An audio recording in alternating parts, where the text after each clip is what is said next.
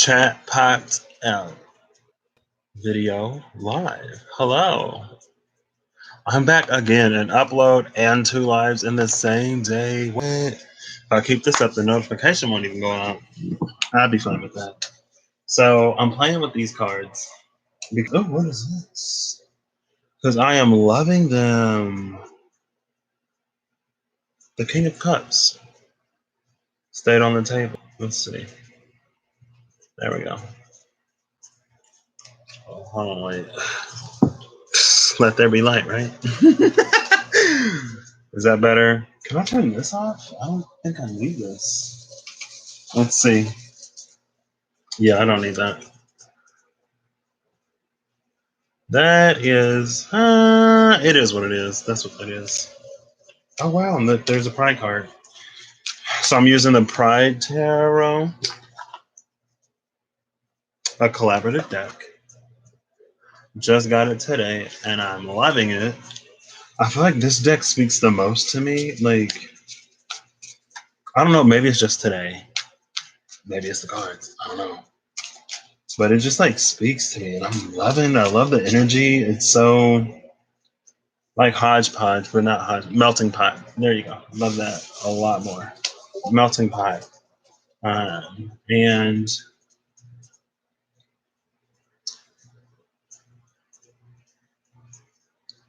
I forgot all about it. Tell me all about it. Tell me all about it. I've been watching that video on not repeat, but sometimes things that are expensive are worse.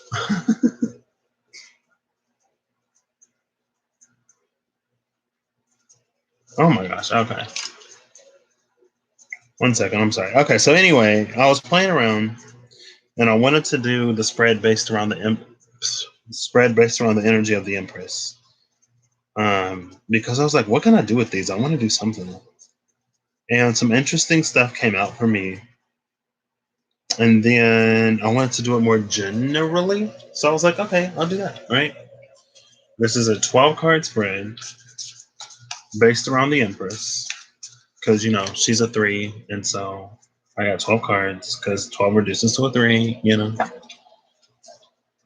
Oh, wow. And then the Emperor and the 5 of Pentacles at the cup. Can y'all see that? Can you see that? Is that too much light? Oh, gosh. Yeah, that's better. Yeah. At the cup. Okay. But now I can't see. So I am going to turn this light back on. Also going to try not to drink any water because TMI alert. Plug your ears if you don't want to hear. I've already gone to the bathroom like twice in the past hour and a half or so, and I'm not about that life. Honestly, having to go to the restroom is one of the things I like least about being a human because it's just like wasted time.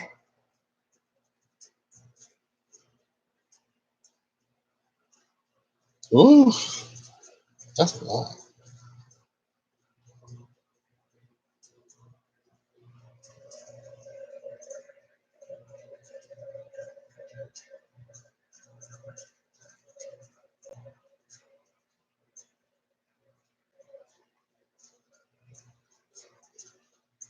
All right.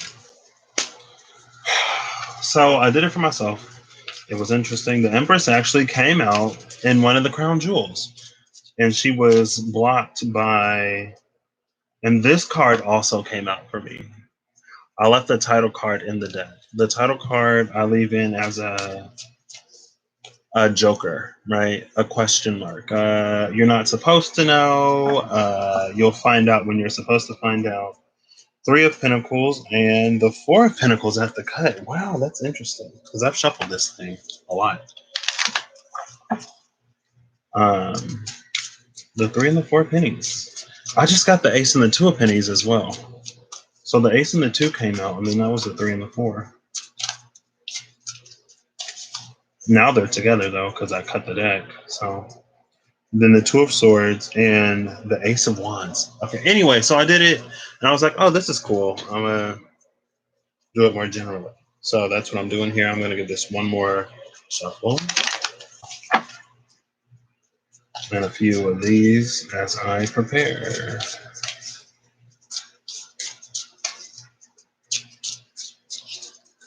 I'm feeling much cooler now. The moon in Aries was lighting my Venus up earlier today. Now it's starting to chill out. It's moving, it's transiting from my Venus to my ascendant to my rising, and then it's going to hit my moon. And the moon, I think we're like less than 10 degrees from a full moon or a new moon.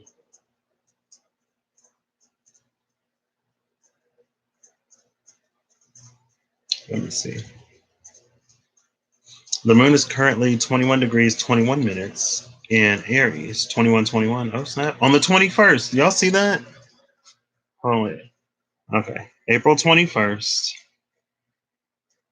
And then the moon is 21:21. That's over there. Maybe not. Hold on, wait. Where was the moon? The moon wasn't even on there. Oh, the moon is down here. Let me scroll up.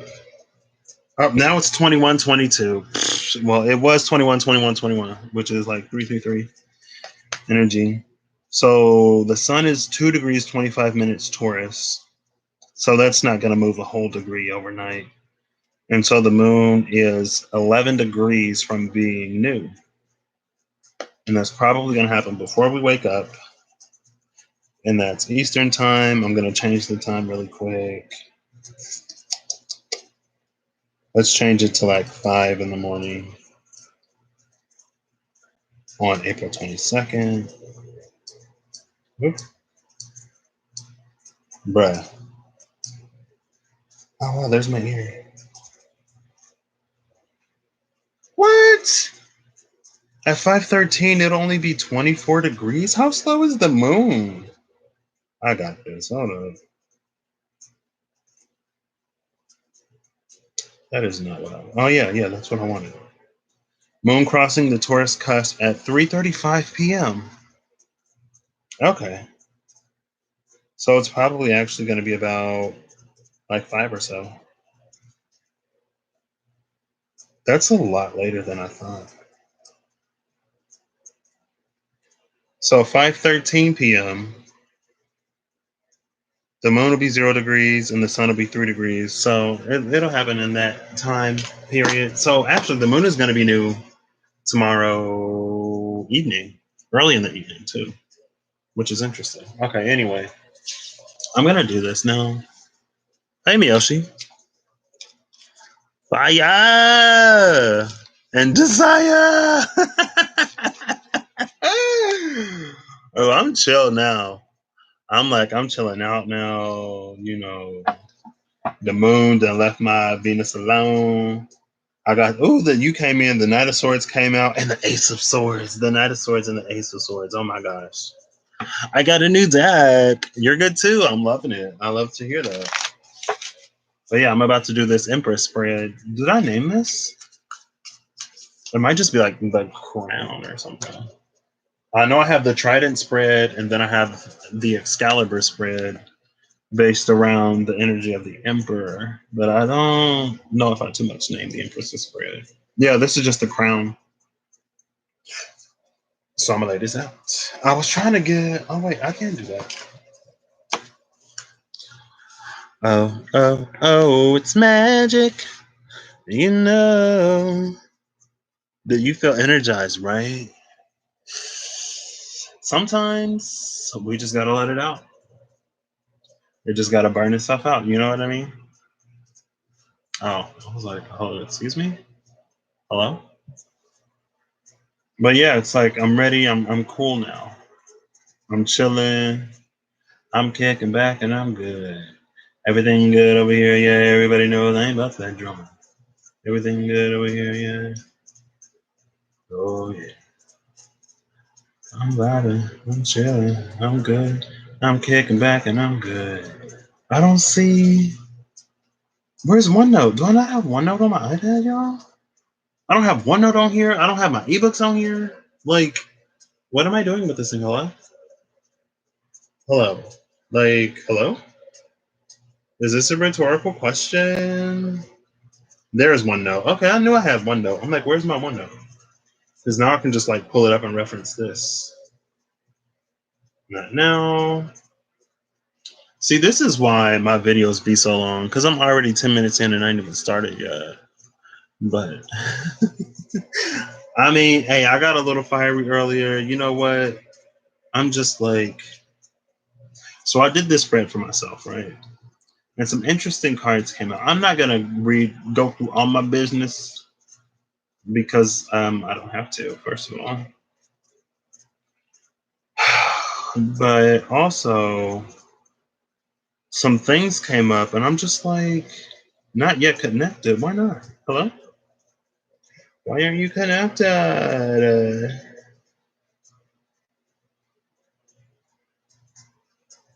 Give me 1 second, please.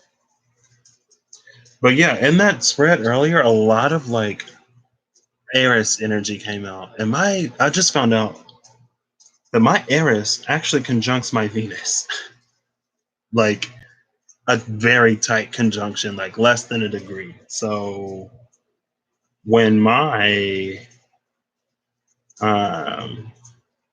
can I get my notebook, please?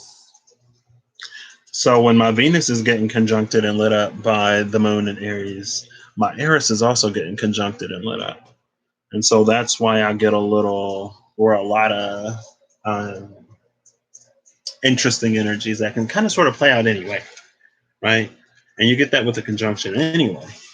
And so earlier today, I was just like, I had just a little bit too much fuel in the engine, if you know what I mean, right? It's like we trying to lift off and blast off, and I'm like, uh, let's calm down because we don't want to. Why is this doing this? Why are you not cooperating with me today? Hello? Can you be nice, please? I'm trying to not waste the time of the lovely folks. Um, I have the app, but I don't see it. Oh, it's down here. But yeah, it was just like it wasn't pretty. And then it was going after the water in my chart. It was like trying to evaporate the water in my chart. I'm like, we ain't creating steam because we don't need that.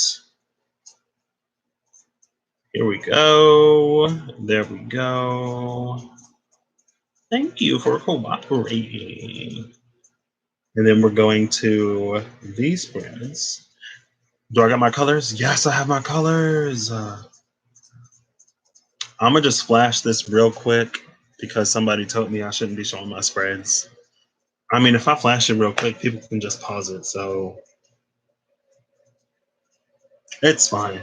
But I have it like color coded in certain areas, and it looks so cute, and I love it. So I'm gonna turn this like this so I can see the whole thing. Nice, I love this. Okay, so a general overview of what the spread is about. Um, so I have like So for the Emperor and the Empress, those spreads are based around basically the Magician and the High Priestess, right? Because I feel like both the Emperor and the Empress have certain elements of the Magician and the High Priestess. The Empress being more High Priestess heavy, and the Emperor being more Magician heavy, right? Because that's about having the tools and utilizing the tools to get what you want. Whereas with the High Priestess, it's more about just like having the ability, having the gifts and the insight, and then allowing that to sort of manifest itself, right? Instead of you more actively having to go out and do some stuff. So I have it pulled up here, and I'm just going to read these as I sit them down. When I create this, I do it very intentionally. So there's like some geometry in here, there's all kinds of stuff. And I'm also very intentional about the numerology behind it and what meanings and what placements I associate with the different cards, right? That's why when I had the Hierophant spread up here, I was like, wait, it's like the energy is right, but something is off with the placement. And I think I actually forgot to change the numbering on that. So, okay, I'm going to get started now. And also, like, there are some cards that come from the bottom of the deck because those are more the subconscious influences, and some cards that come from the middle because those are sort of the in between, and then some cards that are on the top. I have the Three of Wands and the Tower at the cut. Ooh. Ooh, okay. I tried to get my ebook on here so I could just read it off of that, but it ain't want to work. All right. The library is open and it's time to read. Ooh, what card is this? I'm going to keep this actually here. So whatever cards fall out on the table, I'm going to keep them in the space where they fall out. And so it's probably going to be in the bottom rung, but hey, it is what it is. Okay. This is the last one. I'm going to give it 2. And then we're going to begin. All right. So card number 1 is down. Card number 2 is down. And then I go, yep, go up and around.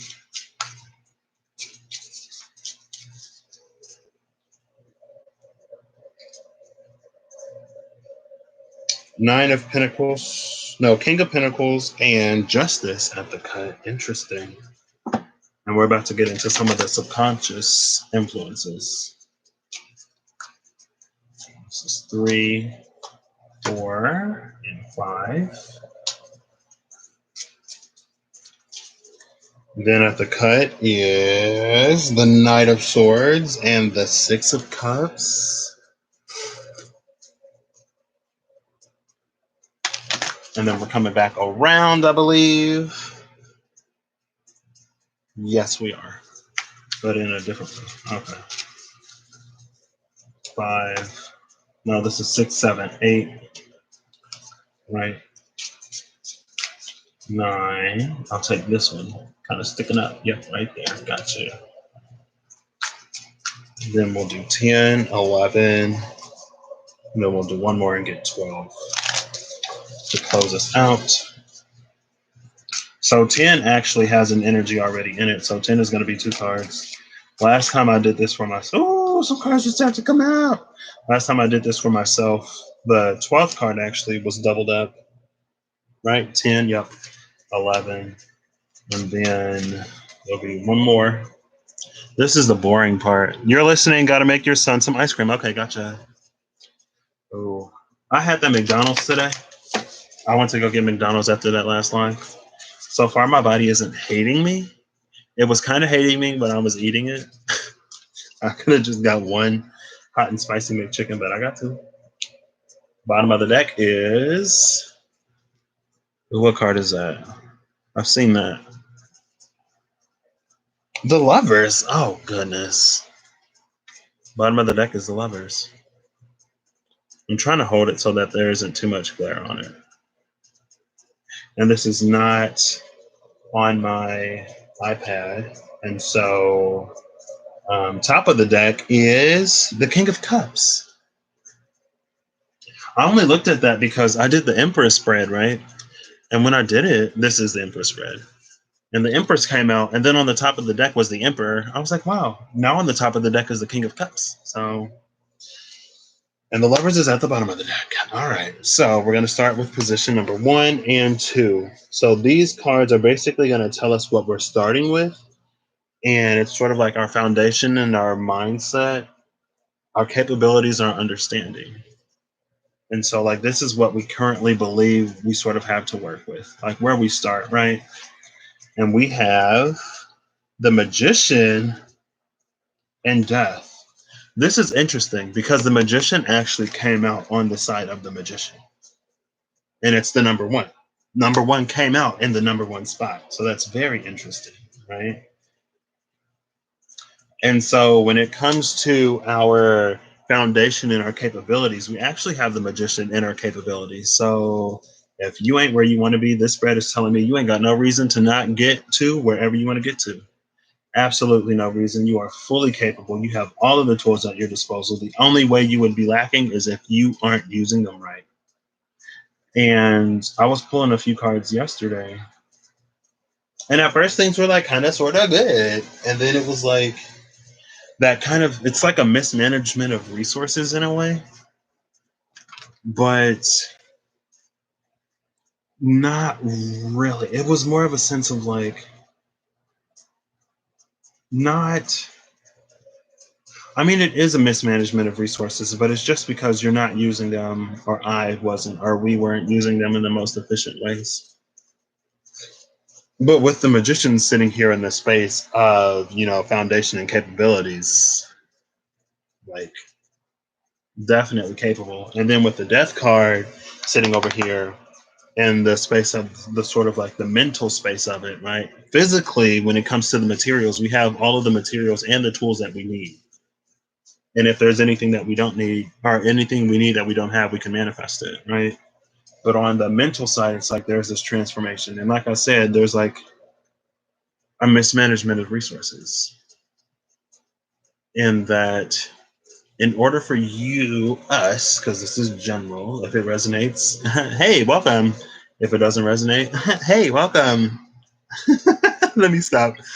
Um, but it's going to require a change of mind and also a change of heart in some ways to really use these as they should be used. And with this being in the Empress spread, you ain't got to necessarily be of love and light, but you'll get a lot farther with compassion than you will with anything else. And so maybe this could be the heart opening up in a way or enabling you to embody more of that compassionate sort of energy. Now let's move on to the 3, 4, and the 5. And these are all the subconscious influences. So in the space of the 3, above the magician is this 8 of Pentacles, which is and there we go, which is very interesting.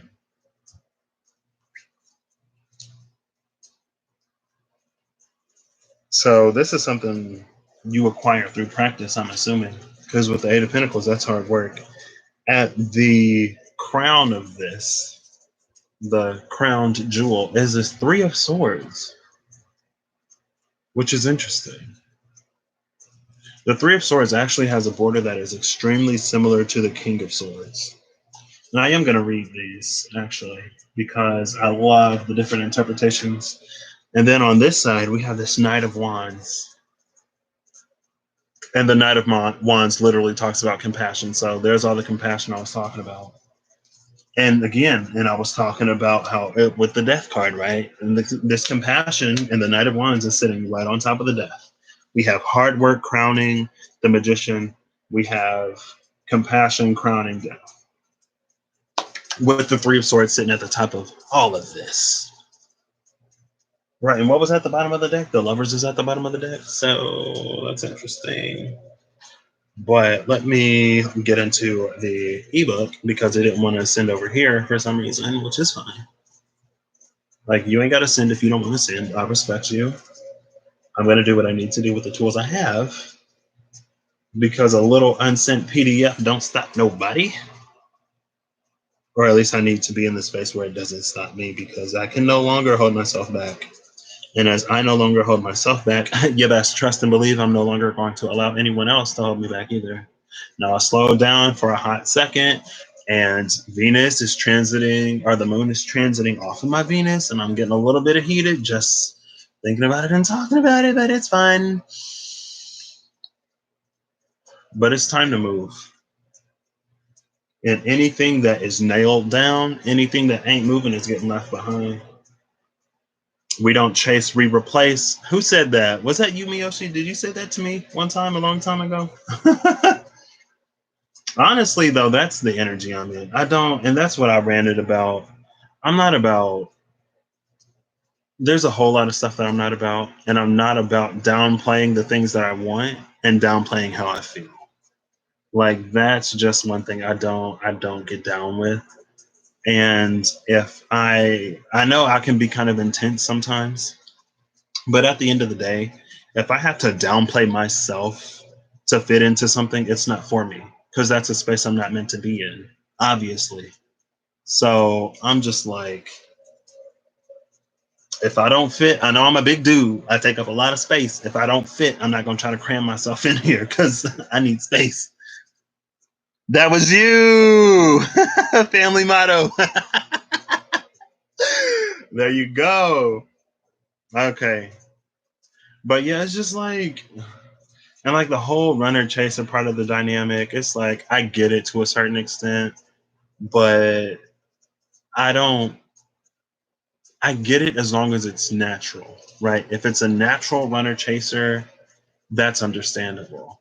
But I'm not intentionally going to run to have somebody else chase. Like to me, that's dumb.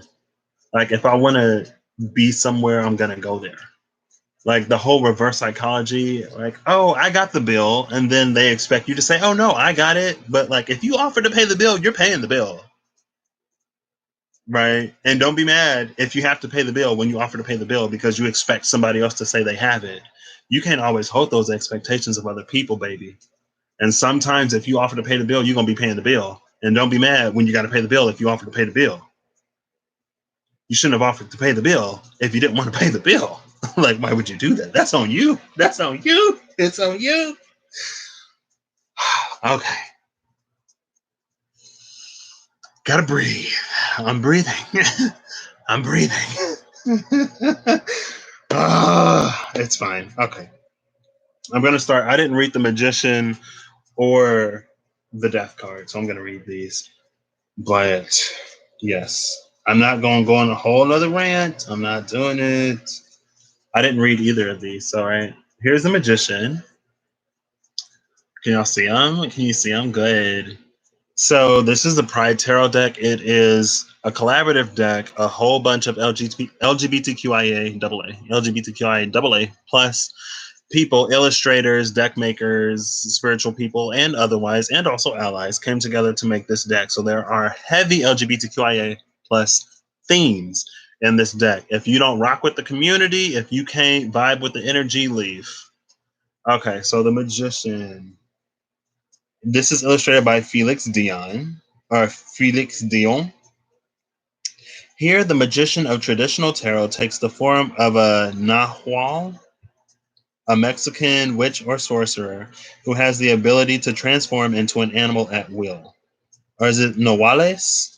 Nahuales are a traditional part of Mexican belief. In both indigenous and mestizo culture, they are gender fluid with the beard of a man, but with the hairstyle and earrings of a woman. Yes, sis, work. They have the ability to transform not only into a beast, but to change their gender as well. They hold the four elements of the four suits: the wand, the cup, the pentacle, and the sword, for they have control over all of the necessary elements to manifest their intentions. They stand on a cliff face overlooking a village, for they are between the heavens and the earth, and have access to both. They move through the world of the spirit and the world of men, and have found wisdom and knowledge. Oh, I love this. I love that. So not only is that about having the tools, this is probably one of the most spiritual magicians I've ever like come across, because I mean all of the magicians are spiritual. The spirituality of the magician is kind of sort of implied, but I feel like a lot of times I come across the energy, it's more so um, just using it. It's a tool, right? There's no, I mean, do you cry for your hammer? Okay. Well, if you are a master craftsman and you have your favorite tools, you are emotionally attached to those tools. I get it. I get it. So, yeah, I take that back. Now, if you're just like a novice, right?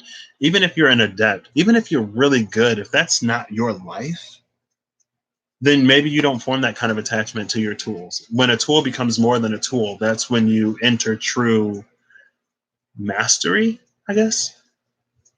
But yeah, I mean, Noales, maybe Noales. I don't know. I'm not Mexican. I'm sorry. Um, but they change all kinds of stuff. Animals, genders, they do it all. And then sitting on top of that is this Eight of Pentacles, and I'm going to read the Eight of Pentacles. The Eight of Pennies. I can't believe I'm on here again today.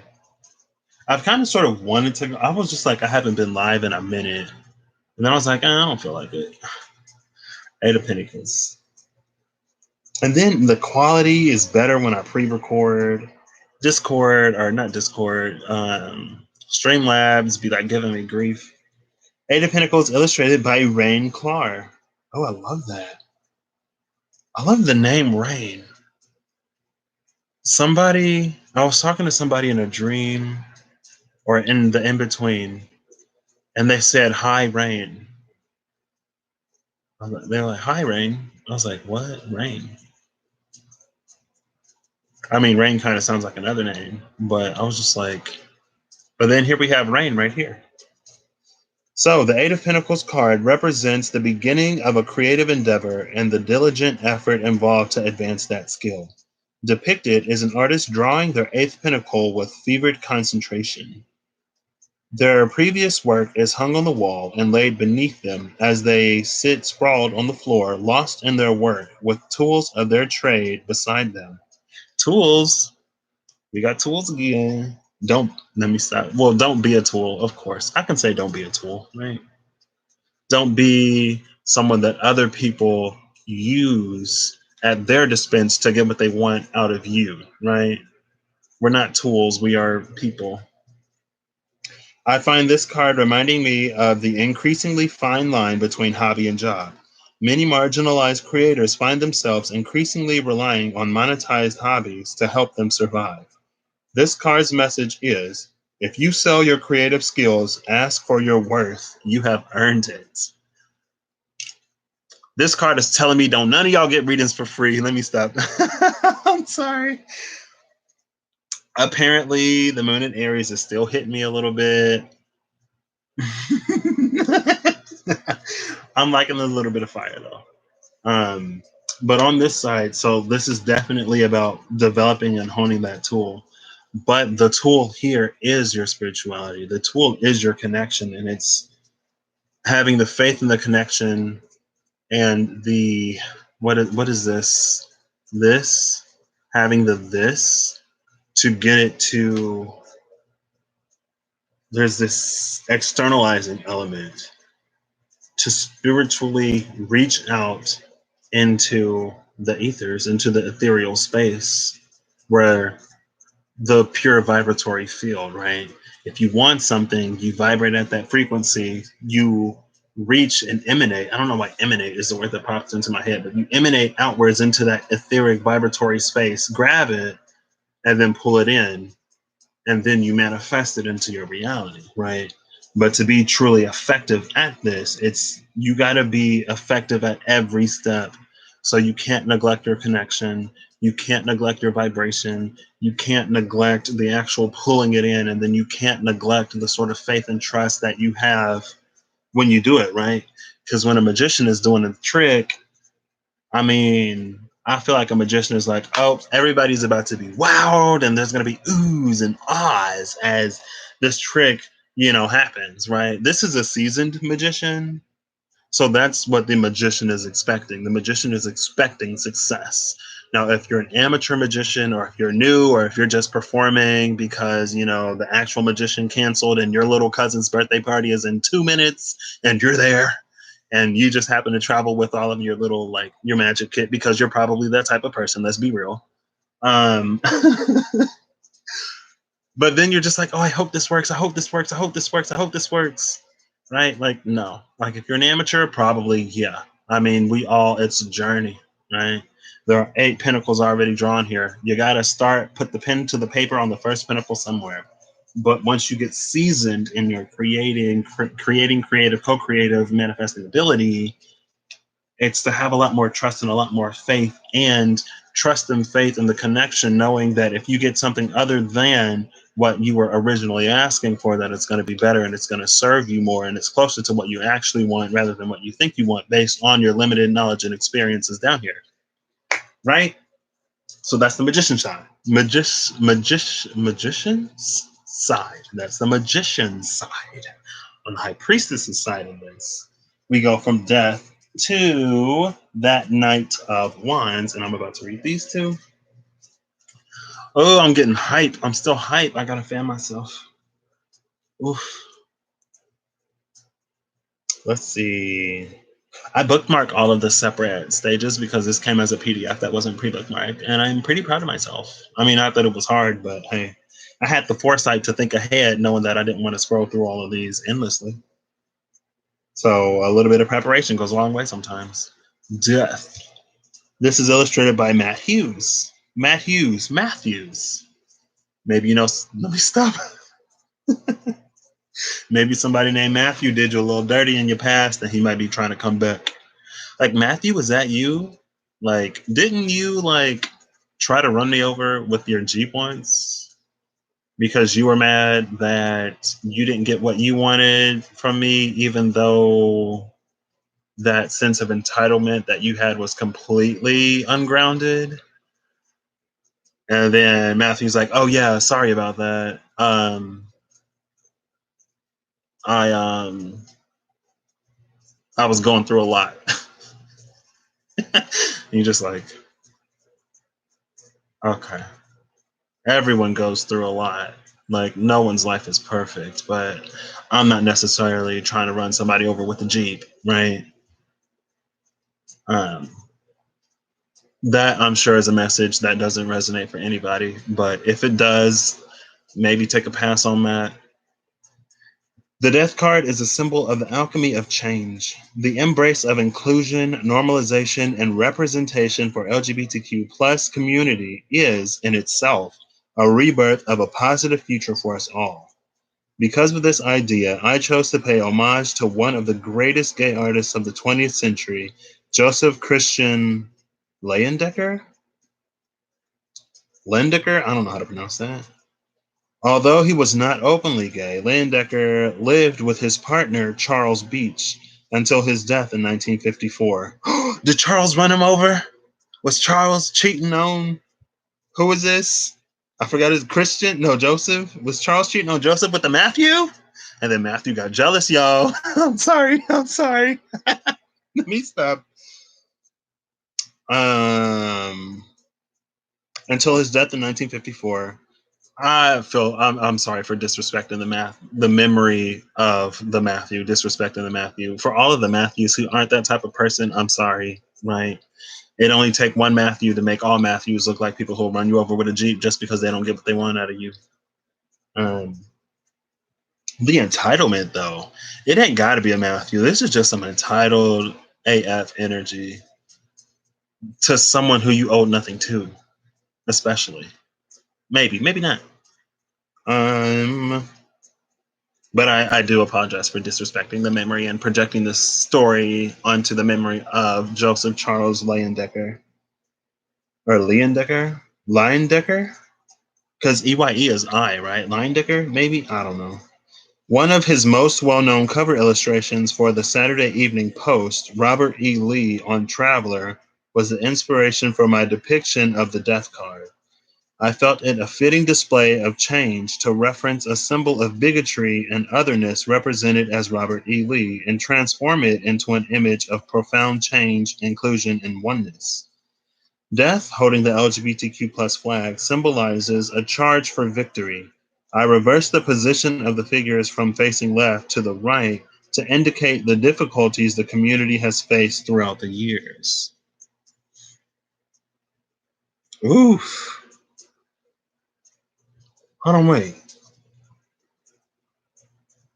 What does he mean? I feel like I've always seen it facing right. What figures? They facing right. Hello? I've never seen a death card face left. Now that I think about it, every death card I've seen faces right. So they're moving forward into the future rather than going back and changing the past. And I think that's interesting because the past happened. And in some time is linear ways, the path is immutable. It cannot change. But moving forward is the part that we can change. And sometimes changing something moving forward changes something in the past by unlocking in our psyche different perspectives of different situations, right? Think about that. Left. Okay, Miyoshi girl. I don't know what that means, but yes. Um, and then is this Knight of Wands. So, what was one of the highlights for this? Some of these, I love the artistry. Some of these, and I love the history and the little injections of LGBTQ plus culture in here. Excuse me, but sometimes It's like not necessarily a whole bunch about whatever. But rebirth of a positive future for us all is what one thing that's sticking out to me. And then death holding the LGBTQ plus flag symbolizes a charge for victory. So victory through rebirth. Right. And this is sitting in the space of the sort of baseline for the high priestess. So like I said, we're gonna have to have this rebirth when coming into this to really get a victory. Interesting because you think everyone who or whoever needs to is focusing on balancing out the masculine energies now, left side. I thought the left side was the feminine side. Or I guess it depends on where you look. Because I've always, or not always, but I've seen sometimes the wait. Yeah, the left side is the feminine side, the right side is the masculine. Wait, hold on, wait. Now I'm tripping.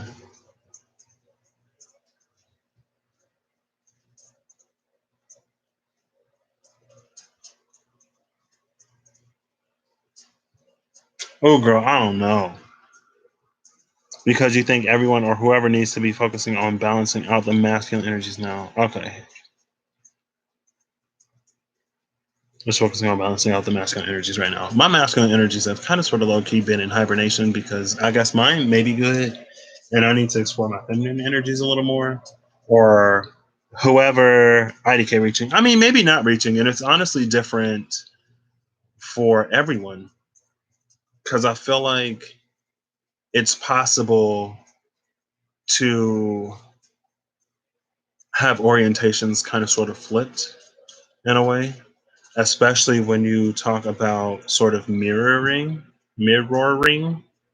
and things like that, right? Because if you meet two bodies face on, like the thumbs both touch, right?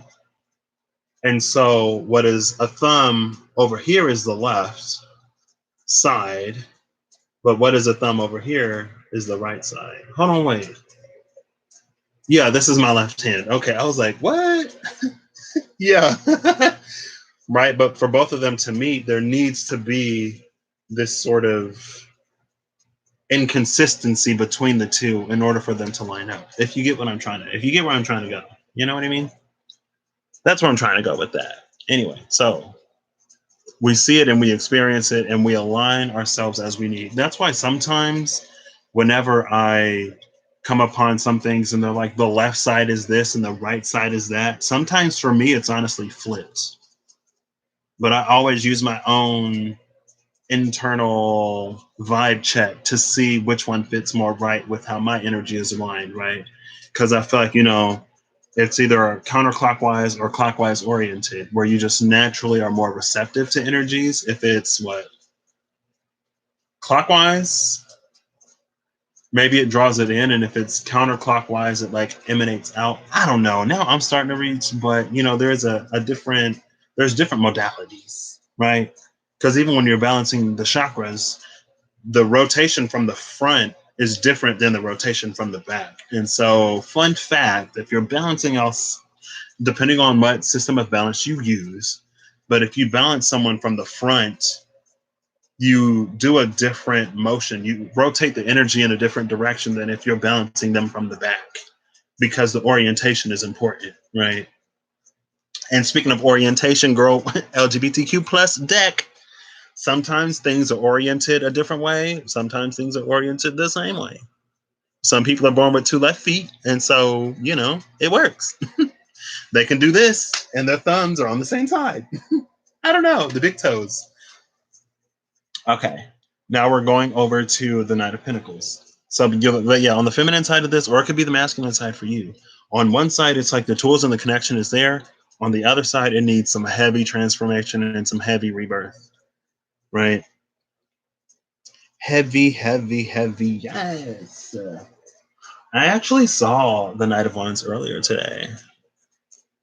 She was one of the first cards that came out. This Knight of Wands is illustrated by Anita and Verity.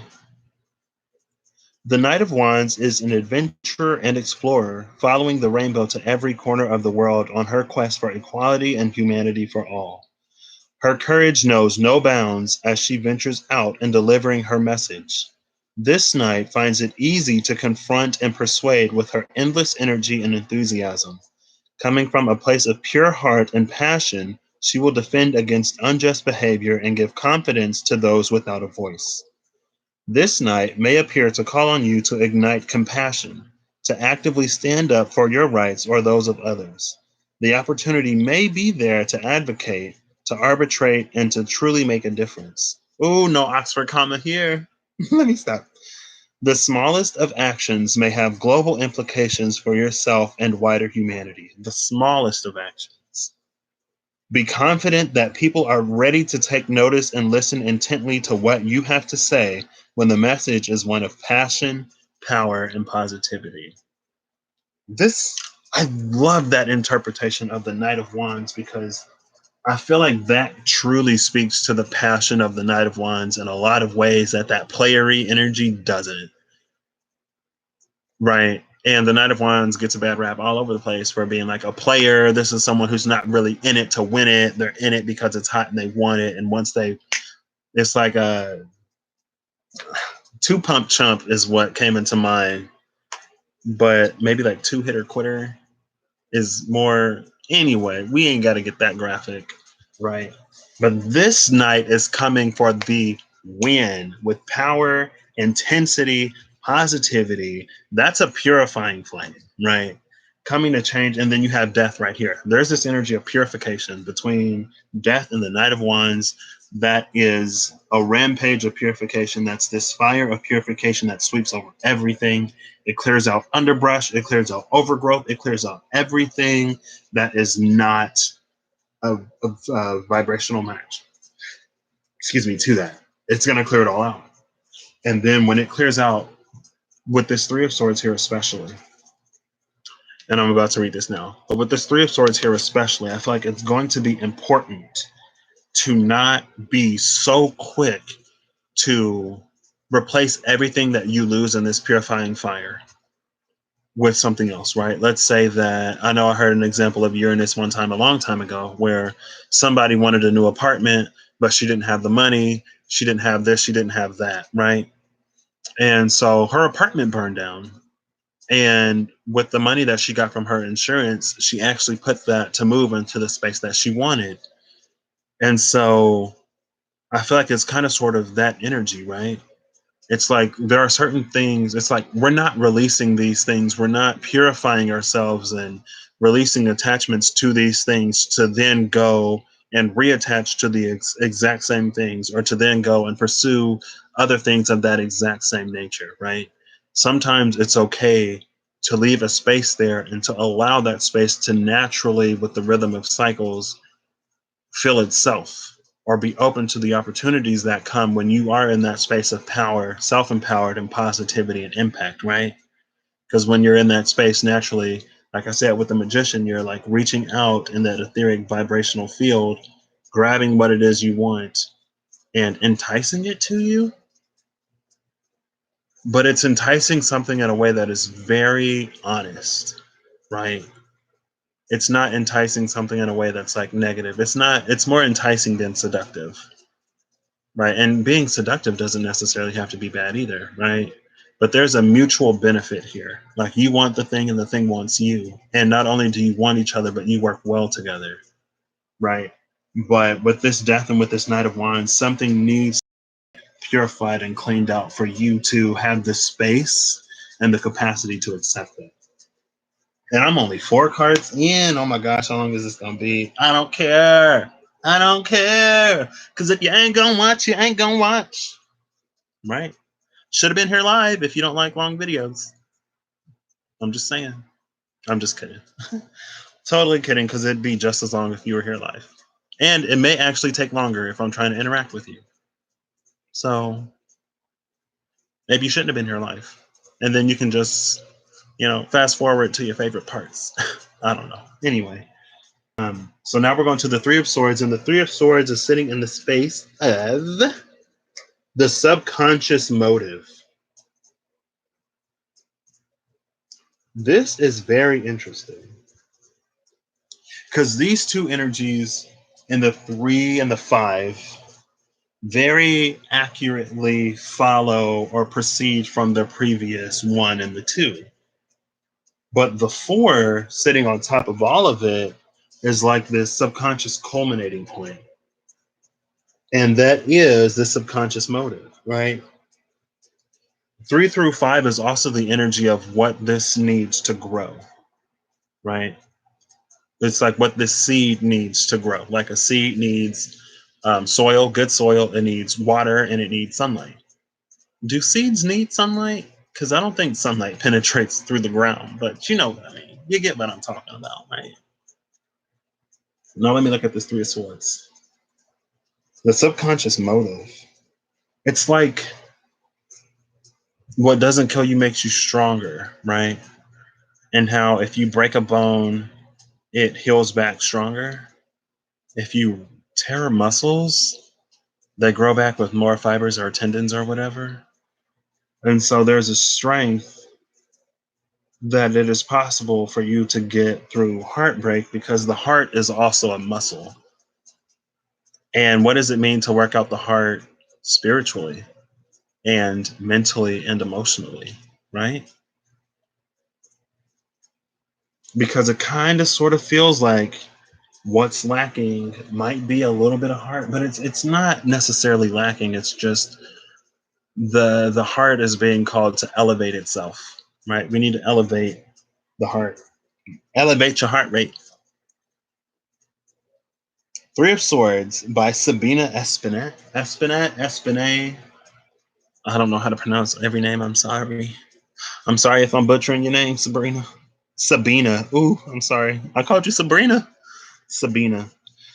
This card traditionally represents a deeply emotional, sorrowful experience such as heartbreak, loss of relationship, or betrayal. As individuals, we all experience these feelings, but they can also be applied to the painful LGBTQ plus history, the fear of coming out, and the heartbreak of rejection, the weight of feeling different and the need to hide by pretending to be someone else, the shame of being cast out of religious organizations, the hurtful insults and taunts, and the loss of lives from suicide and hate crimes. But this card also represents hope that these experiences make us stronger as individuals and as a community. Out of the pain comes growth and support. The stained glass window underscores the role that religion has played historically in the persecution of the LGBTQ plus community. But it is also a reminder that many faith based organizations have chosen to reject hate and instead open their doors to all in support and love. Right? And so honestly, and that's another energy, surprise, surprise, that came out in an LGBTQ plus deck, right? But one huge energy that kept coming up and coming up earlier today. Was that shipped already? What? What? Is an energy of self acceptance. And that was a lot of self acceptance through self realization and through going deep and really diving into who you are. And right, you don't have to be in the LGBTQ plus community to hide parts of yourself to fit in. You really don't. Honestly, it's kind of sort of a human thing that we all do.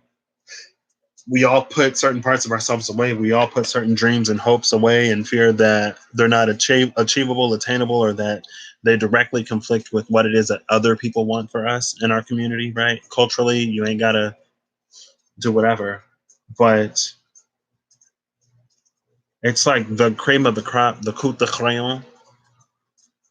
I don't know what that means. I don't know if that's even real. I think I heard it on a cartoon.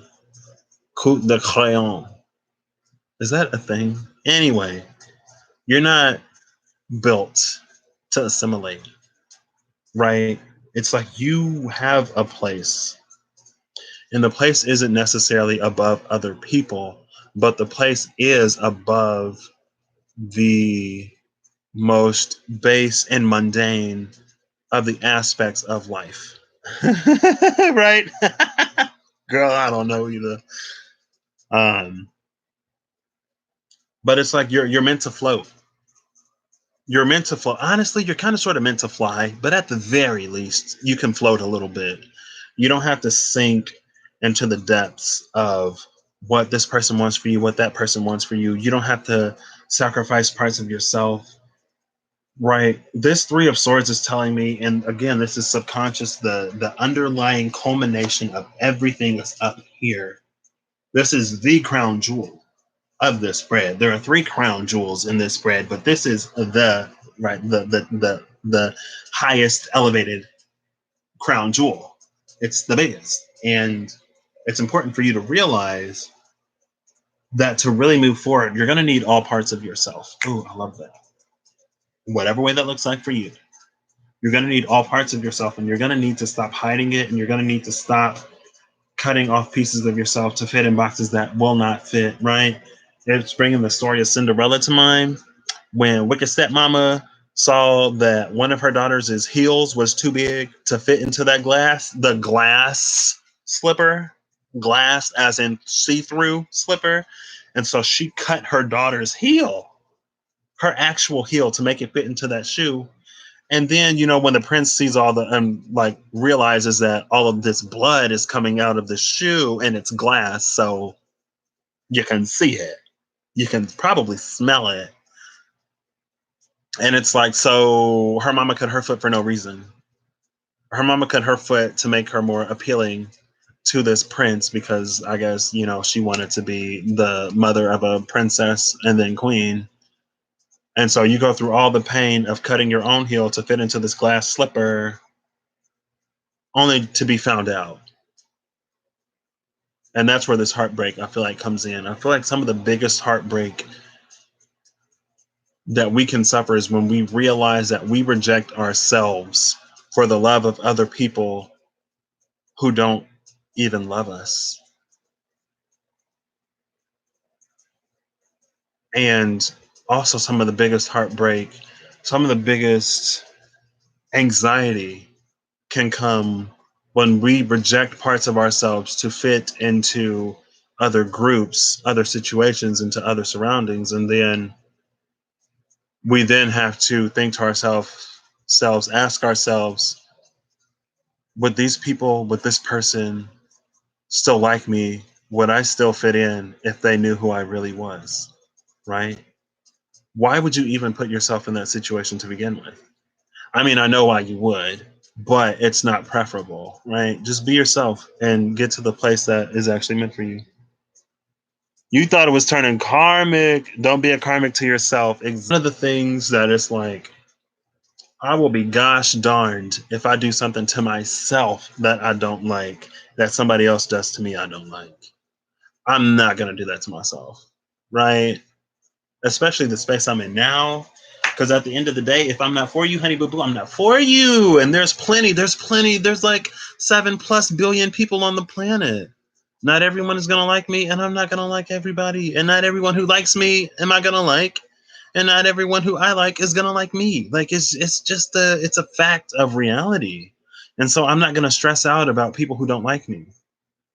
Because ultimately, at the end of the day, it's too much work. And, like, I got better things to not do rather than to try to convince people that I don't too much care about that I should be somebody that they care about. And I am getting reaccustomed and reacquainted to that space because I feel like for a minute I was very, like, I wanted to be seen. I want to be seen as I am. I want to be seen as I am. But at the end of the day, if you don't see me, that's not my problem. And there are plenty of other folks who'll take advantage of me, so I don't need you to do it. I really don't. Anyway, I'm sorry. Whew, okay. All right. It is what it is. Proceeding, moving forward. So now we're getting to the blockages. That was all of the subconscious influence, and now we're gonna look at the more conscious blockages. And what do we do? 4, 5, 6? No, 6, 7, 8. Okay, gotcha. Oof, oof, oof, oof, oof, oof. Oh wow, this is very heavy energy. Okay, that kind of sort of lightened up a little bit. That it kind of sort of lightened up a little bit at the top. So let's start on the magician side. Magician. Why can't I say the word magician? I feel like I'm just saying a lot. Magician. The magician side. The magician side. Let's start on the magician side. Let me stop. Okay. So over here, crossing this Eight of Pentacles, sitting on top of the Magician, is another major arcana. Yes, it's Judgment. Oof. And this is interesting because Judgment actually came out in the rainbow spread I did earlier today. The actual upload, right? Why didn't I just call it rainbow spread? I don't know. That's the name of the spread. I titled it "Don't You Forget About You," and that Three of Swords is very "Don't You Forget About You" energy. But anyway,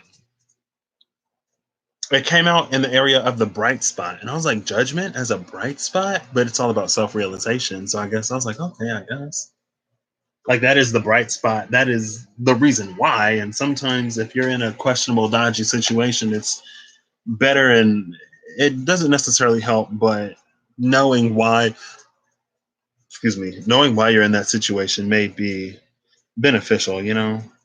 So at least you know what you're supposed to know, so you don't have to repeat it at the very least. So yes, work. Love that energy. So Judgment. This is the. Why did I just turn this off? This is the energy of the conscious restriction. Oof. Judgment is the restriction. I love this. And this is sitting on top of the Magician. I'm actually kind of sort of doing this a little bit out of order, this part. But that's fine because y'all don't need to know what the order is anyway. So, Judgment. This is illustrated by Shira Silver. The Judgment Tarot card is one of self-reflection, realization, awakening, and new beginnings. The traditional card depicts an angel playing the trumpet as three people rise from graves with outstretched arms. I chose to replace the angel with the poet Sappho due to her inspirational role as a source of guidance and comfort for queer women. Instead of nude figures rising from graves, I depicted two women and one child, all clothed and living. They're alive. Yes, you ain't gotta die to be judged. We can judge ourselves every day. You know what I mean? We ain't gotta wait until the end of our lives to face judgment and then to try to fix things. You don't have to have a near death experience to want to wake up and change your life. You really don't. And after you have the first dark night, you don't need to keep having dark nights to motivate you to move forward. Like your connection and your knowledge can be enough for you to be like, you know what? I need to tackle this. I need to address this. And I don't have to go through a whole dark night. Like I can alleviate some of the burden of that process just by being open to listen and being willing to go through what it is I know I need to go through before I'm pushed into the space where I have to go through it. And it's 10-10. Whoop, whoop, whoop. Hold on, wait. Can y'all see that? Y'all can't see that. 10-10 or 0101 for y'all in the camera. Make a wish. Okay, I'm done. It's almost 11:11 Eastern, so Mio should be on the lookout. I don't know what that was. I'm sorry. Instead of nude figures rising from graves, I depicted two women and one child, all clothed and living. This represents the new beginnings that come with accepting one's sexuality and/or gender identity, and the way in which this can be a spiritual and permanently life-changing experience. And again, if it ain't related to the sex and/or gender, your phone is on 19. That's a 1. 10. Oh snap! Look at that. Look at that. Oh, it's 11:11 now, and my laptop is still on Eastern time, so I get to see 11:11. Thank you. I don't know why I haven't changed it yet. It's fine. Um, they're still alive. And what else does she say? Oh yeah, you don't have to be a part of the community, right? Because again, this is emphasizing that self-acceptance, but this is sitting on top of this Eight of Pentacles. This is blocking this Eight of Pentacles. So if we extrapolate the meaning a little bit, right? This is just being hypercritical of yourself. And I feel like this is a very micromanaging energy that is judging you. This is, yeah, being hypercritical of yourself. It's micromanaging. It's it's it's just this very professionistic energy, and there's a little bit of control that needs to be released. Relax your expectations on what it is to be a master manifester, right? And also know that you can't necessarily follow someone else's formula, just like I was talking about with orientation earlier, right? You can't necessarily follow someone else's process and expect to get the same or even moderate results, because we're all different. And that's the part where having your own relationship and your own intuition is very important, because once you sort of get into that and dive into that, you'll be guided in the ways that you need to go. And once you have that to fact check and to counterbalance everything that comes in, I was like, does this resonate with me? Does this not resonate with me? It's like, okay, these parts resonate, those parts resonate, and those parts over there resonate. The rest is not for you, or the rest won't be helpful to you. Then you can either go out and try to find something to fill those gaps, or you can just like go within and sort of play with it yourself, right? To get adjusted and acquainted with the tools at your disposal, right? But that's a very intimate self process, right? And so I feel like with this judgment, there's also this energy of not comparing someone else or what's outside of you to what it is that you have and hold within you and what it is that you're building, right? But also, it's to know and to be critical enough of the self to know when you are sort of standing in your own way and when you're sabotaging yourself as well, right? So at the same time, in one breath, don't be overcritical and hyper analytical of yourself. But at the same time, in the same breath, it's like have enough self awareness to know where it is that you are hindering yourself, you know? And again, this is in the magician space. Um, and so that's interesting. And then over here, crossing this Knight of Wands, is more wands, the 10 of Wands. And Miyoshi, when I read the entry for this card, I thought of you, girl, because I heard that the 10 of Wands is a spiritual journey. It's a very important, very tough, very rigorous spiritual journey. But I feel like the description in this card puts it into context in a way that I'm like, okay, yes, I see it. I see it now. Yes, okay. Like, okay. One of the entries in here actually said yes. And I was like, thank you. Because I was already there. I was already there. I was one with the author and we were on the same page. Man, I'm so glad I bought this deck. So glad. So glad. What is this sitting in the space of? This is sitting in the space of a blockage, a conscious blockage. So this judgment, I think I called it a blockage. This is more accurately the space of restriction. So we are restricting ourselves and our abilities by judging and evaluating what we have going on in here based on what somebody else has going on over there, or based on the just out there in general, right? Because the process is much more spiritual and etheric before it is material, intangible, right? And that's where the faith and that's where the trust and that's where the belief really comes in, right? Because let's say that there is this liminal sort of space. If magic is actual, real magic, right?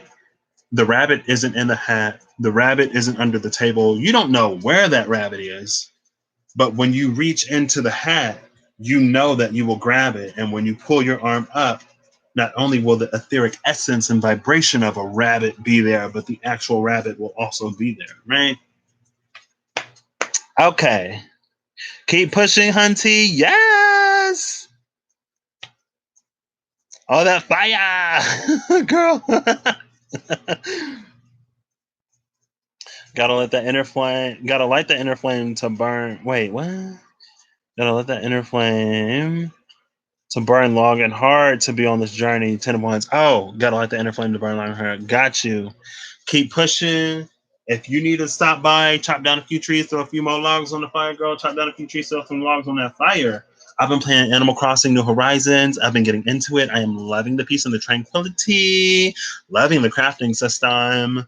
It gives me some sense of virtual accomplishment where it is, I could actually be getting some real accomplishment, low key, not gonna lie, not gonna play like I can't be doing stuff in real life for a more tangible, real life application or reward from that sense of accomplishment. But it is what it is. I gotta get it somewhere. Let me stop. Let me stop. But anyway, you can chop wood in the game. That's where I was going with that, I guess. I've been enjoying Animal Crossing New Horizons. Actually, I haven't been on today.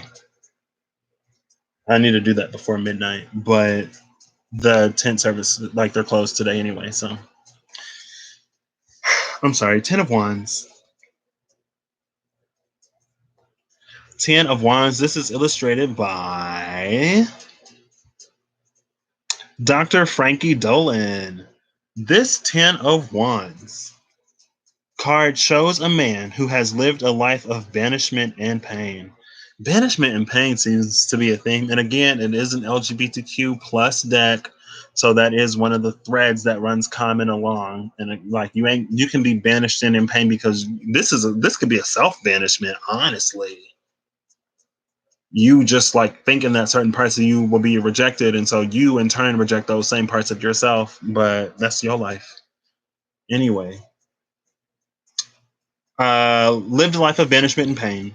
People scorned him for being blessed with a balance of male, female, young, and old qualities. Dreaming, hoping, and searching, he journeyed to the highest mountains, to the realm of the gods, to ask them why he had to suffer. The gods placed a crown made of 10 wands upon his head. They kissed his mind with truth, and he saw that the gods always choose strong and beautiful souls to suffer, for those are the people with the power to withstand it. Through his ordeal, the man gained wisdom. He realized that he needed to live through his suffering in order to help others with theirs. The man turned his burdens into blessings. Now he looks back as Now he looks back as he faces forward, feeling the miracles of his life. And the divine meaning on this card is take your greatest burdens and turn them into your greatest blessings.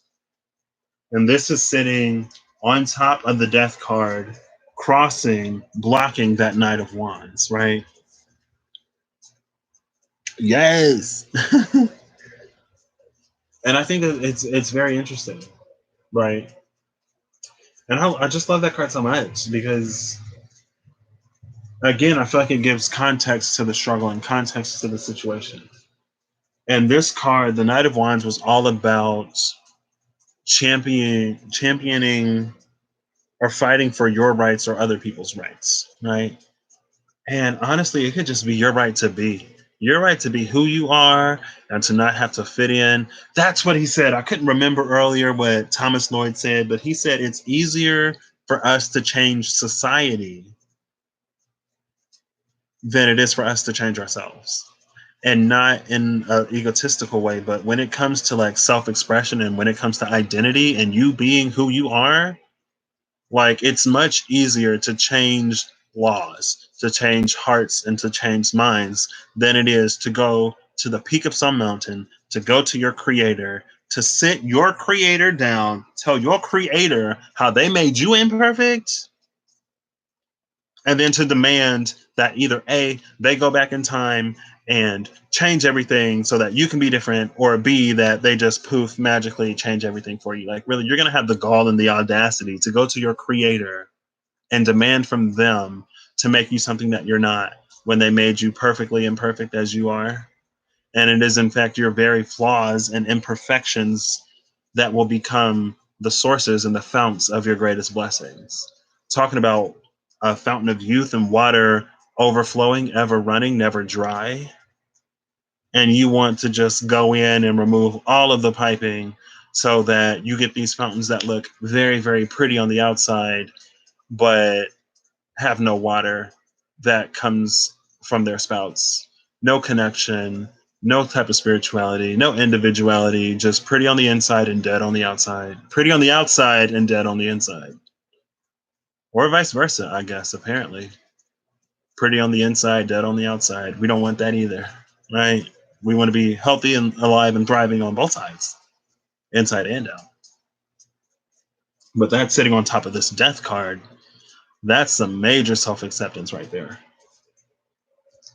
But that's a blockage for this. It's like, how can you embody and preach love to someone else when you don't even really fully love yourself? And then if you don't even fully really love and accept yourself, how is it then that you will sort of like, I feel like it's impossible for you to manifest what it is that you truly desire if you're not even connected remotely to the realm of your truest and greatest desires. Like, how is that going to work? How is that going to happen? Right? Then you attract these things, these very superficial, surface level things into your life that you think will satisfy you in some way. But ultimately, at the end of the day, you get them and then you feel more empty for having it. You feel worse for having it. It's like, but you can't tell people nothing, right? People think they know what they want, and you can't convince somebody that they don't want what they think they want, even though they've never had it. You can't convince nobody. People got to get it for themselves and then see, oh, having this thing doesn't fix any internal void within me. What? I can't fit material stuff and mental, spiritual, and emotional voids?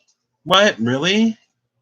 I thought the vibe and the aura coming off of this bookshelf would just penetrate my soul and heal me. I thought that PlayStation or that car or that house or that girl or that guy or that whatever would, I thought that I could. They say as within, so without, and as without, so within. So if I fill up this space on the outside, then the space will be full on the inside, right? It's like, no, those are not comparable vibrations, and it doesn't work like that. Now, if the vibration was comparable, you could get something on the outside. You could attract or manifest an experience that then triggers the healing and the growth on the inside. But it's extremely harder to go from the outside in than it is to go from the inside out, because the outside is so gross and so base and so mundane and so dense that it will be so slow to go from the outside and then to feel good on the inside.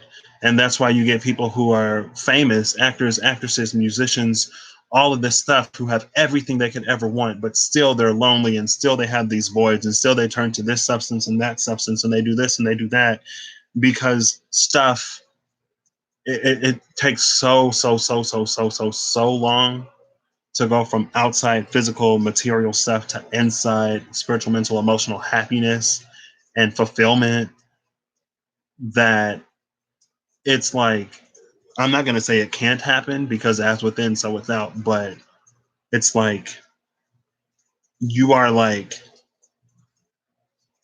trying to get the water to flow up the waterfall instead of down, right? And so it's like, excuse me, you are taking this water from the basin, climbing up the waterfall, and then putting the water up there for it to then come back down. And it's like, what? Like, does that work? I don't know. Anyway, it's your life. And we all have autonomy and sovereignty and a certain amount of whatever over our own lives, but honestly a lot of people give it away. So you have the capability to have it, but do you actually have it? That's a you question. But we're getting into this space now where if you ain't got it, it's a journey. We all get where we're going. Some of us not even more quickly than others, because if you reach a certain destination before someone else, you still have more to go. So you're not done either, right? We all reach our destinations, our final end destinations, at roughly the same time. Because if you reach, like, what's a milestone for someone else may be a destination for you, and vice versa. So don't get complacent. And don't get too high and mighty because Uranus can come and transit your chart and make you start over. You get too big headed, you get too full of yourself, then it's like you start to lose the connection, right? Anyway, coming into this Ace of Swords, the Ace of Swords being the conscious fear. Is somebody afraid of the truth? This conscious fear is sitting on top of this Three of Swords. So that's a Four of Swords, where you can have peace sort of crowning this spread and effortless manifestation, because this is the Emperor spread. So a lot of this is sort of manifestation, sort of based loosely. You're supposed to have this like this ease and this flow, but it's an ace and three. And I don't know how you get a four, because two twos or a one and a three. This ace is crossing this. And I feel like that's just someone not accepting the truth of who they are. And honestly, there's also this energy of being intimidated by your own brilliance. It's like you're afraid of your own shine. I get it, honestly, I do. But let's see what this card, let's see what this particular creator had to say about this card. I love this deck so much. Oof. I'm on one. I don't know what I'm on, but I'm on it. I think maybe I'm not on it. You tell me. No, don't tell me. Ace of Swords. This is illustrated by Edmund Zebrowski. The creative and crafting arts, forging and weaving into being, are mysteries at the very fiber of the LGBTQ plus spirit. In the Ace of Swords, we look beyond the qualities of skin color or gender and focus instead on grander visions. Crowning the Ace of Swords, Da Vinci's Vitruvian Man reminds us of the rich LGBTQ plus history that has taught us to look at the way the world works through new eyes. In our current age, we are redefining our culture's gender norms. Below the sword runs an A machine. A what? An A machine, the mathematical construct created by gay computer scientist Alan Turing aided the theory of computation propelling technology into our futures. Shout out to Alan T. I guess. Not I guess, but shout out to him. The pageant crown of drag culture is a symbol of self authority and the multitude of ways that one wishes to express it. We are finding the liberty to break new ground and challenge existing societal structures. The way we champion for the rights of the LGBTQ plus community brings us all together to create something new. And what is sort of standing out to me the most is the pageant crown of the drag culture is a symbol of self authority. Self authority in the multitude of ways that one wishes to express it. Self authority in the multitude of ways that one wishes to express it, sitting on top of this card of us just not being ourselves. Right? And maybe there's this energy of like, I don't even know who I am. Like, who am I? What am I doing here? What is my purpose? Your purpose is to live your life and figure it out. 1129, 29%. Your phone has been going crazy with 11s for a month now. That's how I feel. I mean, it's understandable. And I'm about to drink some water. Oof, I'm getting a little toasty. My throat is getting a little dry. Give me 1 second.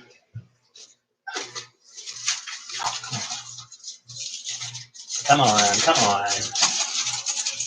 Oh, I wonder, what do I do? What's in a wonder ball? Who knows what surprises a wonder ball can hide? Tons of nestle chocolate and candy shaped inside. Oh, I wonder, what do I do? I don't know why that just popped into my mind, but you wondering. Oh, you do wonder what's in a wonder ball. If you eat it, you'll find out. The only way to know what's inside a wonder ball is to open it up.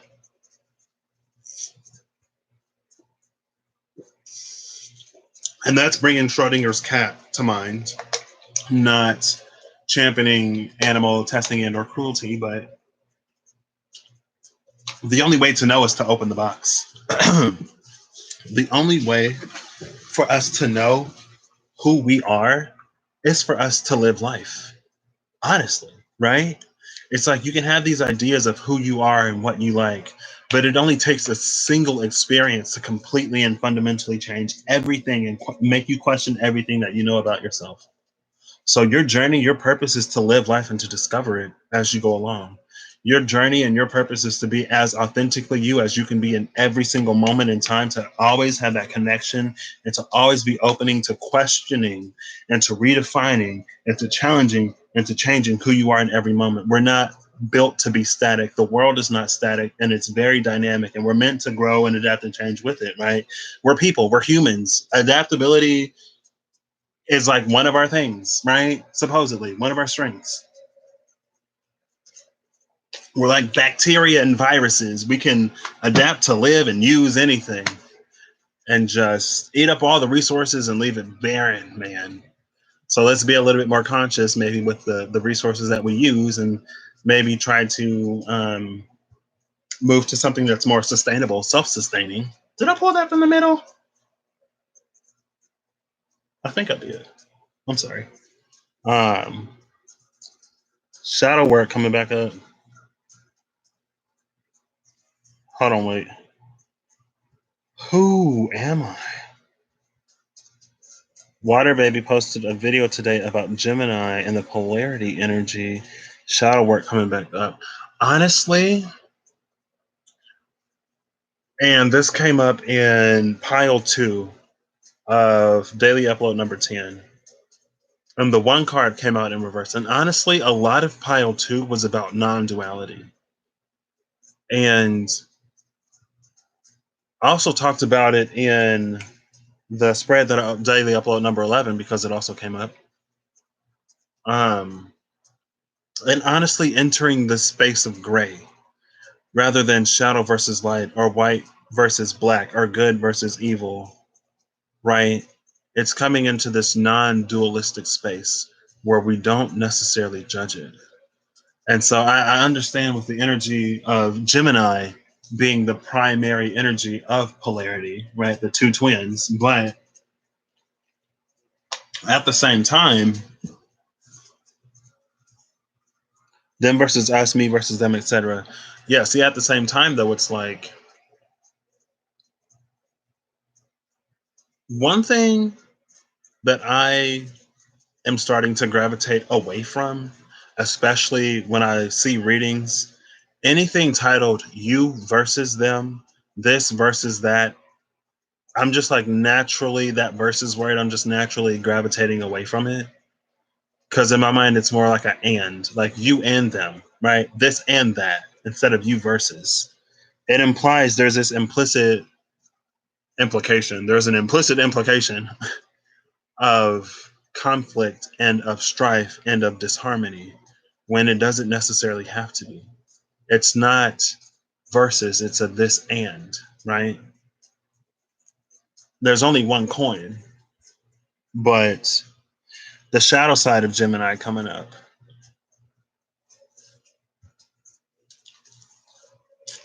I don't know. I'm just like, honestly, I'm trying to cultivate within myself. And especially since the cards keep coming out for me, and it's not a clean break from duality, but it's just like, how do I begin to integrate these energies, right? Where the shadow and the light aren't necessarily differentiable. Because even in myself, even with all of the fire and in all of who I am today, it's like the shadow isn't always in opposition to the light, right? And excuse me, if you are more fully integrated, I guess. And I understand that it's the shadow of Gemini energy that then really separates and make these polarities even more extreme. Um, but it's like there's a recognition of the other. There is a harmony, and it doesn't have to be chaotic, right? And I feel like there's also this space of harmony that is closer to the good side of the spectrum, right? And good is introducing duality into a space where I'm trying to cultivate non duality. But not good as in the space of not bad, but good as in the space of cohesive, I guess. Right? I don't know. It's a whole bunch of mumbo jumbo. Facing your own polarity. Gotcha.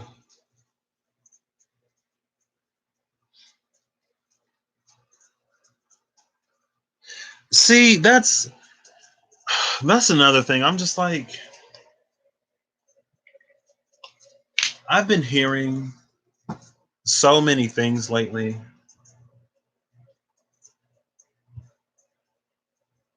And I think honestly, I'm coming to the space where I'm beginning to question the way things seem to be, right? This whole runner versus chaser dynamic, the whole dark before the dawn. It's like, why does it have to get ugly before it gets pretty? Right? And from a dualistic sort of standpoint, I understand that if pretty is your destination, you have to go through something not pretty to get to something pretty. Otherwise, it's all pretty, right? But at the same time, it's like, I feel like that's falling into this mental programming that, okay, in order to get something that I want, I have to go through something that I don't want. And I'm trying to reach this space where, you know what, I can just be happy. I can be happy and more happy and more happy and more happy. I don't have to be sad and then happy and then mad and then happy and then bad and then happy. Like, just increasing instead of this wibble wobble, whatever. I don't know.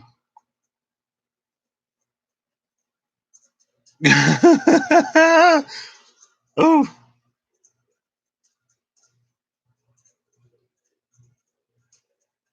See, but I guess one thing that's interesting to me is, why are we dealing with the shadow side of Gemini when that's where the North Node is? And I understand it in a perspective of like, that's where we're growing towards, that's what we're reaching towards. But like, astrologically, typically isn't the South Node the shadow side? I mean, she knows a lot more astrology than I do. And again, it's just, I'm like, honestly, I'm like, when are these timelines going to diverge? Because I don't know. It's just a lot of stuff I'm starting to question and I'm starting to get fed up with. But yeah, Venus is going to retrograde in Gemini. Facing your own polarity, I get it, but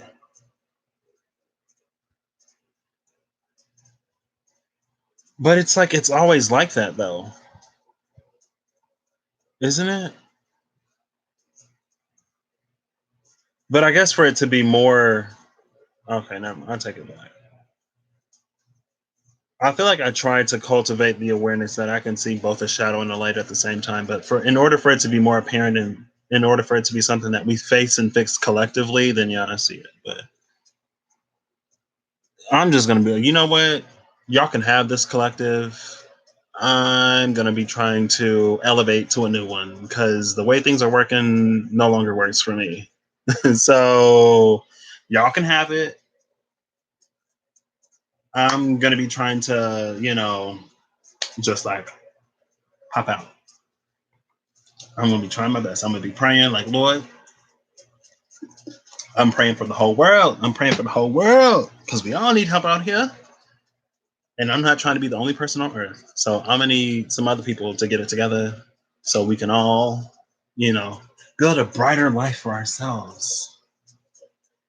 We don't have to be in this space of disharmony and this and chaos and then come out shaken up and falling apart. Like, we can come together when this tower is happening collectively, but man,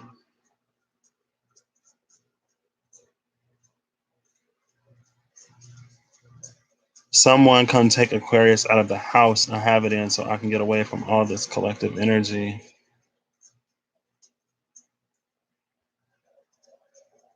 I mean, honestly, I don't think,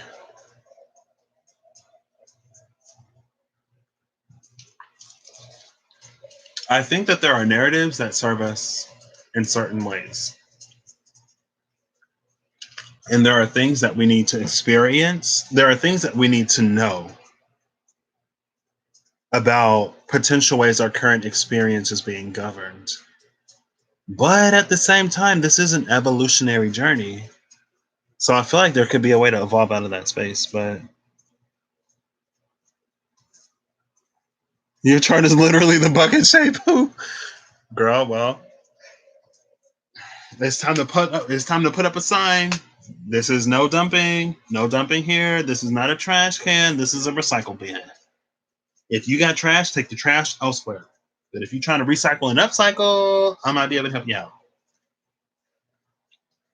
I don't know. I feel like our roles and our jobs and our duties can change and evolve as we change and evolve. I know I am not for general collective consumption. I don't have the time, the energy, the patience, and I'm not doing it. I'm not doing it. I love all of y'all, but I am not afraid to love from a distance. I'm not. Because, like, it's like, I love you, and I'm going to let you go through your mess, and I'm going to be over here focusing on me. And I'm going to be sending you loving, healing, good vibes, energy. But I am not going to be down in the muck, in the mire with you as you're like, no, I'm good. I'm done. Sorry. That's not my job. I'm not built for that. So, and I've done my rounds as, a purifier. I've done my rounds as this auric vibrational environmental healer. I've done that part. I'm ready for something more. I'm ready for something new. I'm hanging that hat up. I'll put it on if I really need it, but for the most part, I'm sorry. I grew a lot in this job, but I'm ready for a promotion. There you go. Keeping y'all prayed up, but my energy needs peace. Amen. Okay, let's continue. But yeah, I mean, I guess I get it. I guess I understand, but at the same time, I'm like, but I've been in this space since early February, late January, where it's like I'm looking at things and I'm in this new space of deciding sort of what aligns with me and what doesn't, right? And also at the same time, as above, so below, as within, so without, there is something that can be gleaned beyond the face of something. When you look something in the eyes and you see into its soul, right?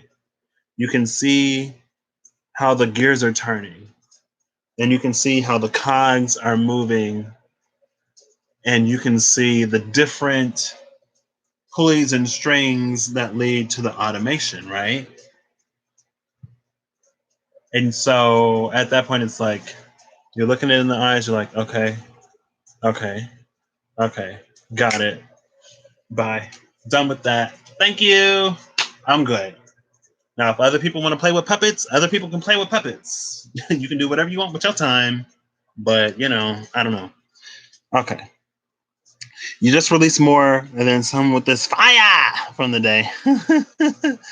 Fire. Yeah, this fire today been just like I had to hone it in. I literally had a dream last night that I was like on fire, like exploding. Not like burning, but just like a torch. I was like on fire. And then I get this Ace of Swords. Like I literally felt the Ace of Swords. And it was like this clarity with it. And so that's why I was like, you know what? I didn't even know I would be as fiery as I was today. I just had the dream. But I was like, you know what? It's going to be important for me to maintain clarity and to maintain focus. Because when this fire comes in, fire is going to do what fire does. And it's not always a bad thing, but also at the same time, it's not necessarily to allow it to do whatever it wants to do, right?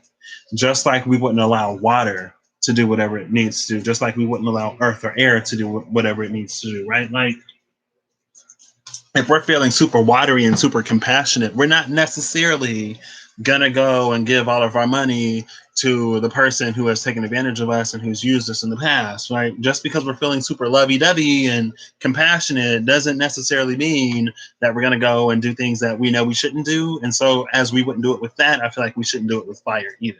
I shouldn't do it with fire, personally. And so that's why I was like, I'm gonna need to do some ujjayi breath. I don't know what an ujjayi breath is, but I need to look it up. I'm gonna need to do some woosahs and some deep breathing, and to just be as calm as I can. And this is a public service announcement. If you have access to my psychic space, my physical, mental, whatever space, and if you can feel my energy, and you got burned today, if you can feel me and you got burned today, I'm not going to apologize, but just know that the fire was a little bit intense and my energy may have been a little singy today. So if you got singed today, why you in my energy? Let me stop. Okay. You're a master firebender. You bending lightning? Girl, I want to rewatch Avatar now. No, you got it right. It's firebender. It is a firebender. Okay. Card number 9. So that was all of the subconscious fear. There's a fear of the truth here, which is interesting. So hold up. This just switched. I just flipped this. I flipped this as I set it down. What does that mean? The crown jewel just flipped. So now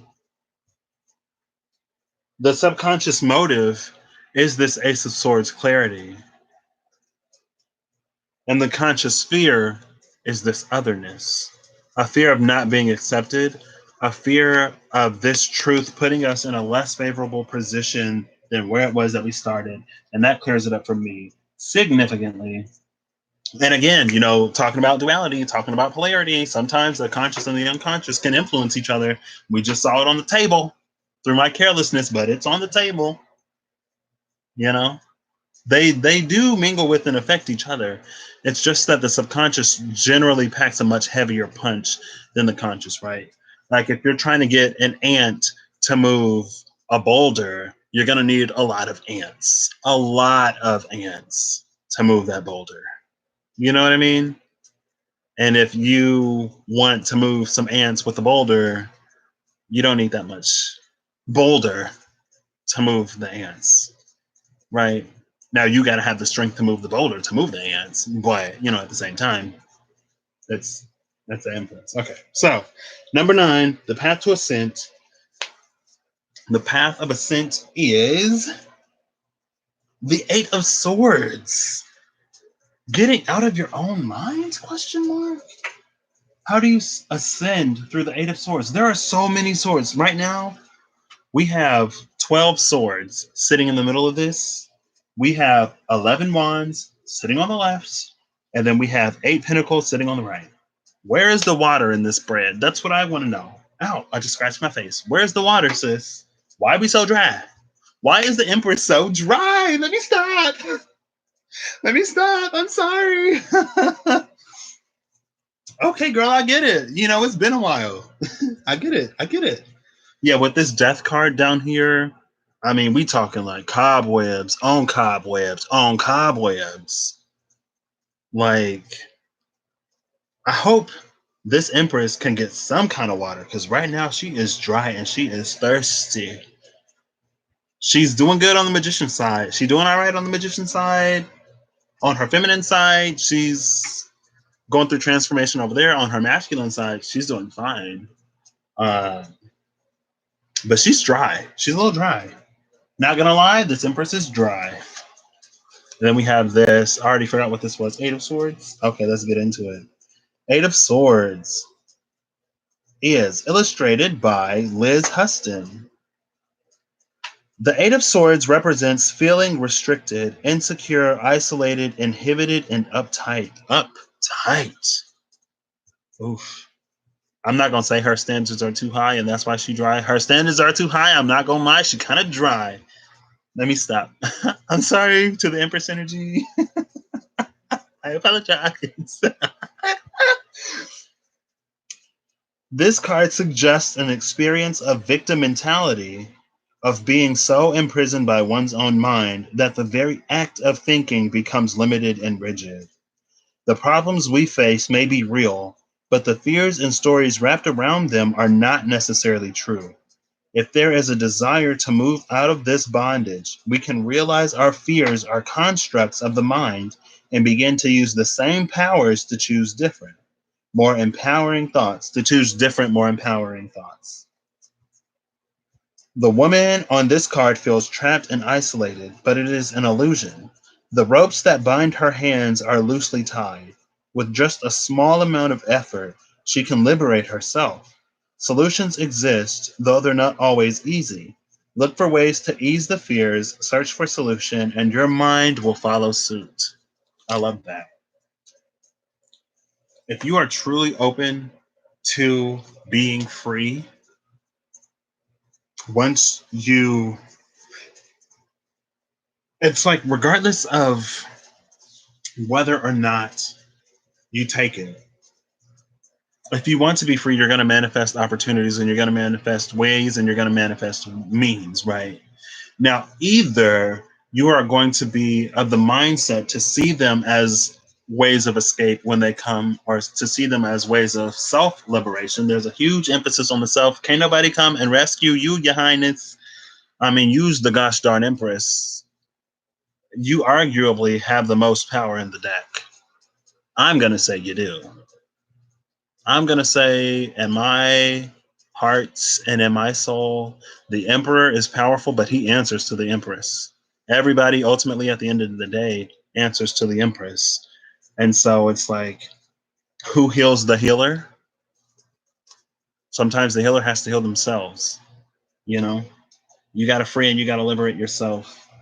And this, again, I love that they talked about victim mentality. And I feel like that victim mentality is an illusion because you don't know how you're going to be perceived. You don't know if you're going to be accepted or not because you've never been this thing. And sometimes it takes for somebody to know someone particular, like if we're going with this LGBTQ plus focus, for some people, it takes having someone who is LGBTQ plus in their lives to begin to open them up to the possibility that, hey, maybe I shouldn't be such a judgmental, closed mind, closed hearted person, right? Unfortunately, it seems like sometimes somebody got to know somebody personally in order for them to come around and to open up to it. And so you can't even necessarily say that, like, of course it's going to be a matter of time, right, if you have somebody like that, but that's not to say that they won't eventually someday come around. And so you can't necessarily judge and use your environment as validation for you being stuck because you don't know if your environment would change. And the way that manifestation kind of sort of works energetically, if your environment doesn't change, you are going to put yourself in a space where you eject yourself out of that environment and then you find one that is accepting, right? If you do it right. But you got to be open to it at the same time because this is self-imposed. And whenever you come on something that's self-imposed, you have to self-liberate, right? It's like you can take the prisoner out of the prison, but you can't take the prison out of the prisoner, right? It's like you can free somebody, but if mentally they're still ensnared and entrapped, they're still going to act like they're still in a cage. And you're like, you've been out of that place for how long now? Why are you still acting like this? And unfortunately, if something gets to us in those formative years or whatever, you know what I mean? It becomes part of our foundation and it works itself into our root when that is not where it belongs. And so maybe there's also this energy of questioning the very root, the very core, and at the very foundation of who you are.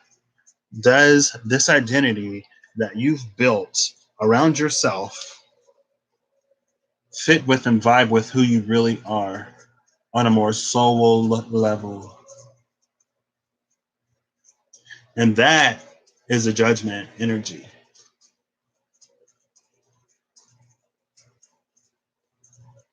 And judgment is pointing in. Both judgment and the Ten of Wands. Okay, so judgment is pointing to this Eight of Swords, and then the Ten of Wands is coming out of the Eight of Swords. Right? And so judgment is pointing towards like how are you keeping yourself in this situation, and then coming out of that is this Ten of Wands recognition of, okay, I had to go through that so that I can then help liberate people in that situation, and then so that the lessons that I learned there I can carry forward and move over here, right? Okay, so now going into the space of 10, I have two cards in number 10. Number 10 is how the function plays to the form. And we got two cards. Did we get any water? Still no water. No water. No water. The closest thing we have to water is the death card. And because it's Scorpio energy. Oh, I'm not going to talk about Scorpios, but if the closest thing you got to water is death energy, like, is that good water or is that water going to kill you? Somebody poison the water hole. Right? I love Scorpios, but if I'm having beef with a Scorpio, I'm not going to trust anything that Scorpio gives me. I'm going to wait until we on good, common, mutual ground before I'm eating their food and I'm drinking their drink and I'm chilling and I'm partying with them.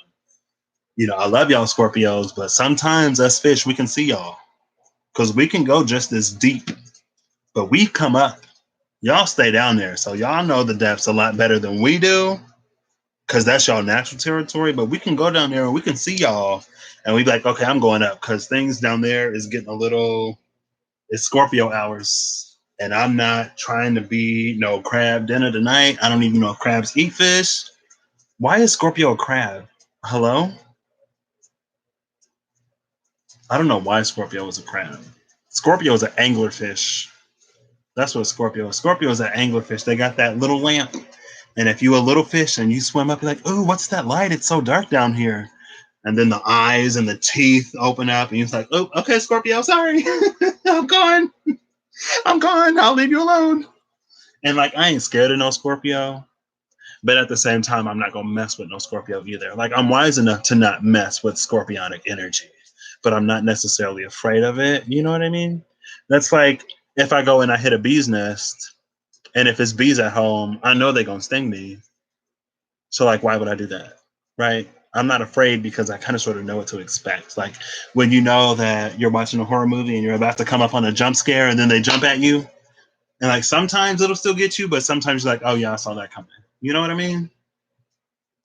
But either way, they're going to jump at you. So it's like, I'm going to just mentally prepare myself and I'm going to look away if I need to, cover my eyes, pretend like I'm checking my phone. You know what I mean? Okay. So, how the function plays to the form, right? And this is the function playing to the form because this is the masculine side of this Empress energy playing to the feminine side of this Empress energy. And down here is where the two sort of really start to blend and where they start to talk and communicate. And so we have the messenger, which is Hierophant energy, and the Five of Swords. So we have two fives, technically. 5-5. That's interesting that we have two fives change over here. I'm just gonna go ahead and look. And then here's the Seven of Swords. The Seven of Swords on how the function plays to the form. No, this is how the form plays to the function. This is how the function plays to the form, right? Because the function is the masculine aspect, and the form, what it looks like, is the feminine aspect. And so, like, all these swords are funneling down to the feminine side. That's why she has death right here. Ain't no water in this bread. Why is this Empress so dry? If this 12th card is not a cup, I don't know. I said I wasn't going to reference the time, but I just looked at the time and it's been almost 2 hours. So thank you for kicking it with me, Miyoshi. Thanks for chilling, person number 2. Like, anybody who else who like came in and stopped by, like, I appreciate it, I guess. I'm about to read these cards. I was like, what am I doing right now? Ain't no water. Ain't no water. Can somebody tell me why this Empress is so dry? Why is she dry? Is she missing her emperor? I don't know. Now I'm gonna have to look and see if the emperor is hoarding all the water after this. I'm gonna have to look and check and see what energies are around the emperor. Cause I'm like, it's this dry. So with the empress being this dry, honestly, a lot of this is majors and swords, and then some fire, right? And so the major energy is understandable because she's a freaking gosh darn empress. Been a while in the life, but not outside of it, right? I feel like I've been on kind of sort of, I don't know what mood I've been in or what mode I've been in, but let's see. Ooh, why is she so dry? Why is she so dry? The messenger, aka the Hierophant. Ooh, Christy C. Road. This is the third card I'm reading by her. Illustrated by Christy C. Road. So the messenger card portrays Geneset Gutierrez. I don't know how to pronounce that name. I'm sorry. Geneset Gutierrez, an activist for transgender rights and immigration protection. She is the founding member of La Familia Trans Queer Liberation Movement. The messenger articulates three levels of consciousness: the physical plane, where you interact with the ideas, culture, language, and people who surround you; the astral plane, where transitional energies and the spirits of your ancestors reside; and the institutionalized plane, where your hopes, fears, and values are prescribed by authority figures. Your hopes, fears, and values are prescribed by authority figures on the institutional plane. It's the institutional plane. That it makes sense. You know, that's what they do with institutions. They tell you what to think and what to believe. I'm sorry. That was like, whether you believe it or not, whether you follow suit or not, whether you adapt them as your own, that's on you. That's what that was. For those of you who don't speak Patrick. Let me stop. The messenger asks you to question those foundations that are based on fear and submission. She asks you to run between physical and astral planes, questioning the roots of the situation and excavating the parts of it that keep you sound and allow you to breathe, the parts that rally your people and your connection to your community. The messenger asks you to lead by offering truth and elevating the voices of the unheard. And with the way this spread is working, elevating the voices of the unheard is giving the parts of you that ain't seen the light of day ever. It's like taking them, it's like, hey, like, this is going to be a shock to you. I know you've never seen light in your life. The sunlight is going to be really intense. And so maybe we're going to gradually adjust you to this, right? We're going to start with some very warm lighting that is very, very dim. And then we're going to graduate to cool lighting that is dim. And then we're going to brighten it up a little bit so that by the time we like take you to face the sun, it's like your corneas don't burn out of your eye sockets, right? You know what I mean? And also, like, with it being so far underground, like, it ain't no oxygen down there. So we're going to put you in this oxygen deprivation, this oxygen deprived room, slowly and gradually bring the oxygen up to regular levels so your lungs don't pop. You know what I mean? It's going to be a process. It's going to be a process, is what I'm saying. Um, because maybe some of these parts of you, they don't know how to interact with your reality. And it's like those parts of you have only gotten a sort of window, side seat, back seat, not even side seat, back seat from the trunk view. Can you look at anything through the trunk of the car? Maybe if your trunk is busted and it don't completely close, they can see that like little gap of light as the trunk like flaps up and down, and they like looking through there, trying to see what they can see. You know what I mean? um, but just know that it's going to be an adjustment phase. But also know that with the oxygen deprivation rooms and with the gradual sunlight, I feel like there is a safe space in the environment for you to discover that. You may have to find it and you may have to create it, and it may just be within you for a hot second. But I feel like there is a sort of element of safety and exploration that you can sort of utilize and use, right? I'm feeling it today. I'm feeling good today. That moon gonna be in Taurus tomorrow, conjuncting my ascendant, and then it's going to be conjuncting my moon. And so I may be extra lovey-dovey tomorrow, or I may be extra dry and fixed. I don't know. That Taurus moon sometimes. It's like, I don't even know what the Taurus moon. As long as it's like chilling in the field eating grass, I'll be all right, you know? But it's like this Aries energy got the bull in me seeing red, and it is like ready to charge today. And I didn't do it, so I'm grateful for that. But man, I may have been a little prickly, may have been a little fiery today. Like I said, if you was in my energy and you got singed today, then I mean, if you in my energy, you should know to check the transits. Check and see where the moon is at before you engage with me, because I got a lot of water in my chart, and water is subjected to the tides, and the tides are controlled by the moon. So I'm not saying I'm controlled by the moon, but when the moon is in Pisces or Cancer, I go a little weepy. When the moon is in Aries, my Venus light up, and you get all of the fire that I ever have. And when the moon is somewhere else, if it's in Taurus, I feel like I'm just chilling. I've never really noticed anything with any of the other moon placements. So Pisces, Aries, and Cancer. Those are the three you want to watch if you're going to talk to me. Especially like if you're in my energy, then you're probably going to get it unfiltered and raw. And you may be surprised because you may feel things that I wouldn't necessarily say in the 3D. But hey, I am who I am. Five of Swords, illustrated by Devin Khalil Fairies. The original meaning of the Five of Swords card represents conflict, dishonorable action, such as bullying and unfair fights. Traditionally, the card focuses on the individual who seems to have been the aggressor who has separated from the group. In this Five of Swords, the victor is now the person who has suffered injustices and hostilities. Here, he has distanced himself by overcoming abuse, trauma, and prejudice. I wanted to illustrate a Black trans individual overcoming those very obstacles and coming out on top. The two figures in the background are the very manifestations of bullying and oppression that trans people, specifically trans people of color, deal with on a daily basis. And I was just talking about trans people of color last night. Funny how that came around full circle. Don't come from my mama. And your moon is conjunct the transit moon, so people felt me today. Don't come from my mama.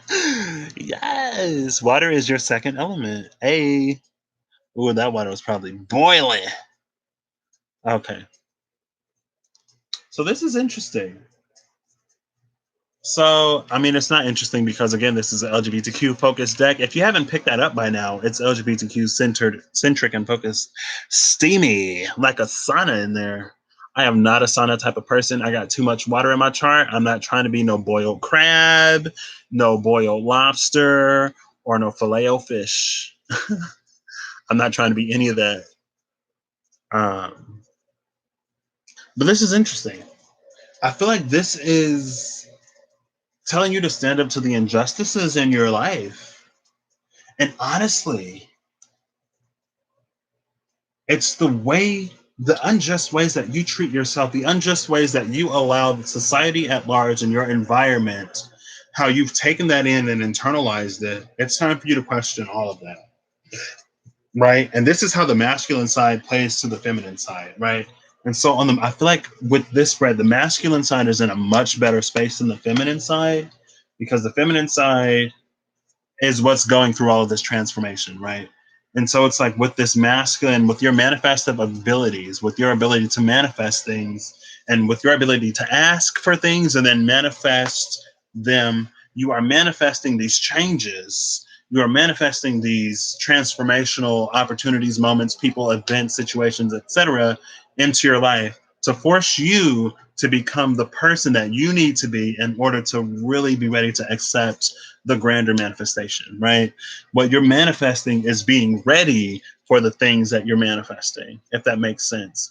And so that's how the masculine side is playing to this feminine side. That's how your masculine side is helping you out by it's like you using your manifestation ability to come up with these situations. It's like you're creating situations, you're creating lessons yourself, played out through spirit guides, angels, ancestors, the above, the spiritual realm, with their cooperation and with their help, because you go through them to get the situations, right? It's like you wish for it, you ask for it, they take it from you, they go up there, they go into their registry, they see who's available, who's in your area, who can do it right, who does it to the degree that you need it to be done. It's like, okay, this person's available, that person's available. Ooh, this person would teach them this lesson in the perfect way, beautiful, but unfortunately they're going through their own lessons right now, so they're not available. We got this person. So with this person can teach the lesson. But there is a little bit of history in the file with this person, and so the history may conflict with the lesson that's being taught, but they're the best person that we have available, and they're the only one in the area. And unfortunately, all of these other people are booked for lessons with these other people in like 3 months. And so, judging on their trajectory with this typical type of lesson, there's like this period and that period and that period, and this would be fine, but they've been in this phase a little bit long lately. They're a little bit extra like, yeah, because everything's happening in their life, and so they're a little bit, all over the place where usually they're a little bit more focused. And so 3 months, while generally is a very good sort of window of opportunity for you with this lesson right now, with everything going on in the world right now, and such as in your local environment and your home, 3 months it's kind of pushing it. And so this is what we have. This is who we have. And we're hoping that you're going to see the lesson as you need to see it. There's going to be a lot of other factors that play out because according to your file, there's a lot of history here. And we're just going to have to hope that they can see the lesson. Okay, sent. And that's how the process goes down. Maybe, potentially. We got to bust in the boardroom next time during these meetings. And they're just like, man, I hope they see the lesson because that's who we had available. And it's like, oh, you know what I mean? But that's how this masculine side is kind of sort of helping the feminine side. That's how the function plays into the form, right? Because when it comes to lessons,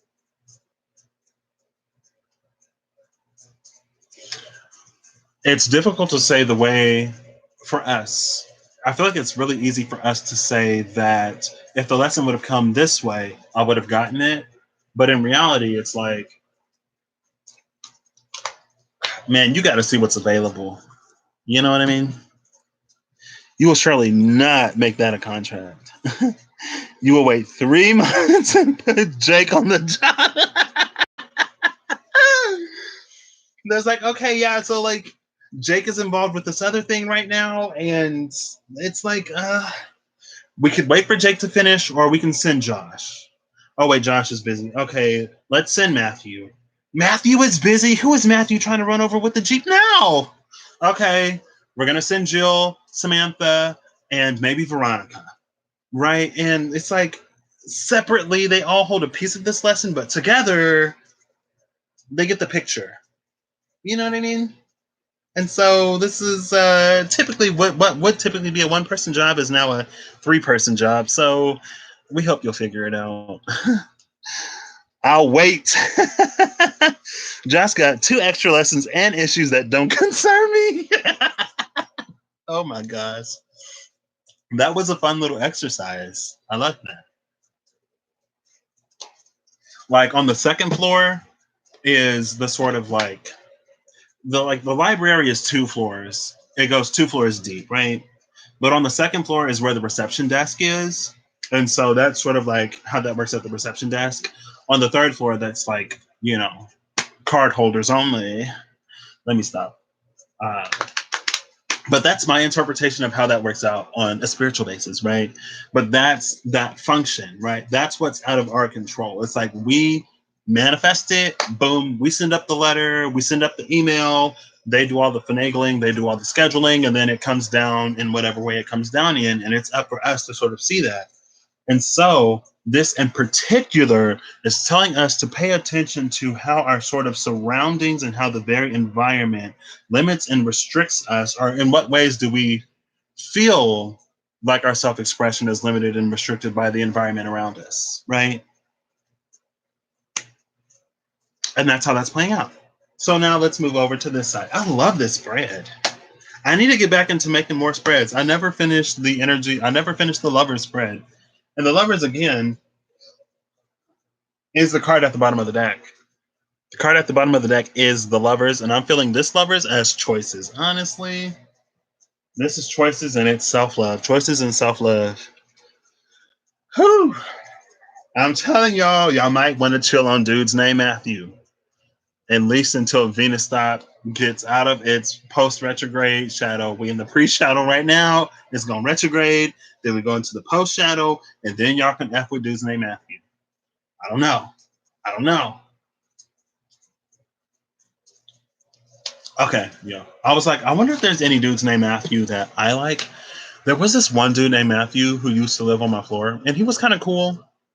And then I found out his birthday is literally the exact same day as my little brother, and that's weird to me.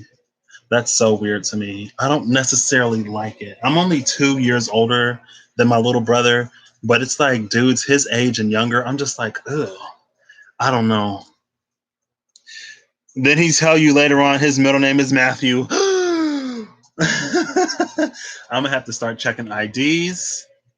I'm gonna need first, middle, last name, date, time, and location of birth, and then we good. You can keep your social. I don't need that. You can keep everything else. I don't need to know how much money you have in your bank account or stuff like that. Just give me first, middle, last name, and then birth, date, time, and place. Let me stop. Okay, so number 11, this is how the form plays to the function. This is what the feminine side is bringing to the table when the masculine side is bringing it. And the feminine side is bringing this Seven of Swords, which is interesting. Oh my gosh, and then the Five of Swords is over here. So the swords are actually split. Oh my gosh. Swords, this reading is swords dominant.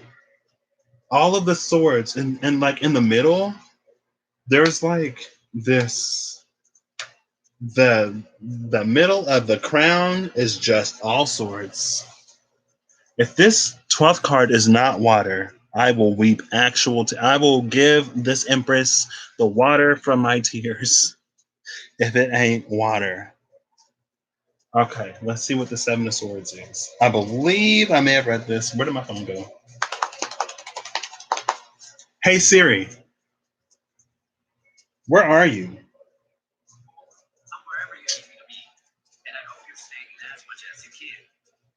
Girl, look at this. Hold on. Siri said, I'm wherever you need me to be, and I hope you're staying in as much as you can. Y'all see that? They done updated Siri for the COVID-19. Even Siri is telling y'all to stay y'all ends in the house. Now, I wasn't looking for my iPad Siri. I was looking for my iPhone Siri. Oh, there's my phone. How did you end up under the pillow? Hello? How did that happen? I don't know. My phone was trying to go to sleep, y'all. My phone is like, I'm ready for bed. How was it 11:19? It was just 10:10. Oh my gosh, I'm losing track of time, and I missed 11:11 Central. It's midnight 20 over there, girl. Okay, let me wrap this up. What am I doing? I'm enjoying these fire energies today. That's what I'm doing. Okay, here's the Seven of Swords, y'all. This Seven of Swords is illustrated by Callie French. Here we see the typical depiction of the sneaky, deceptive Seven of Swords. He's obviously stealing swords from the opposition or maybe his own troops. The tattoo on his arm is DADT 2011, referencing the Don't Ask, Don't Tell military policy, which was repealed in 2011. In this view, it's more than the swords the Marine is hoping to get away with. What's portrayed here is the whole idea of not being able to be honest about his sexual orientation without facing persecution. Feel free to replace sexual orientation or gender with just like self-identity, right? It's like shadow aspects of you that aren't even dark, but they're just shadow aspects of you because you don't let them experience light. And so it's like, I feel like there are literally children in your shadow because that's all they know. And so then they act up and they misbehave, but they've never had any care instilled into them. And there's almost this subtle energy of those children peeking out when you're in other relationships, when they feel love coming in. It's almost like an energy of them peeking out, them showing their face, trying to get a little bit of that love that you don't give them. And so maybe that's why sometimes you get these darker, shadowy aspects of you that are triggered, but only sort of in relationships. because they're trying to supplement the love that you don't give them through the love that you get from other people. And then that can lead to you sabotaging relationships. I don't know where that came from, but that's a thing, I guess. Take it as it resonates as always. So, boom, boom, boom, boom, boom. What's portrayed here is the whole idea of not being able to be honest about his sexual orientation without facing persecution. Depicting this scene with a background of red sky at morn, sailor be warned, is not only a warning to the sailors on board, but to the marine as well. Without swords to fight with, those on board. Wait. Without swords to fight with those on board. Oh, okay. Without swords to fight with those on board, the sailor would lose. But if the marine is caught, then he's the one who'll have to face the consequences, especially if the DADT law isn't in effect. So, this is the energy of somebody sneaking away, thinking that they're going to defend themselves from this, trying to hide from persecution again in their very environment. And like, look at the way he's holding those swords. Dude is cutting, like, his hand's gonna get cut. That is not how you hold a sword. And those swords are not sheathed. Like, really? Is it that important that you will risk cutting your hands? And he ain't leave a single sword on that boat. He took all 7 of them things and got 5 in his hands. Oof. And so that's how the form plays to the function. And so I feel like there is this energy of loss. There's this energy of isolation and this energy of separation. There's this energy of something being kept from you. And there's also this energy of like you trying to take things from other people and then make it their own. Love, acceptance, you trying to find self-acceptance through someone else. And I'm not going to say that it doesn't work because sometimes you need for other people to accept you before you really begin to accept yourself. But in that space, you also need to be yourself with those people to give them the chance and opportunity to expect you to then get that self. What did I say? Expect you to accept you and then get that self acceptance, right?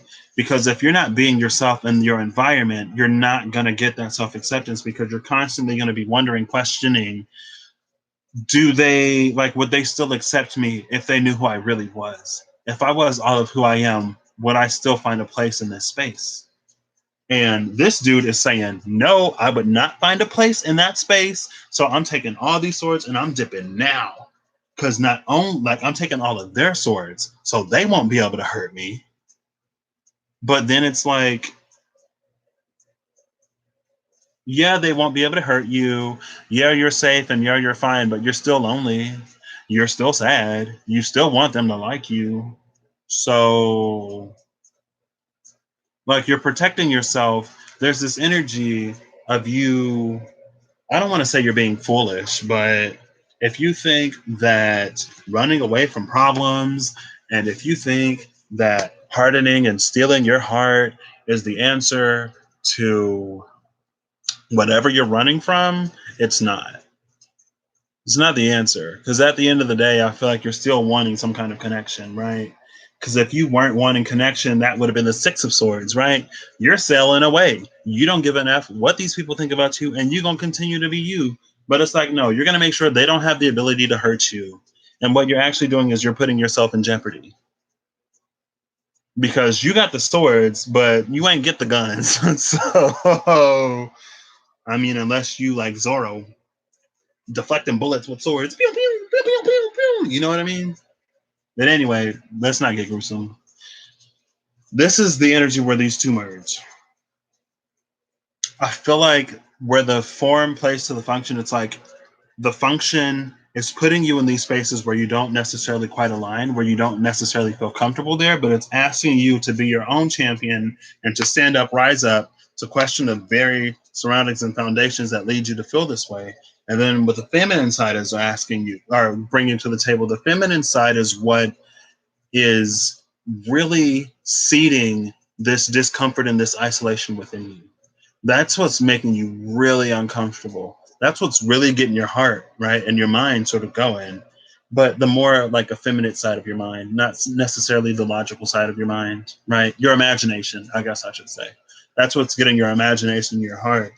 And so you feel like you're missing out. You feel like you're on the outside.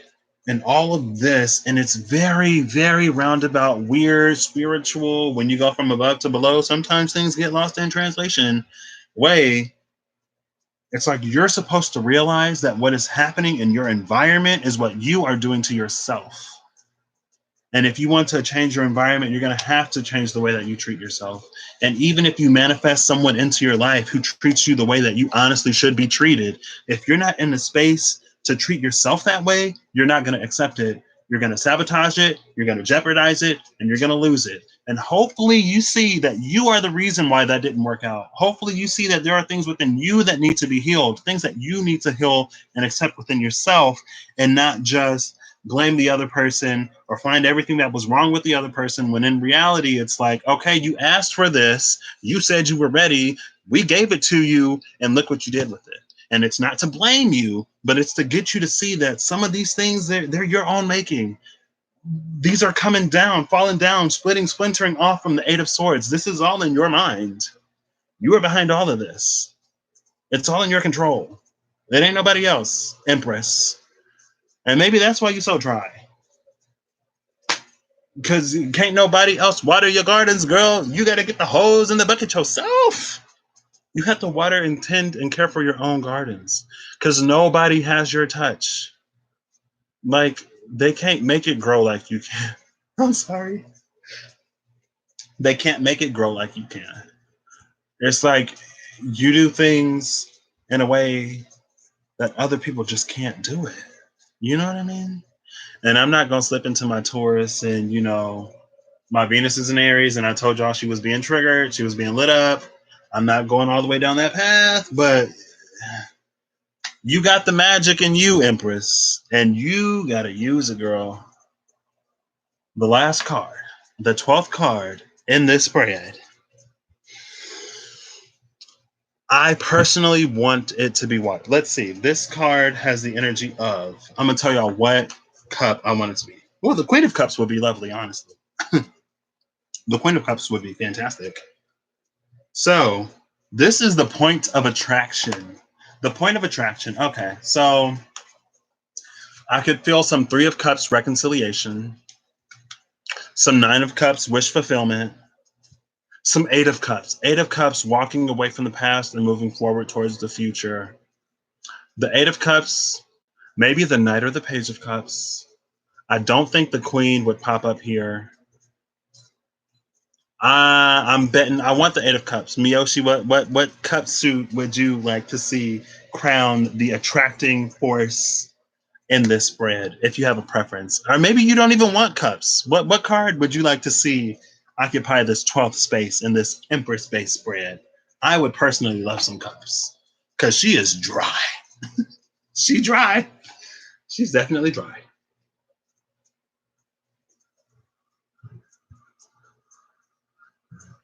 Or do you have a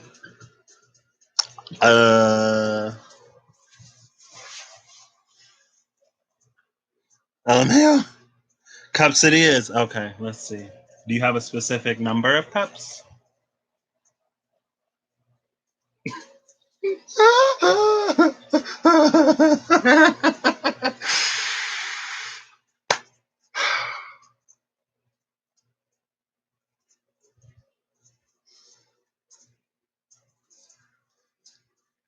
At least Ace of Cups 2.0.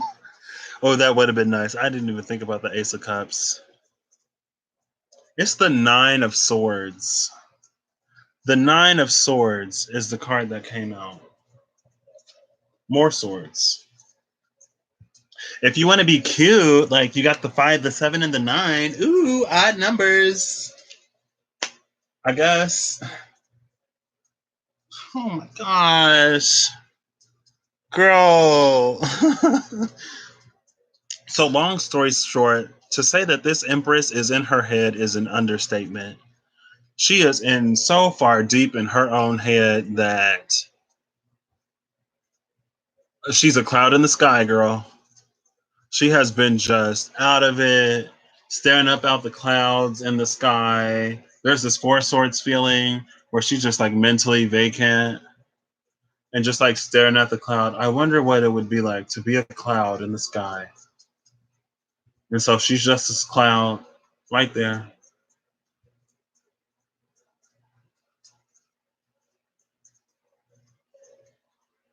And somebody's like, she's the gosh darn empress, so we can't tell her what to do. So if this is what she wants to do with her time, it's like, and then it's like the kingdom is, I don't want to say the kingdom is under attack, but the emperor is like poking her, trying to wake her up, and she's just like out of it. And he's like, oh my gosh. When she gets like this, I just,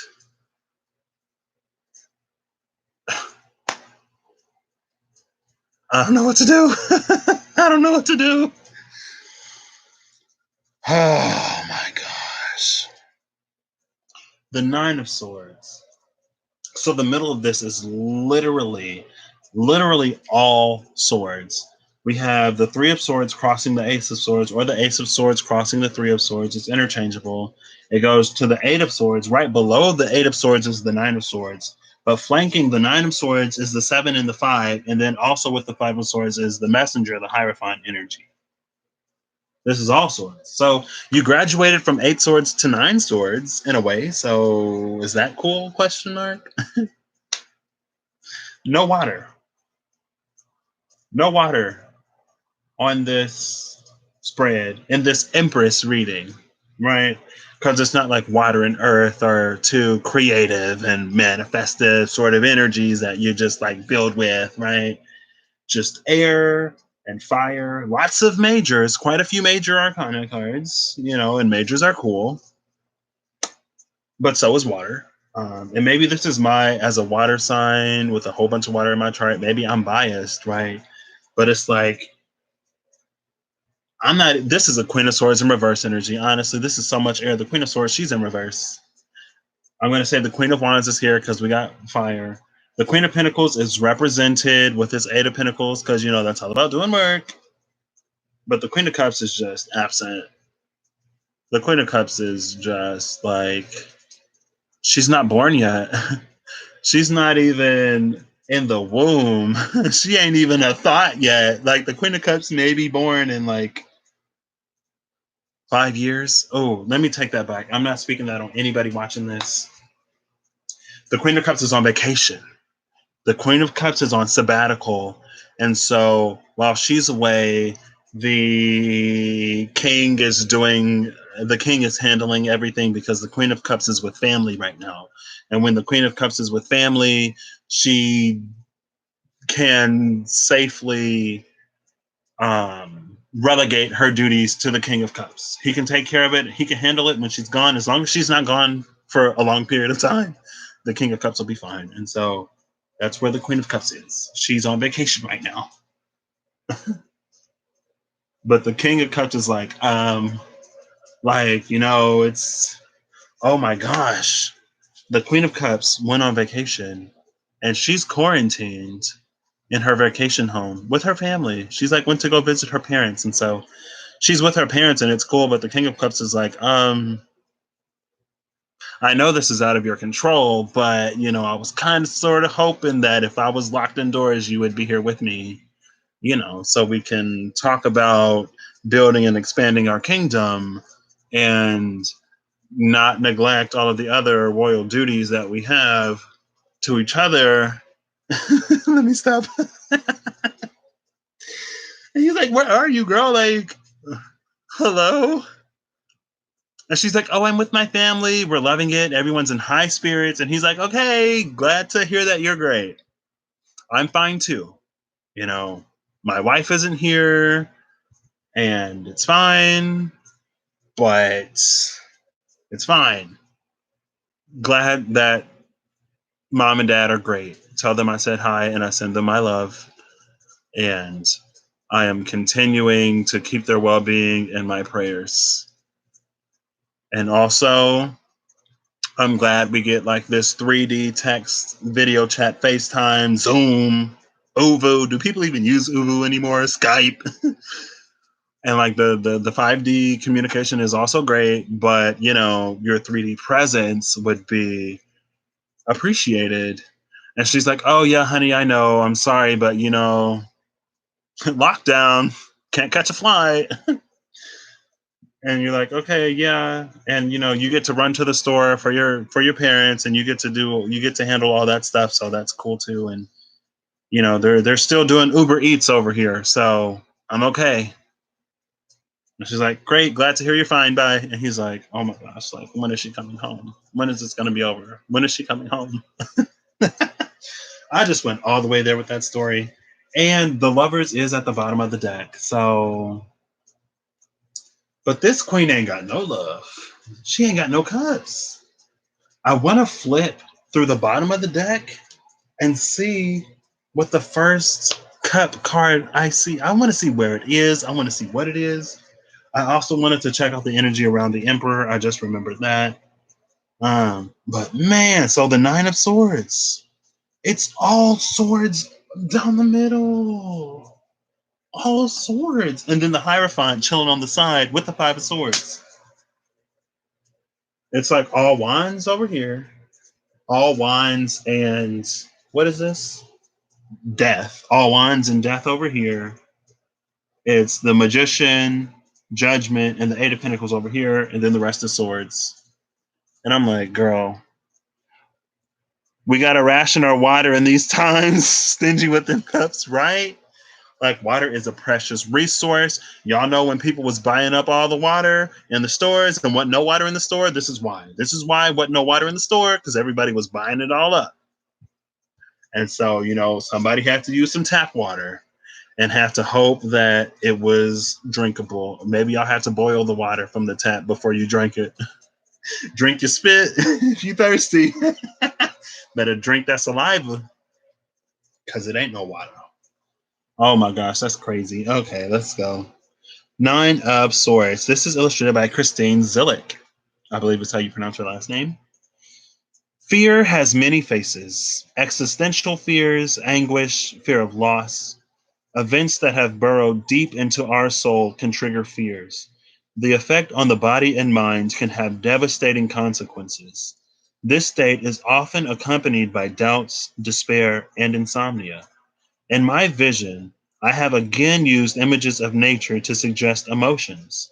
In this dark forest scene, 9 dead tree stumps create an eerie night mood. That was weird. I don't know if it moved at all, but I feel like I just felt a wind just like move this card. And then I did that when I was like, I don't know if it did that at all, but I feel like I just felt this move in my hand. It kind of did it again. Okay, I don't know. Create an eerie night mood. A woman is leaning against one of these trees, wearing a nightgown and holding a light blanket. Sleepless and plagued by worry, she appears like a ghost, sleepwalking in this desolate forest. I feel it moving.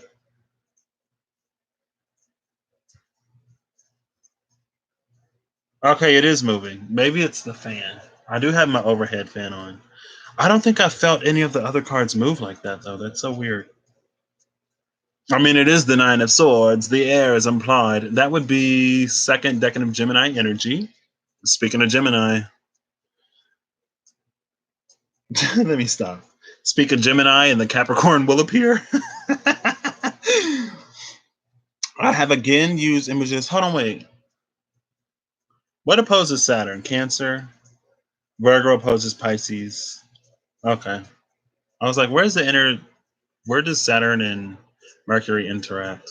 They don't. But Aquarius, I guess it trines. Right. Sleepless and plagued by worry, she appears like a ghost, sleepwalking in this desolate forest with its decaying plants and the undergrowth. The fear has gripped her so strongly that she seems to dissolve. This confrontation with fear enables the release of negative energies. I deliberately chose this card because I am very involved with fear and panic in my work with horses.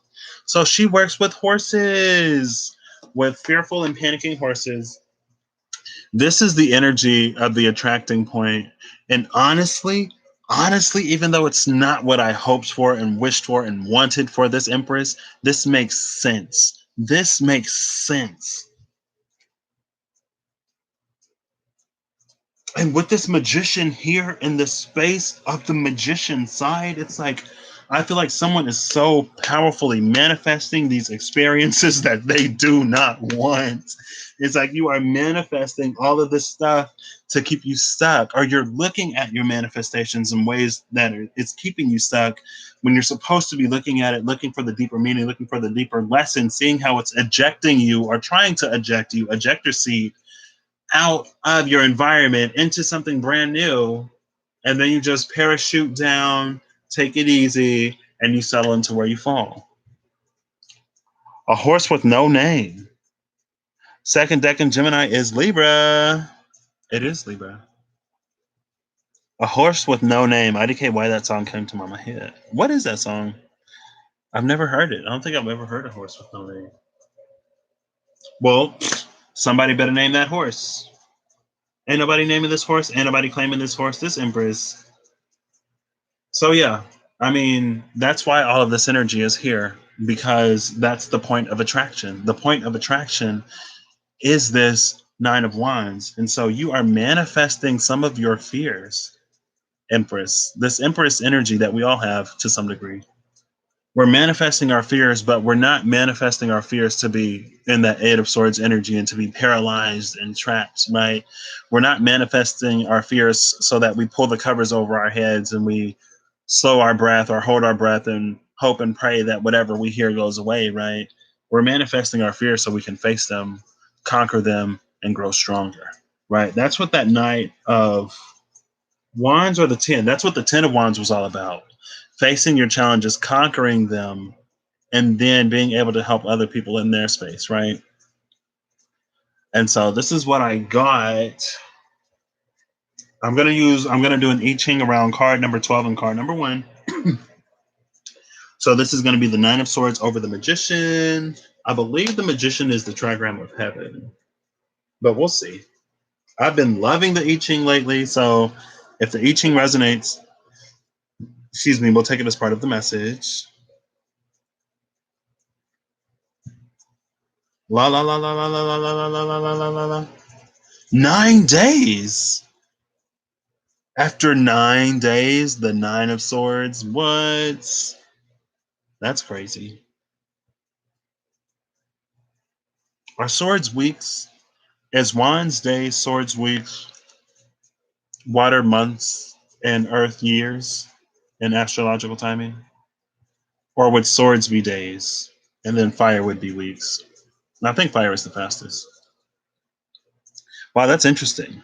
9 days and then the Nine of Swords came out.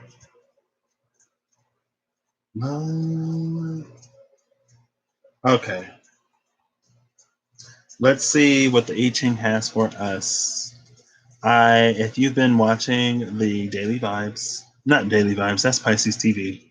If you've been watching the Daily Bites, then you would know that I've been all about the I Ching at the end of the video. So the magician is actually double. So we're going to be doubling the energy of the Nine of Swords. And the Nine of Swords is heaven. So we're going to have double heaven. Wow. Okay. Double heaven is number 1, which is divine yang. So in the Empress spread, we have divine yang. So this is Qian. And I always show the little thing. This is Qian. Y'all can't see it. There you go. Qian, there's the character for it. And this says, this is creative power and divine yang. Ruling a splendorous kingdom bestowed with the graces of heaven and furthering the endeavor toward greatness. You are a pioneer. You wield both creativity and perseverance. Take pause before you proceed on your endeavor. Do not act on impulse. Instead, be receptive to the directive power of heaven over you.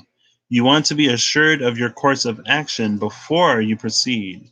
Once you are assured of your course of action, act swiftly, firmly, and with conviction. There's conviction again. Sublime success shall be yours.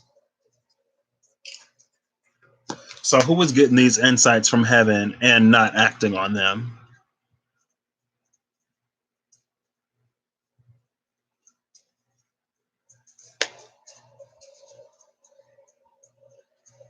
Who's getting these answers but ain't moving nowhere?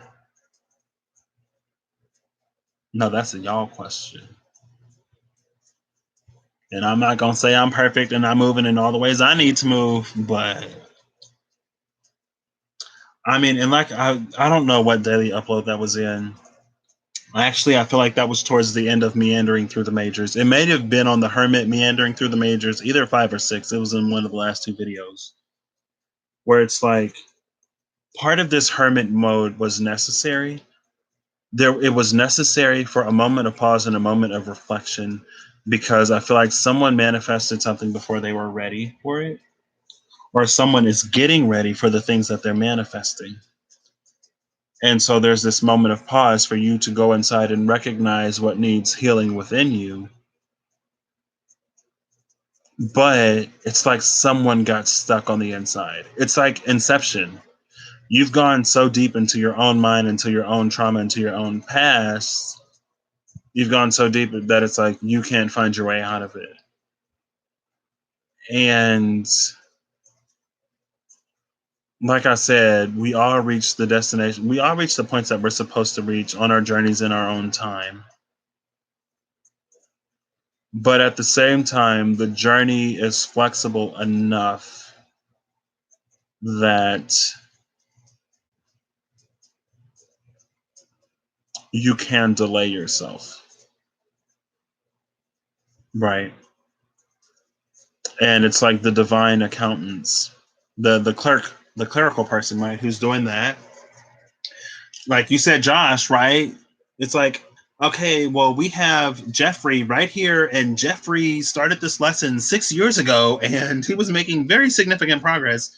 And Jeffrey would be perfect to come in and to move forward, not only in his own situation, but to help Samantha. I don't know why I keep going to Samantha. Move forward, but they're just not coming together because Jeffrey is still stuck in that lesson. Like, Jeffrey, what are you doing?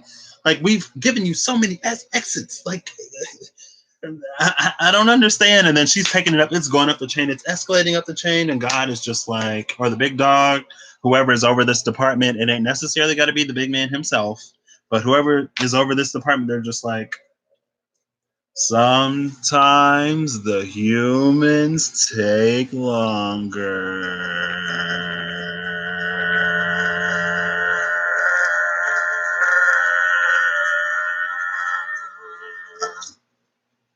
It is what it is. And they're just like, okay. All right. So who else do we have that we can put in here? Jeffrey is off the board for now. We're going to move Katie over with Samantha. Katie, that's interesting. Okay, but Katie's going to move in with Samantha now. And now things will proceed. And Jeffrey will catch whatever Jeffrey gets because at this point, humans sometimes just take longer and they do what they do. And it is what it is. Okay, we're going to file that in the it is what it is category. And we are going to keep proceeding, right? And it's like all this while, Jeffrey is trying to expedite the process, but not realizing that he's keeping himself repeating the same lessons. So, man, and it's like, Jeffrey, they're really trying to use you, but you are just too far in your own head. Jeffrey is a divine feminine. Let me stop. Jeffrey might be this empress. Jeffrey might be in this empress energy. Jeffrey went rogue. Jeffrey got fired and don't even know it, right? But at the same time, like, Jeffrey isn't going to miss what's meant for him, and Samantha's not going to miss what's meant for her. Now, Jeffrey and Samantha were originally, it would have worked beautifully if Jeffrey and Samantha would have been able to help each other. I'm not going to say that they were originally meant or scheduled to be together, but that's where the element of free will comes in, right? If you're not in the space that you were projected to be, or if someone else is in that space, you best believe Spirit will find somebody else to plug into that space, because there are a lot of people down here. And sometimes it's like we do these quantum leaps, these phase shifts.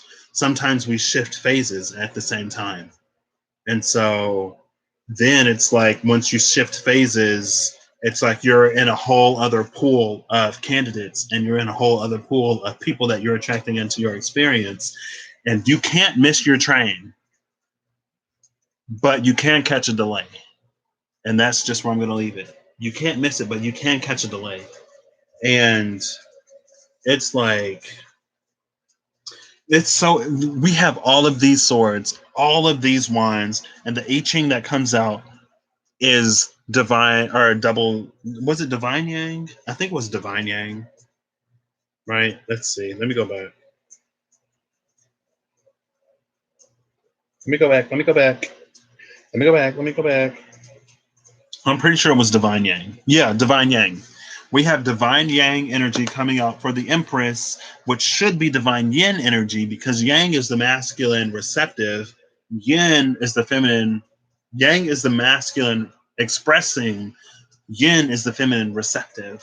And so we have this Empress all up in this yang energy. So honestly, low key, whoever this Empress is right now may be looking like and feeling like a divine masculine. She may not even be in her divine feminine energy. And I feel like that's also creating this sort of disconnect within her because it's like it's pulling her out of her element, but it's pulling her out of her element it's pulling her out of her element to teach her to stand in her own power. But it's like she's being lost by the fact that she's not in her own element. And I feel like she's trying to get to some place instead of taking the lesson around where it is.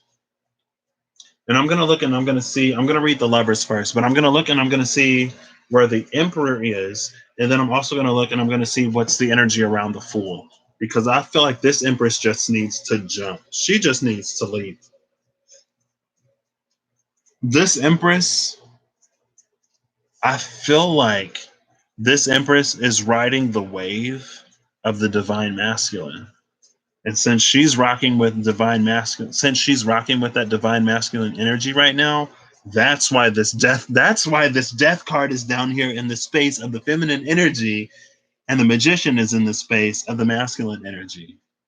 Got it. Makes sense. I could have just pulled those two cards and had the whole reading. This empress is going through the divine masculine rebirth right now. So whatever the divine masculine is going through with their questions of identity and questions of how their mental plane and how their mind has been shaped and formed and how they conform with all of these societal institutional sort of systems and structures, like she's lost in that crowd right now, processing through everything that they're processing through, working on her masculine side. This empress is working on her divine masculine energy. And that makes sense. That makes sense. So I shouldn't be upset that there are so many swords here. Because I'm like, where's the water, sis? Where's the earth? You're supposed to be feminine energy. I'm not saying it. And this was supposed to be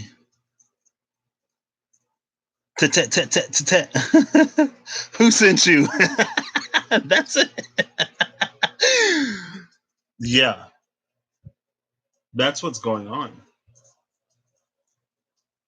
And I think I was seeing a lot about the divine masculine is going through this process and the divine masculine is going through that process. And it's not that that's not true, but there are some empresses, there are some divine feminine energies that switch sides. There's a cross, what is that? Cross connection, our lines have crossed. And so instead of this, we're now doing this. And it's like this energy of like energetically you missed each other and you kept going. And so the energies have crossed, you know? Or at least that's what I'm feeling.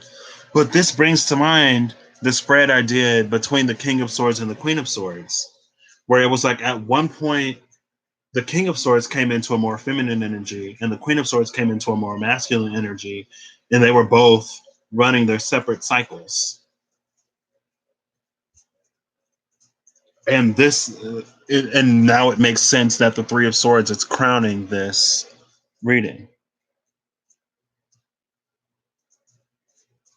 Yeah, well, this has been going on for a minute because, and that's interesting because I feel like for me, I'm really comfortable in divine feminine energy and just feminine energy in general.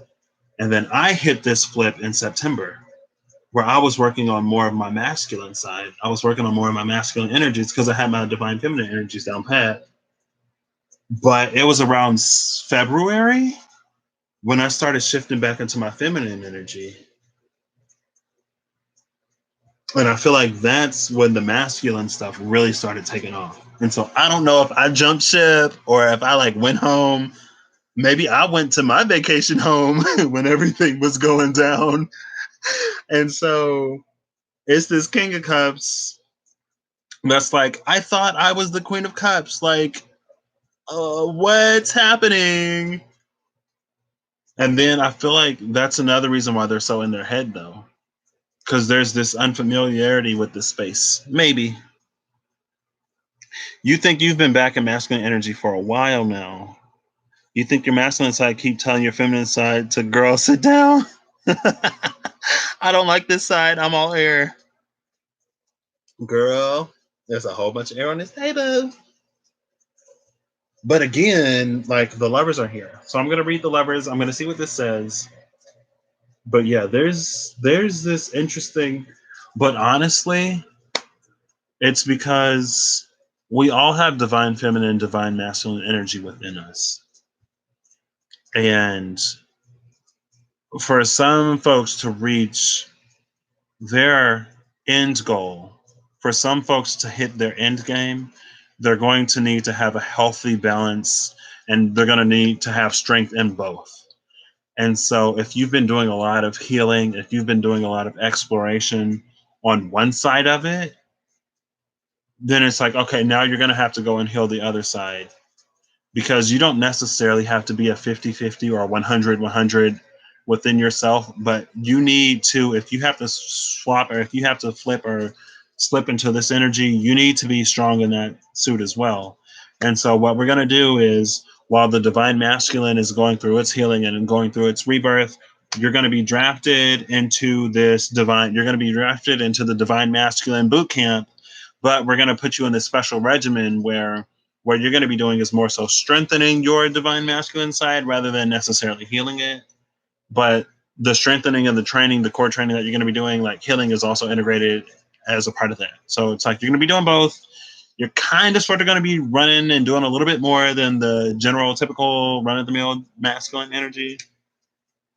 But that's because we need for your divine masculine side to be on par with your divine feminine side so that, you know, it keeps everything balanced. Maybe that's why Jeffrey is freaking like Jeffrey enlisted into the boot camp early. And that's what the receptionist didn't understand, I guess. Is that Jeffrey, she didn't see, I guess she didn't check into Jeffrey's file. She didn't go deep enough into Jeffrey's file. Cause like if you look on the surface level for like the past 5 lives, Jeffrey's been good. But if you go to like 9 to 7 lives back, you would see and understand why Jeffrey is still in the program that he's in because he's going back further to do some integration all the way back there. And so she just quickly glanced through his files. She didn't go to the roots all the way back in his history to realize, okay, like he's in one vein, he's clearing this from those many lives back, but in another vein, there's this skill set that he had that he honestly hasn't needed in a while. And so he's going to have to go back and do all of this to bring all of that to the now. And so that's why Jeffrey is sort of doing his thing. And that's what the big dog knew. That's why, like, and it's easier to just say that sometimes humans take longer than it is to say sometimes some people got to go a little further back. They got a little bit extra work to do. It's just easier to say, you know what, it takes longer for some people than it is for somebody to try to go back through their file and to find exactly what's happening, exactly what's going on. Sometimes it takes longer and you don't know what you're healing or integrating and where it necessarily came from or how deep it runs. And so just know that you're doing whatever it is that you need to do right now and you're going to get wherever you need to be. Right? Ooh, this masculine boot camp. There's so many things it could be. But yeah, some of these empresses got drafted into the masculine boot camp. So, oof. And that's what this Three of Swords is up here about, right? Because that could be actual heartache and heartbreak. That could be, it's like you have these self issues that are now sort of integrated and conglomerating, coagulating. You have these rejection from other issues that are coagulating. You have this heartbreak that's coagulating with all of this own your own stuff that you needed to heal and integrate. And all of this is coming together in one big mess. And so that's why this is just all that's why it is what it is. A major pain. I mean, hey, you'll be good by the end of it. We'll all be fine. We'll all get to where we're going. No need to whatever, but man, no wonder why this Empress may or may not be feeling like an Empress. And maybe your Empress is like, man, I've been really feeling my masculine energy lately. I wonder what that's about.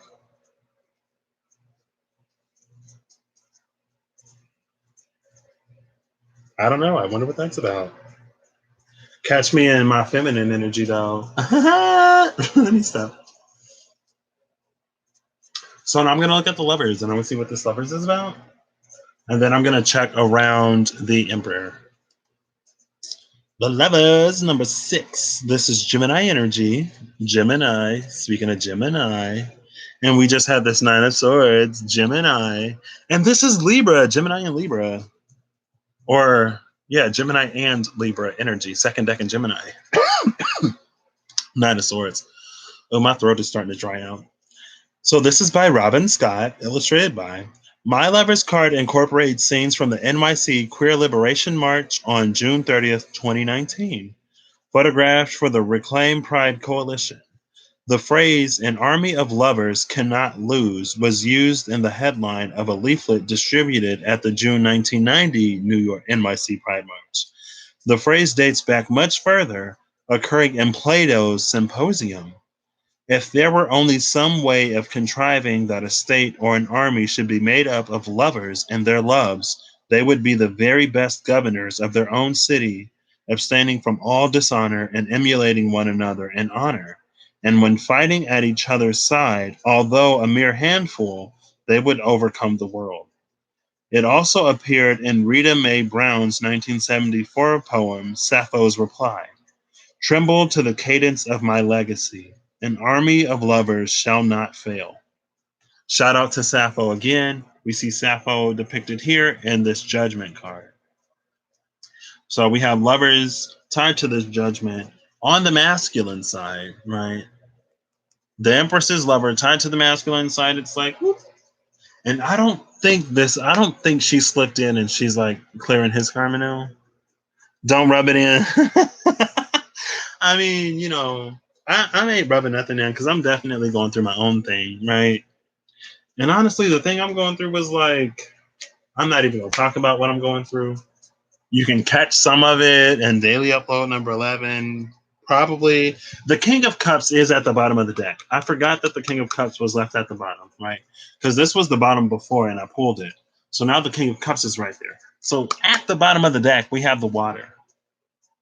The bottom of the deck is the bottom of the bottom, the new bottom.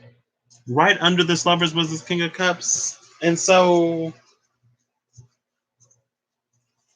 I don't know. Maybe the King of Cups is the Empress now, and the Empress is the Emperor. It's like I think we've crossed our lines with this lovers card. Okay. But now I'm gonna see what's around the Emperor.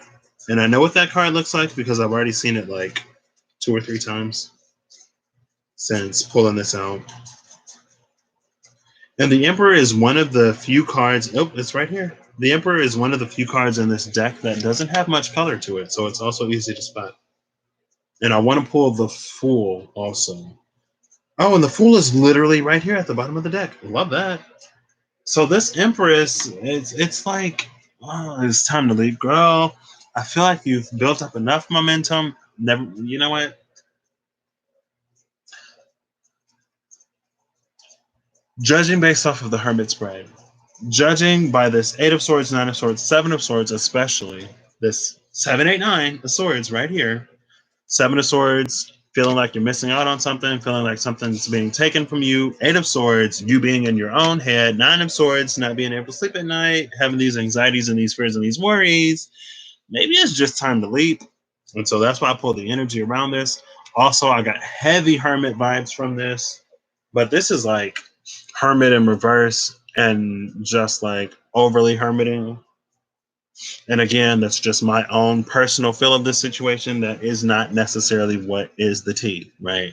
It ain't necessarily the truth, sis. It ain't gotta be your tea.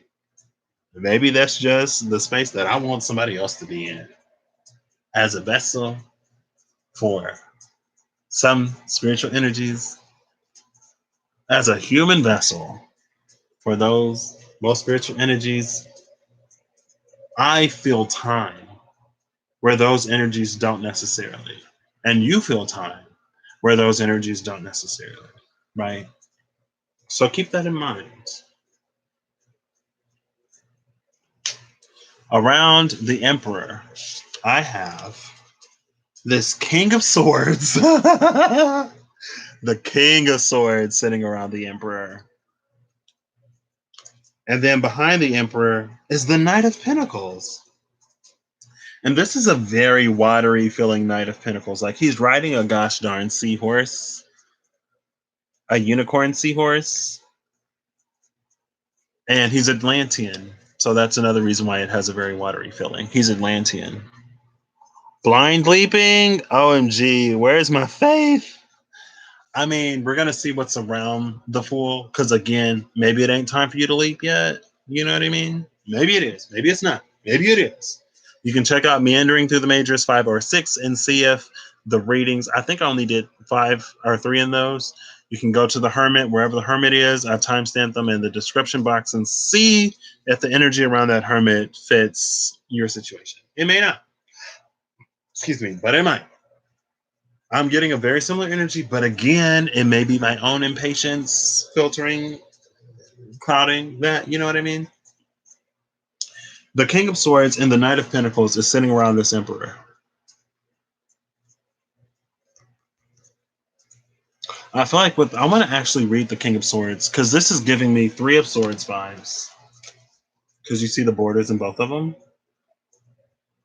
These are the only 2 cards I've seen so far that have this border. Again, I just got this deck today, and I am loving it. But let me continue.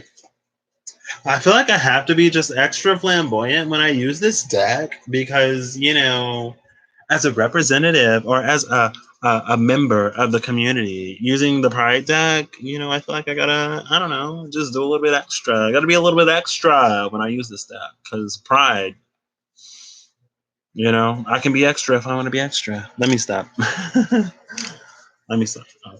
All right. It is very late, so let me try to hurry this up. Let me go to the swords. Actually, I'm going to jump to cups. No, I'm going to jump to wands and then go back to swords because it starts at the ace and swords ends at the king. Right. I'm already there. Sabina Espinay. Again, Sabina Espinay. I believe she did do the Three of Swords, so that's why we get the same boundary. This card represents wisdom, leadership, truth, and reasoning. The King of Swords is principled and ethical with a strong mind. He bears witness to ugly truths, but is compassionate in his judgment. He asks that we balance intellect with emotions and apply clear thinking to solve problems. I chose to paint actor Sir Ian McKellen. Yes, Sir Ian McKellen, y'all. Sir Ian McKellen is that Professor Xavier? I believe Sir Ian McKellen is Professor Xavier and not Magneto. Usually I know which one is which. I don't know why I'm getting them confused right now. Well, let me look at him. Oh no, Sir Ian McKellen is Magneto, girl. Sir Ian McKellen is Miyoshi. You've seen The Hobbit, You've seen the Lord of the Rings. I believe Sir Ian McKellen is in Lord of the Rings. He's Gandalf. I believe he's Gandalf. Hey Siri, who plays Gandalf in Lord of the Rings? The answer I found is Ian McKellen. Ian McKellen. Sir Ian McKellen is Gandalf. Sir Ian McKellen is Magneto. Oof. As the King of Swords, I don't know if he's Magneto or if he's Gandalf. He is. Okay, yeah. I looked at him and I was like, yeah, that's not Xavier. Who is Xavier? Hey Siri, who plays Charles Xavier in the X-Men movies? Which one? I found 7 Charles Xavier movies. X-Men, Dark Phoenix. X-Men. Hey Siri, who plays Charles Xavier in the movie Logan? The answer I found is Patrick Stewart. Patrick Stewart. Patrick Stewart and Ian McKellen. Okay. From Gandalf the Grey to Gandalf the White. Okay, yeah, you're right. After he fought the Balrog, right? They all be joking that like he beat the boss by himself, and so he hoarded all the experience and all the loot, and he got a whole bunch of levels. Okay, Sir Ian McKellen. Yes. How did I forget Patrick Stewart? Usually I know which one's which. I don't know why I got confused this time. Maybe it's because the Empress is looking like a gosh darn emperor right now. I'm all confused. Xavier is looking like Magneto. Magneto is looking like Xavier. But when Magneto looks like Xavier, he's freaking Gandalf, which makes sense, I guess. But anyway, the fire balsa. The fire balsa. Yep, he did. He did. See, I told you I saw the Ace of Swords with the fire. And so he became Gandalf the White. He cut that fire down where it stood in the ground. Okay. Sir, the King of Swords is principled and ethical with a strong mind. He bears witness to ugly truths, but is compassionate in his judgment. He asks that we balance intellect with emotions and apply clear thinking to solve problems. I chose to paint actor Sir Ian McKellen as the king because his role of leadership in the LGBTQ plus community as an outspoken older gay man has been an inspiration to many. His character Gandalf, if I would have kept reading, it would have literally been right there. His character Gandalf also embodies the qualities of the King of Swords.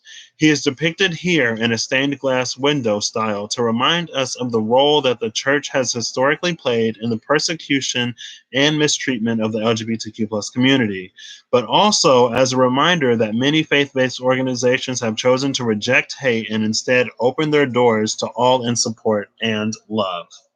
And again, the end of that, so this style carries over between the Three of Swords and the King of Swords, right? But I feel like with the Three of Swords, that energy is more of feeling persecuted by the church and by organizations, and not necessarily by the church in general, but just persecuted by larger institutions and organizations where you would think that there would be a little bit more love and acceptance, but because of the corruption at the foundation of that institution, you are ostracized where you feel you should be accepted. And I'm only calling it corruption because I feel like at the end of the day, the institutions are supposed to be built upon love, and that love is absent. And in the way that some people demonize and talk about other people, it's like you can claim love, but the way that you speak and the way that you preach, it's like, where is the love in that? Right? WWJD with Jesus, I feel like canonical biblical Jesus wouldn't demonize the homosexuals and the people outside, right? Even if that's what the Bible says, I feel like Jesus wouldn't do it.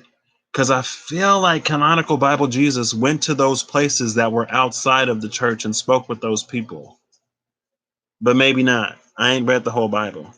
Right? My Bible rusty. He was cleansed and purified. All that gloomy gray burnt away. White renewal spirit, fresh, enlisted enlightenment. Yeah, he was purified by the fire, and he came out on the other side. He wearing blue now. He Gandalf the blue. Gandalf the blue because he holds the sword of truth. Amen. Hallelujah. Sir Ian McKellen, girl. Yes, Gandalf, work.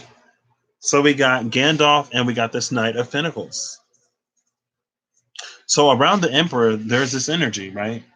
With the Knight of Pentacles going into this isn't necessarily gray, right? But that is a dark horse. So that's like Gandalf the Gray.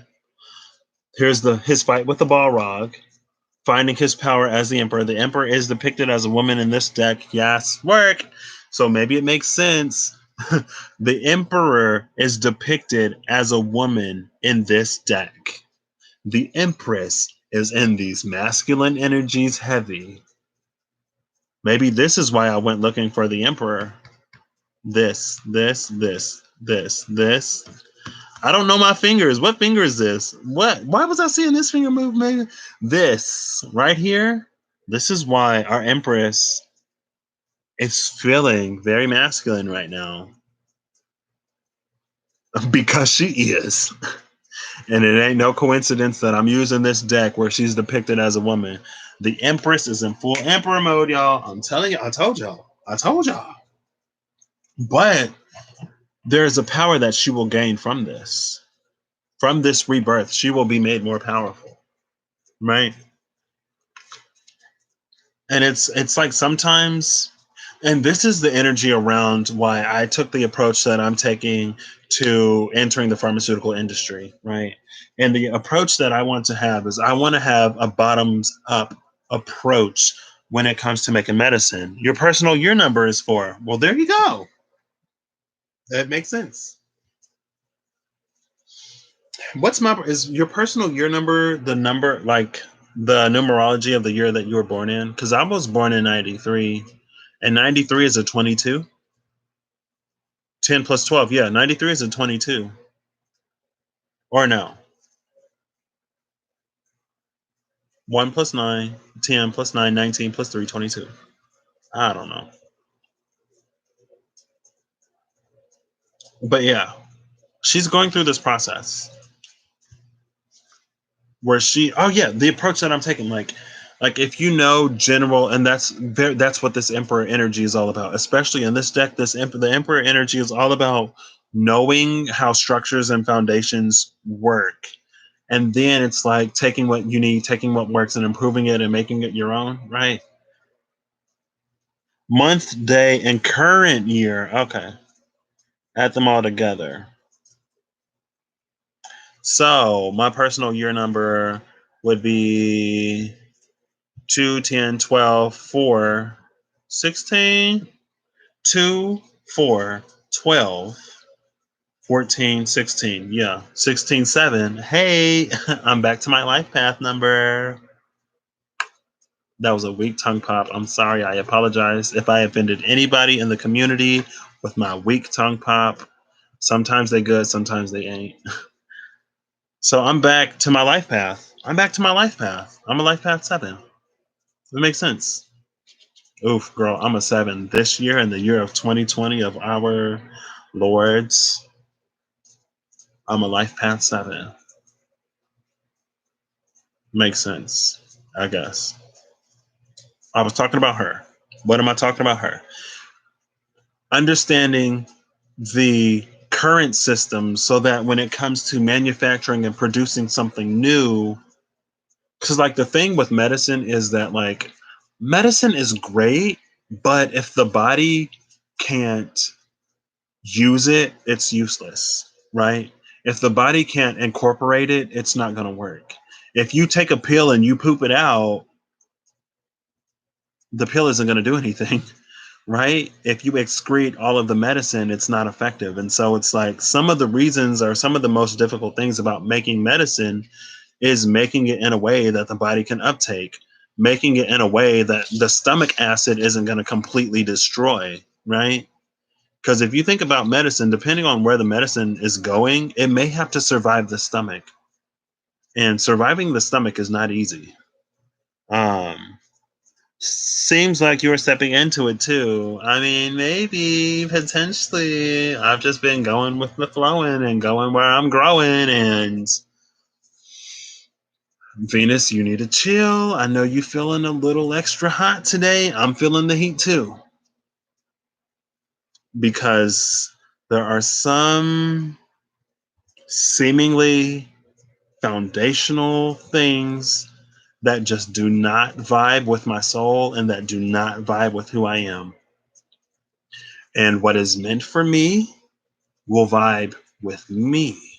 And what is meant for me, if it needs to break the systems and the structures that it's in, it will break them, because I will not change myself to fit into a structure, institution, or organization that does not suit my soul. I'm not doing it, and I've never been about that, ever. If it's meant for me, it will change and it will adjust. It will break its molds and break its patterns, and it will break its holds, and it will free itself to elevate and to rise to my radiance, because you best believe your boy ain't dimming himself no more. I ain't never been about that life. I dim myself if I doubt myself, or, if I'm like self-sabotaging, like that's different. But dimming myself to fit something else, to fit a box, girl, that ain't been me. That will never be me. If that is what it is, it's not for me. And I've been coming heavy into that energy lately, heavy into that energy into February, beginning of March. I was like, if this is what this is, if this is calling me to be something that I am not, it's not for me. And that's what it is.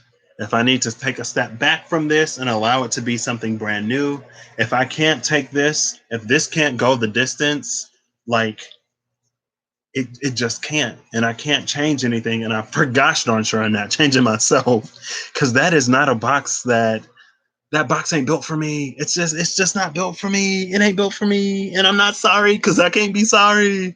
And that's one thing, another thing that I learned that I'm so grateful, because I feel like for the first time in my life, I was put in a space to make a decision for me when I really, really, really cared for and about something or someone else. And I feel like a lot of times I've had to make decisions for me. I've never had to do it when I cared so much about something or somebody else. Never. And so I was in a space to really express to myself how much I love and how much I care about myself. And especially in a way where I don't do it because of all I love and how much I care about myself. Because there are so many times when I will not do for me, well, I will sacrifice for myself in order to benefit somebody else. And when I said no that one time, I was like, and I can't apologize for it. I can't apologize for it. I can apologize for the way it affected somebody else, but I can't apologize for doing it, because if I apologize for doing it, I'm telling myself that I'm not worth it.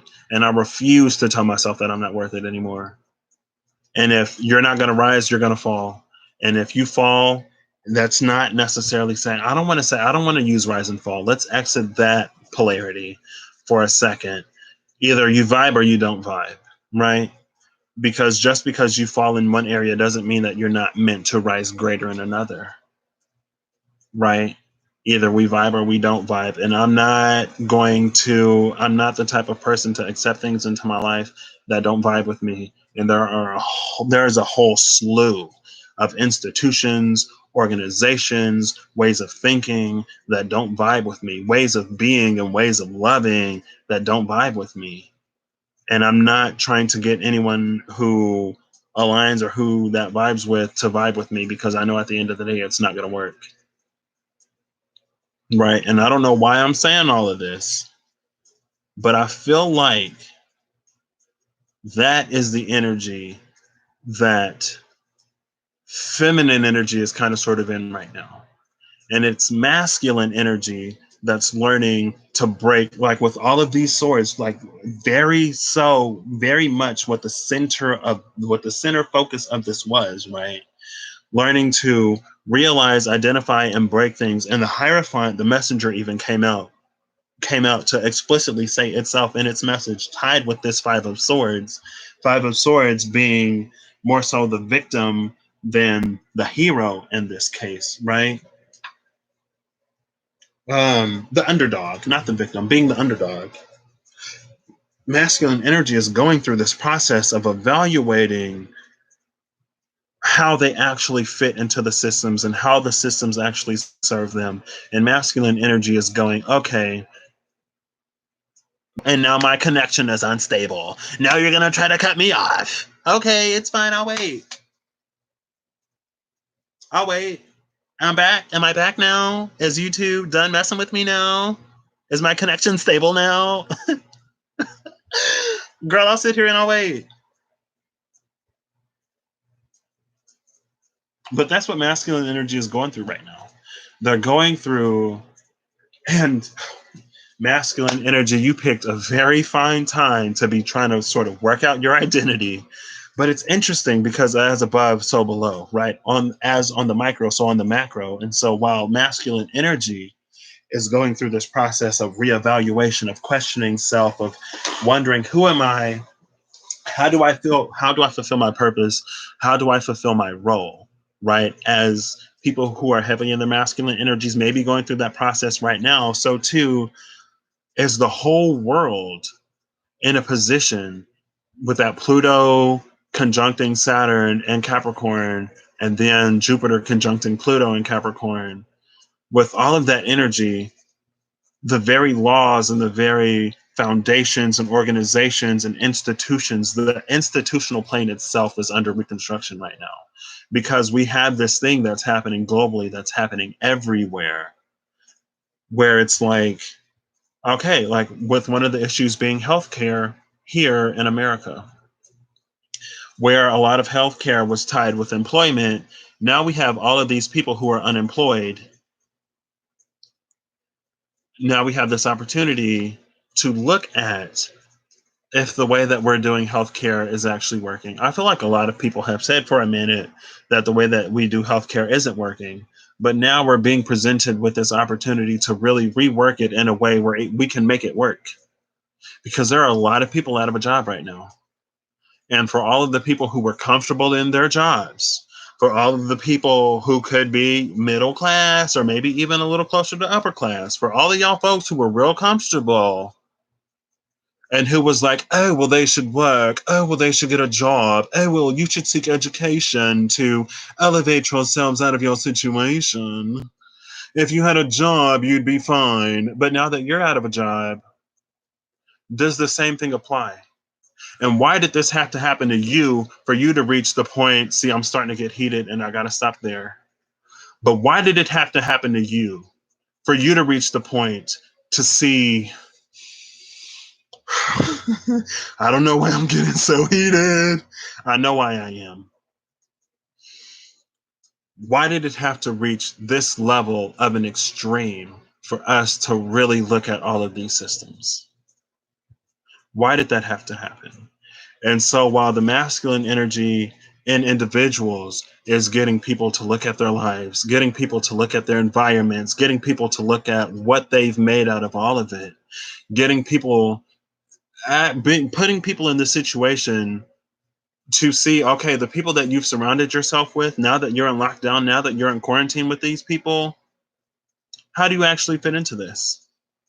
Who, like the people that you surround yourself with, are they actually like vibing with you?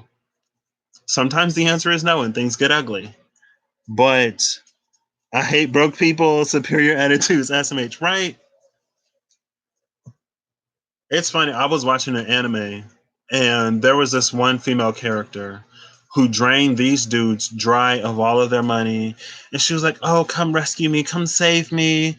Like I'm being sold to this person. If only I had the money to buy my freedom. And then, all these dudes come up and she's like, oh, well, and he's like, oh, I'm so old. Like, why would you like me? And she's like, age doesn't matter. It's just like your heart and you care for me and you love me.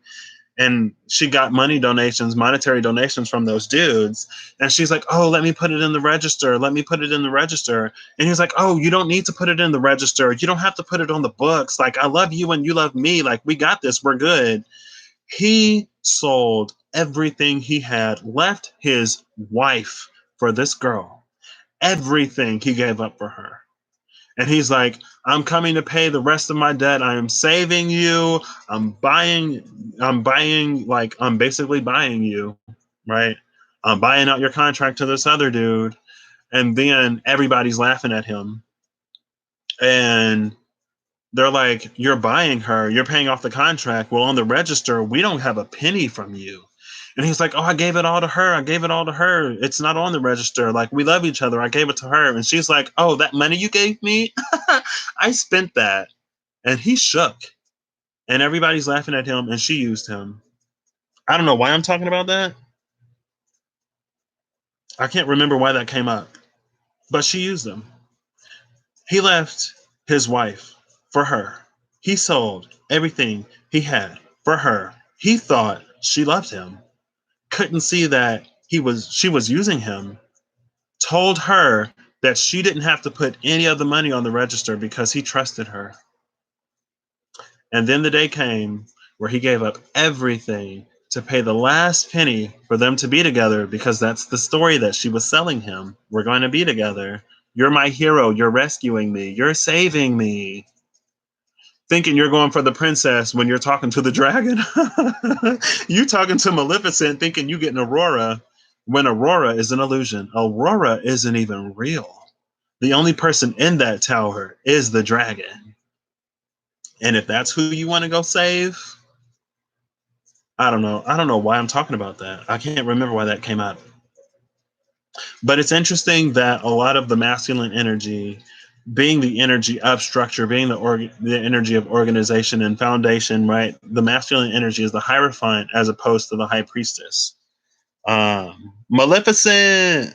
Did you put the hearty emojis? I haven't seen the movie, but the movie looked kind of good.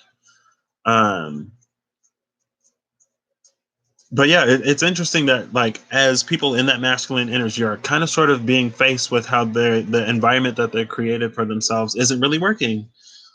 So too is the energy overall going through this overhaul, right? Or there's this opportunity for it to go through this overhaul.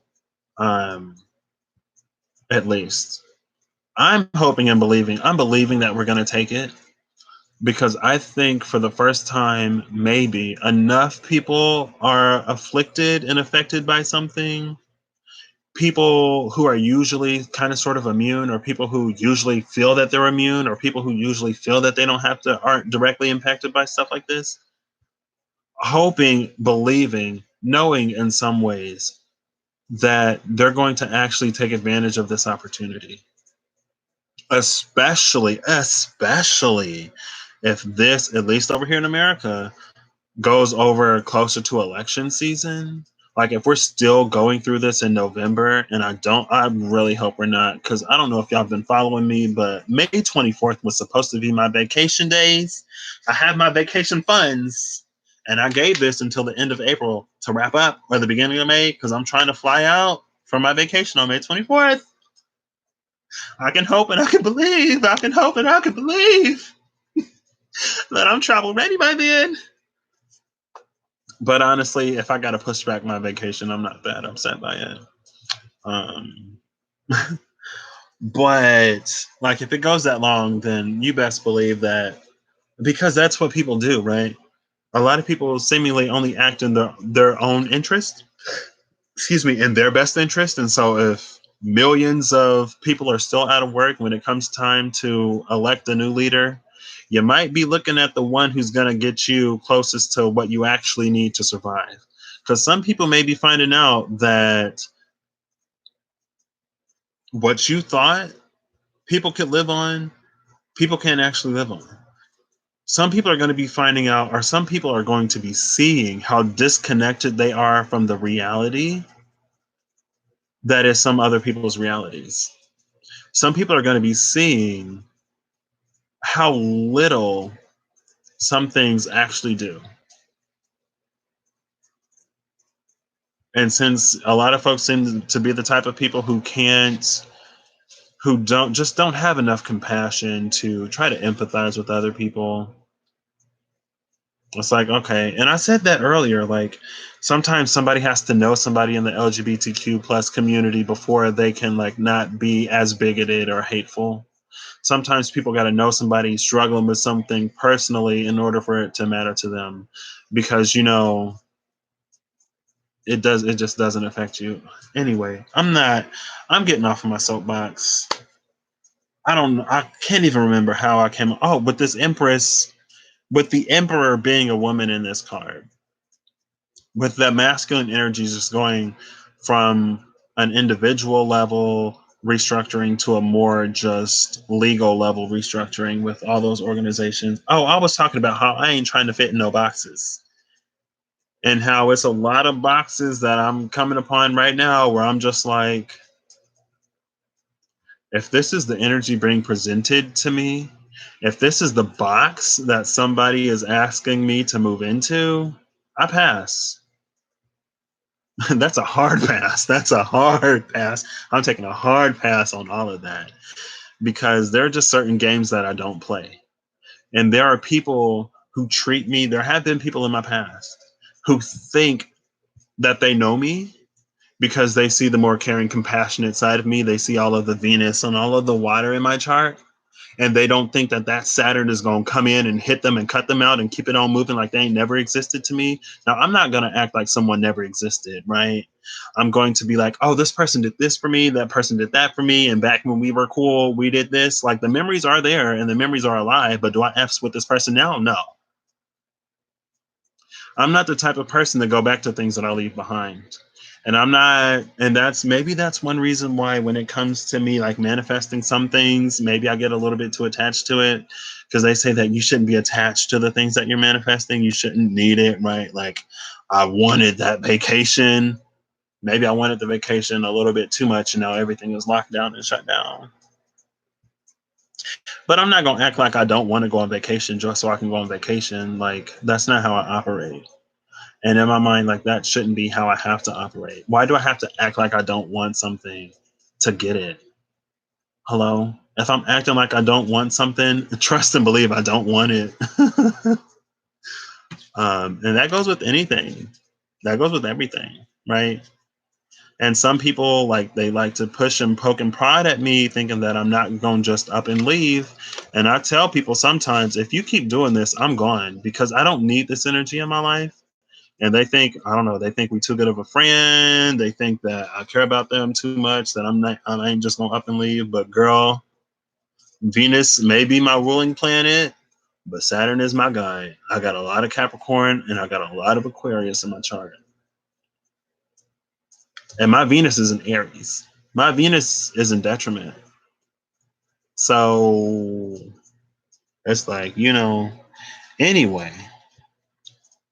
And here I am ranting about it again. I already ranted about it in the video I uploaded earlier. Why am I talking about this again? Because the Empress is an emperor? I don't know. Some empresses are getting their level up on. Some emperors are getting their level up on. Masculine energy in general is going through this overhaul, getting it to sort of vibe with and resonate at the new frequency that it's going to be at.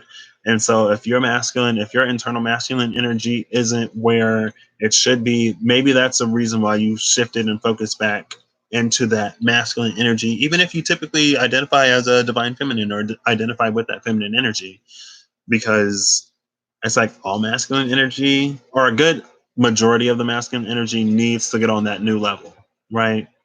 Needs to take it up a level. And so if you're in masculine energy, maybe that's why. But just know that with this Knight of Pentacles going into this King of Swords, it's like the Knight of Pentacles is Virgo energy, so it's very meticulous. And it's taking you through these things to get to this desired outcome. Don't get stuck and don't be afraid. Don't be scared. Around this full energy is the Nine of Pentacles and the King of Cups. So when it comes to taking this leap, we have two kings, the King of Swords and the King of Cups, sitting after the Emperor and sitting after the Fool. These are very fluid kings. These are the most fluid kings, right? Air and water. Air can get between the cracks, right? But water adds weight to something, right? If you fill something with air, like if you fill a balloon with air, you can increase the volume of that balloon, but you're not necessarily going to increase the weight of that balloon, right? If you fill the balloon with water, you're going to give it some weight. So they both have this mobility, but water just it has a punch to it that air just doesn't have, right? The power of air is time, right? That's how air makes its changes, right? It's like the Grand Canyon, where the air whipping through the canyon and wind erosion, right, takes a minute. Water erosion isn't as long. You can rust things with air, right? Things get rusty with air, oxidized.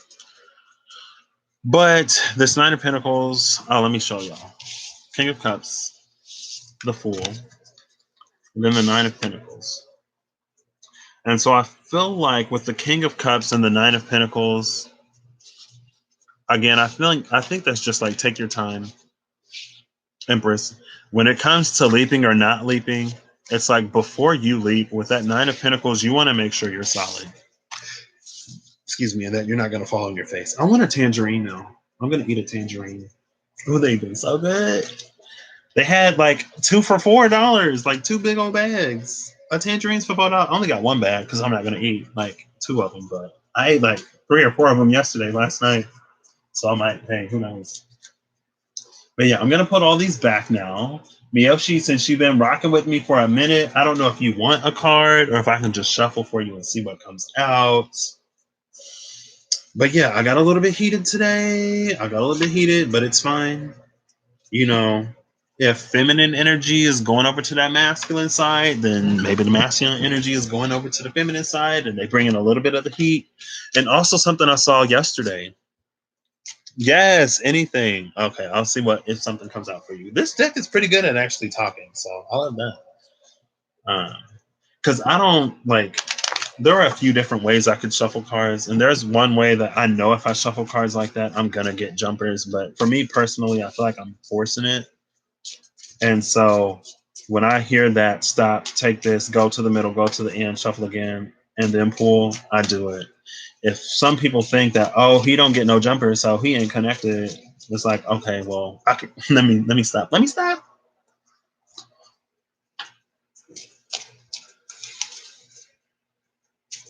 Okay. Maybe I'm coming into my Kali energy. I went so deep into my feminine energy that I'm finding Kali. I'm not finding Kali. Kali is finding me through that Moon and Aries transit. Yeah, that's the interesting thing. So when it comes to divine masculine energy, it's broken into the creator, the sustainer, and the destroyer. Typically, right? Brahma, Vishnu, and Shiva. Brahma is the creator, Vishnu is the sustainer, Shiva is the destroyer. But when it comes to feminine energy, you only get one. You get one who is all three, right? Like the mother. The mother gives birth, the mother feeds the baby, and the mother also protects that baby. You can go for a mama bear cub if you want to, catch the fighter side of that mama, catch the destroyer aspect of that feminine energy, right? Feminine energy, it encompasses all three. Masculine energy is the one that needs to sort of like fragment itself.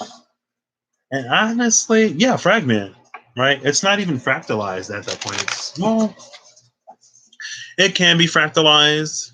Yeah, it can be fractalized. Okay, what is this? Oh, the Queen of Wands. I don't know if this Queen of Wands is for you, Miyoshi, or if this is for what I was talking about.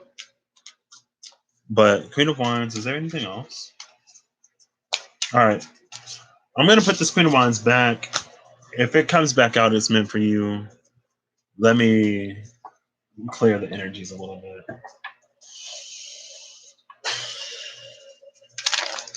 Okay.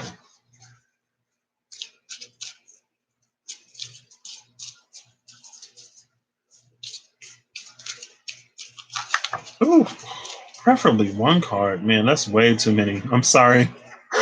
I'm sorry. That's way too many. I'm not doing it tonight. Oh. Oh, wow. Okay, the magician is here. I didn't even see the magician slide out. Some of these cards low key be so slick. Like, I had 2 cards flip over in the deck and I didn't even notice it. I was like, wait, what? Oh, there's the title card. Okay, I'm going to give this one more shuffle. I'm going to see if y'all want to clarify this magician with anything.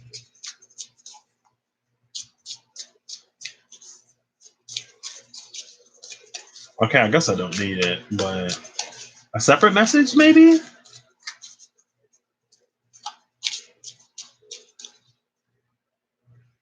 put the bottom card and then pull from the middle. Okay, so we got two. Ooh, okay, wow, wow. Ooh, okay. So one of my favorite cards in this deck just came out, and I don't necessarily like the message. Ooh, the world. Okay, I pulled the card at the bottom of the deck, but the world is here, and this is actually interesting.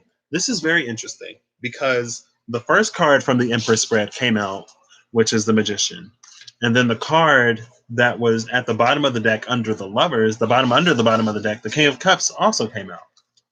And the Magician in this deck, oh my gosh, it's just now clicking. Excuse me. The Magician, the Nahuales, I don't know if I'm pronouncing that right, I'm sorry. But remember, the entry said that the Nahuales can change gender.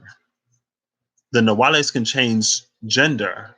And then we had this feminine energy in a masculine space. Literally, the first card that came out told me the whole story. Ooh, I was swallowing air and trying to talk at the same time. I froze. I froze. Did you hear me talking about the Nahuales? The first card out is the Magician. My favorite card in this deck is the Four of Cups. I don't like the Four of Cups because of the message, but I like the Four of Cups because it depicts two dudes chilling in their underwear, like, yes, just hanging out. And I love that. That's why I got this deck. I wanted something multicultural. I wanted something, with a little bit of flair, with a little bit of flavor, with a little bit of a combination effect. Fusion. I wanted a fusion. And this is a collaborative deck. So I love this energy so much. Is that me and you? LOL. I mean, I would say maybe, but honestly, right now, I'm not claiming any of my masculine energy. So that ain't me. I don't see no female in this card. I don't see no straight up female on this table. So I'm not represented here at all. I'm in my divine feminine energies. I am not playing these divine masculine games. I'm sorry, not sorry. So I'm gonna have to hit you with a hard no. I'm sorry. I'm just playing, kinda. I mean, I'm not, but I love you. um, but so then you have the King of Cups over here with this Four of Cups. So this is interesting. I'm gonna kind of sort of take these as two separate messages because I feel like you're in this mutable space of kind of sort of change right now. Maybe you saw or heard something in that reading that resonated with you in your situation. Maybe you are a little bit more in your masculine energies right now, but at the end of the day, also, don't be afraid to try to integrate a little bit more of your feminine energies while you're in that masculine space. And I just have this very, very general, just like in this space and in this time space, in this space time, learn to manifest using both sides of the equation. It's like you're doing algebra where you have an unknown. It's like you have 3x equals 2 plus x. And so if you put all of the x's on one side and all of the numbers on the other side, when you separate what you don't know from what you do know, you can use what you do know to get to the places that you don't know. This is a very mathematical and calculating magician, but it's not calculating in a manipulative way. It's calculating in a way where it's like you're figuring it out. You're working it out. You're using the tools, right? Don't be afraid to use a calculator. Don't be afraid to use Google. This isn't your typical test where you can't use the internet, you can't use Google. Like, this is an open book test. For everyone out there, if you're watching, the tests that we're in right now are open book. Like, feel free to reference, use your references to help you pass these tests. You probably still can't talk to the teacher, but feel free to use your references. But yeah, it's like, don't be afraid to bring the feminine side of you to the table as the masculine side is going through this overhaul, because it's only through the conjunction and the cooperation of the two of those that you really reach the spot that you're aiming for, that you're supposed to reach, right?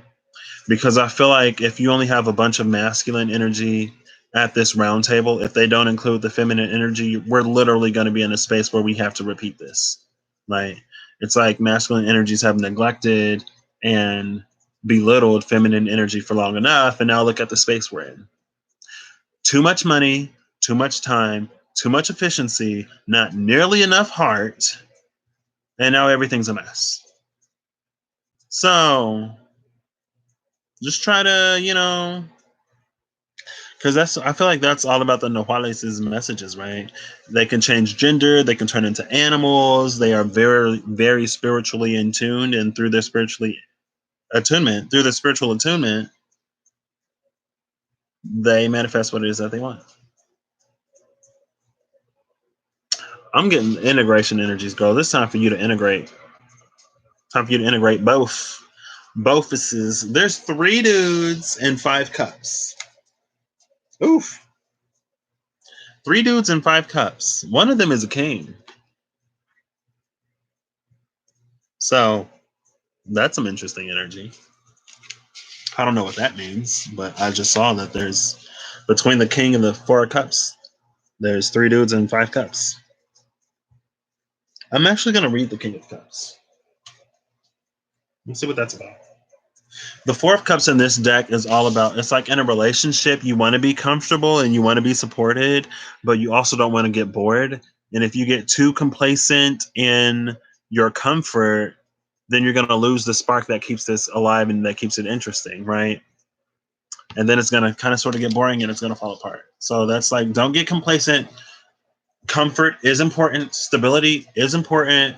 But it's like, don't be overly comfortable and overly stable to the point that there's no excitement. And I know, like, that part, like, I'm pretty sure you got it. But let me read the King of Cups real quick. This King of Cups is not Sir Ian McKellen.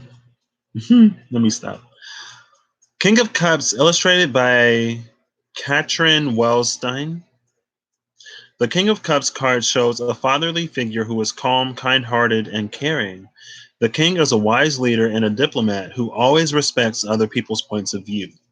He understands the many levels of human nature, and his compassion brings out the best in people.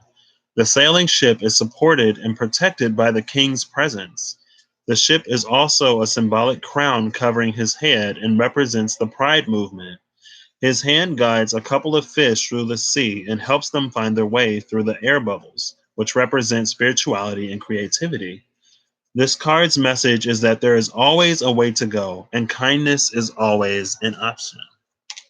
There is always a way to go, and kindness is always an option. So, if you're feeling a little dry, if you're feeling a little heated, if you're feeling a little out of patience, just know that kindness is always an option. But at the same time, this is giving me vibes. You know those pictures, those optical illusions, where if you look at it upright, it looks like one thing, but if you look at it upside down, it's another?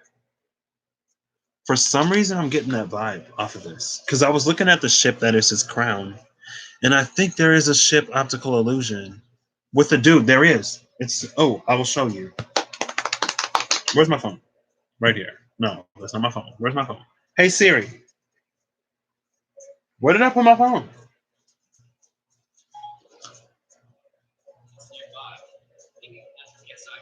Oh, here we go. It's pinging my phone. Oh, there it is. Okay. I was like, but my phone is on mute, so I don't hear it. All right. That's one thing I love about having multiple Apple products is that if I'm like, hey Siri, where's my phone? And my iPad hears me, it'll ping my phone. So look at me talking about people with privilege, and then like here I am talking about my iPad and my iPhone. It's fine. I still like people. I'm still nice. Okay, I'm gonna show you this thing. I'm gonna find it first. I don't know if you've seen this optical illusion or not, but the exact one came to my mind.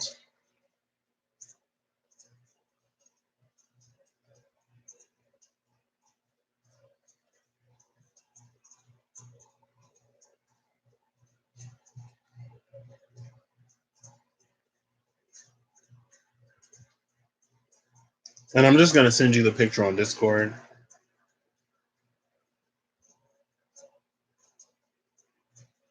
Girl, don't play me like this. Do not play me like this. Because I know it's a thing. Hello. I know it's a thing. Quit acting like it ain't a thing. I've seen it. I've seen it. You're not gonna fool me. It's black and white.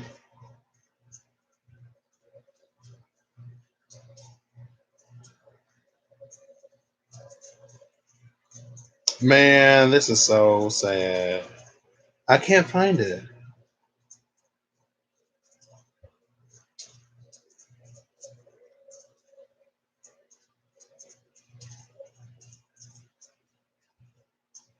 I can't find it. Anywhere, there's this optical illusion where if you look at it upright, it looks like a ship on the water with like some smoke coming out of the smokestack. But if you look at it upside down, it looks like an old man. And so that is giving me those vibes because it almost looks like this, but the ship isn't so much bigger than the actual head. And so, like, when you turn it upside down, it actually looks like whatever, right?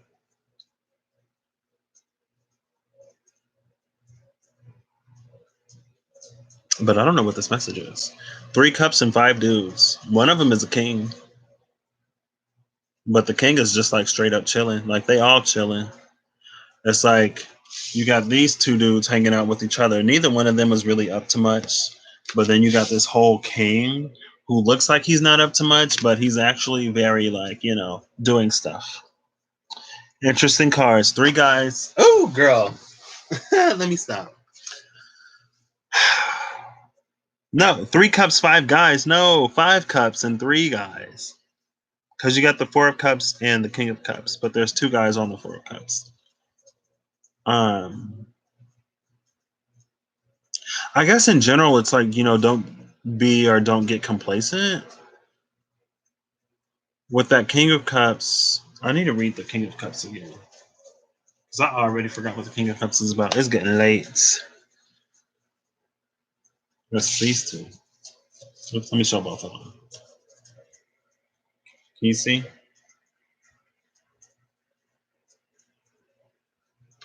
I was like, yes, representation. I can't wait to be chilling in my boxes with my man. Let me stop. Stop for what? I can't wait to be chilling in my boxes with my man. Just on the couch, cuddled up, having fun, taking it easy.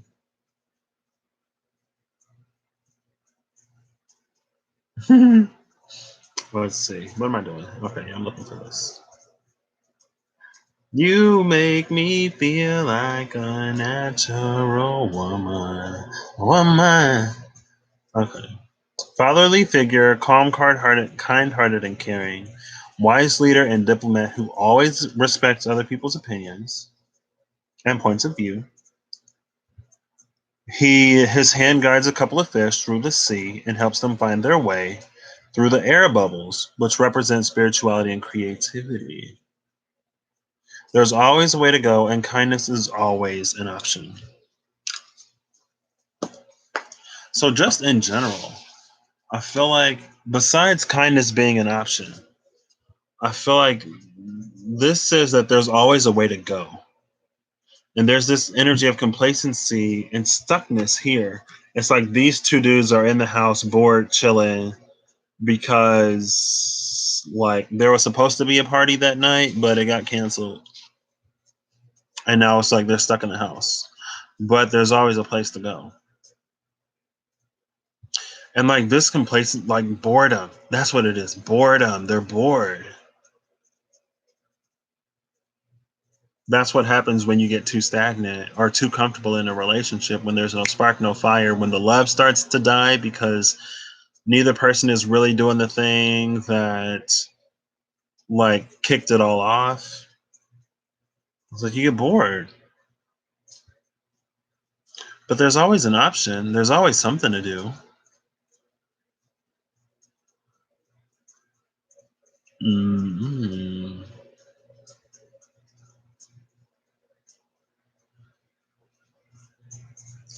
I don't know. Like when you're manifesting away, sometimes you have to stay.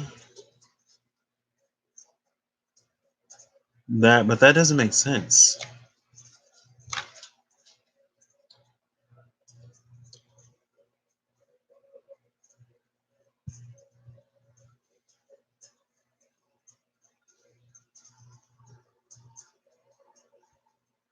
Is this me and my son or someone attached to me? Oh, I don't know if I'm necessarily feeling it as another person right now. Right. Because this relationship doesn't necessarily have to be with another person. Or this doesn't necessarily have to be with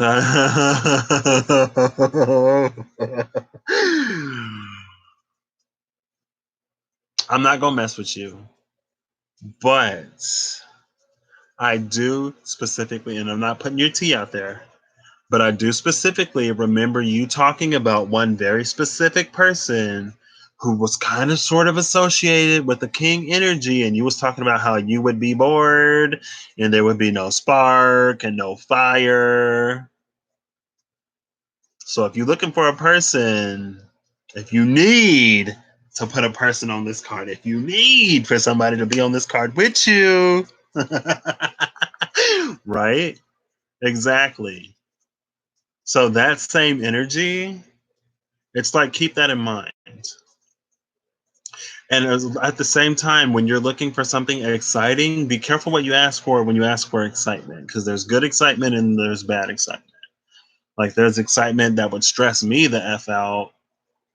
And I'm just like, oh my gosh, why are you like this? Like I'm not trying to be on the verge of a panic attack, a heart attack, and all kinds of other attacks mentally because you was just too wild and too crazy and you can't be tamed and now you're just dragging me through all kinds of mess. I need my peace and I need my serene. Like I need a little bit of excitement. Not a whole lot. Right? I don't know. I feel like there's something here that I'm kind of sort of missing, but I feel like there's also something there with turning it upside down.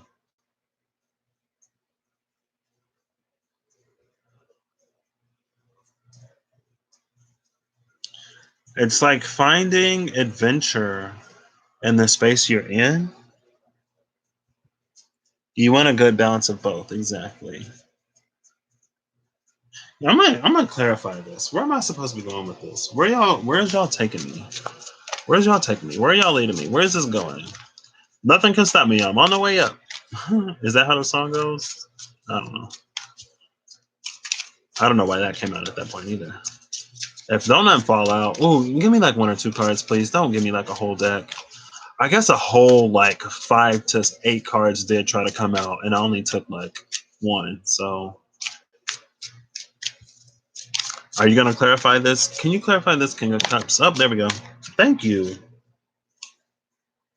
Oh, the card is oh. Okay. Okay. All right.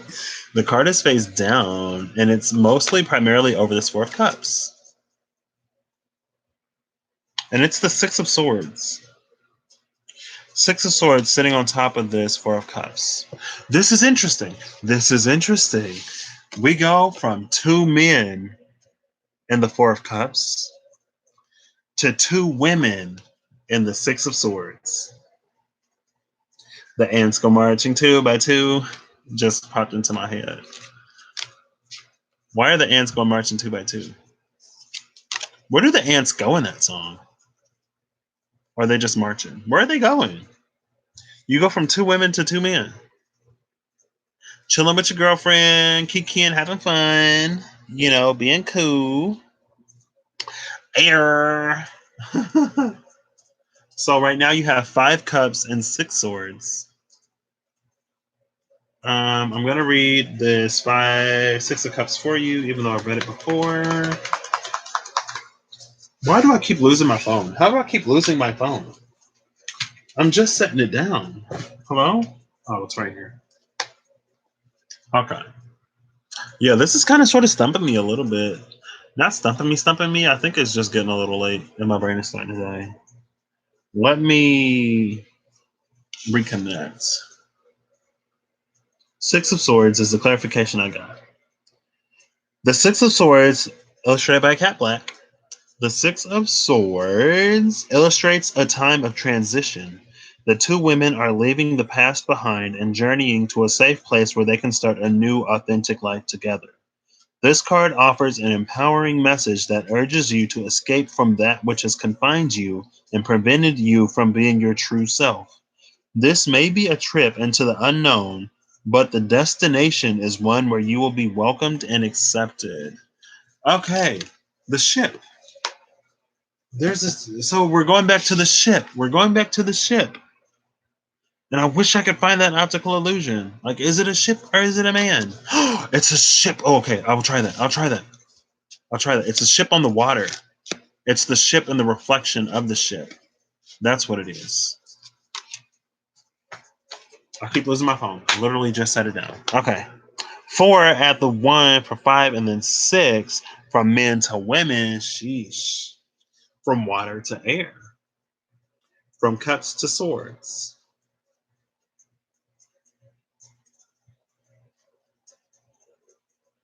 Let's see.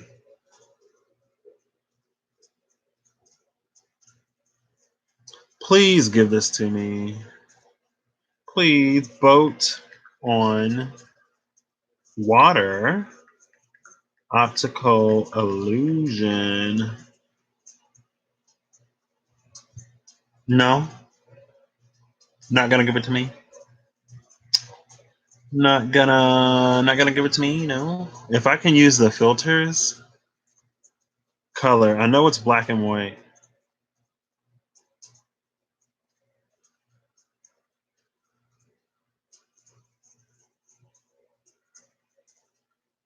That is not it. I am not finding it. Girl, this optical illusion is like famous. So why is it not popping up?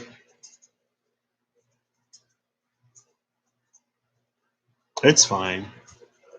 It's fine. So the ship is the clue. The ship is the king's crown. Ships imply movement, relationships. Going stir crazy. Hold on, wait. Okay. What is this? I'm gonna give myself a headache trying to figure it out.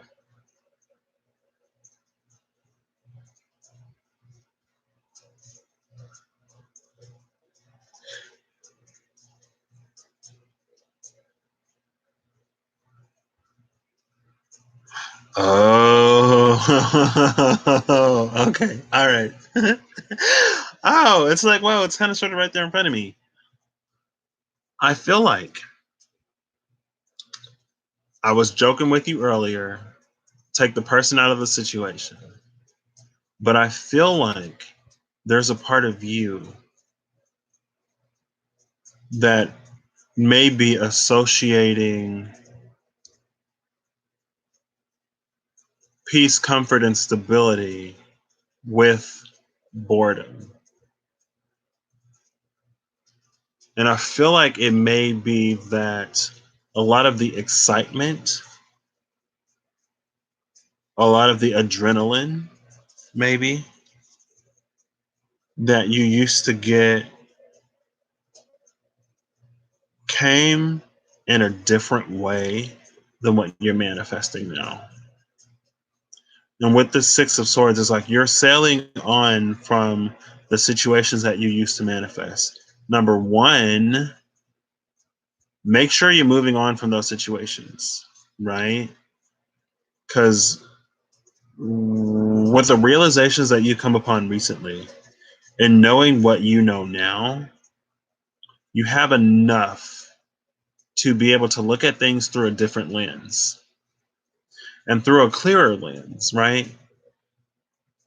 I feel like there are certain karmic cycles that you don't have to repeat anymore. And part of the reason why you don't have to repeat those karmic cycles anymore is because you have the knowledge and awarenesses and understanding of why you entered some of those karmic cycles in the first place. Right? So leave that behind, first of all, first and foremost. But secondly, it's like realize and recognize that as you're coming into this brand new space,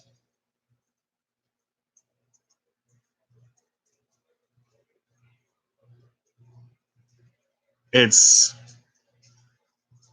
just be open to the fact, be open to the possibility that sometimes things that appear more boring on the surface are more exciting. And that as soon as I said sometimes, I've been obsessed with this clip, and I'm just gonna play it for you because I've been obsessed with the clip, and I cannot deliver the line like Freckle delivers the line. And I'm not even going. I don't want to ruin what the line is. I don't want to. I don't want to spoil it. So I'm just gonna tell you what it is. I'm gonna pull this up really quick. Girl, it is so late. What are we still doing up? Here it is. It's literally right here. Here's the clip right here. Oh, tell me all about it. And I say, why don't you come in my boudoir and watch me do a monologue? And they say, okay. And they say, can we sit on the bed? And I just come up to my room. Okay. And I'm here's the part. I'm only wearing a robe. And I say, why don't you come in my boudoir and watch me do a monologue? And they say, where's the bed? And I say, this is the bed right here. And they say, can we sit on the bed? And I say, sure, but these are expensive Japanese linen. And they say, but they're not even soft. And I say,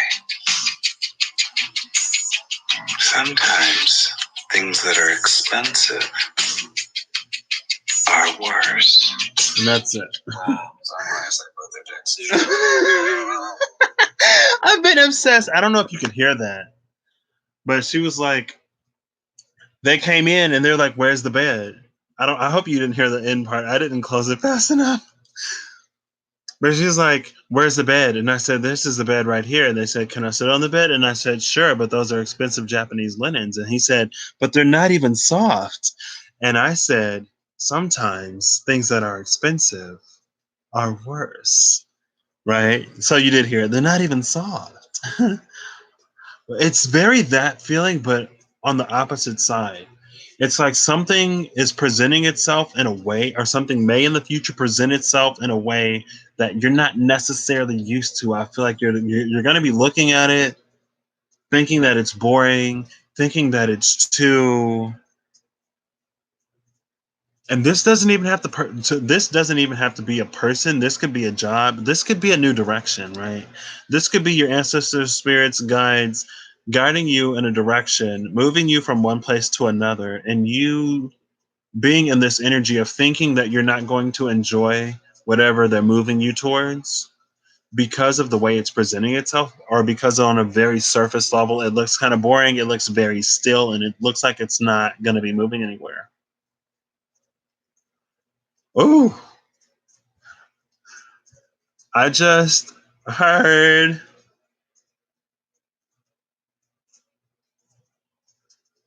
And now I gotta paraphrase it because at first I was like, "Oh, I don't want to say that," and then it kind of made me like, "Oof," a little bit. But it was like, I feel like there's this energy of you being like, "Oh, I don't even want to go there," and then one of your guys, because we got some of us got some sassy guides. One of your guys being like, well, you've been doing things the way that you've been doing things for a while now, and look at the space that you're in. Maybe it's time you let us take the wheel for just a little bit, because you think you always navigate into these places that you like, and then you get there and girl, like, we your guides.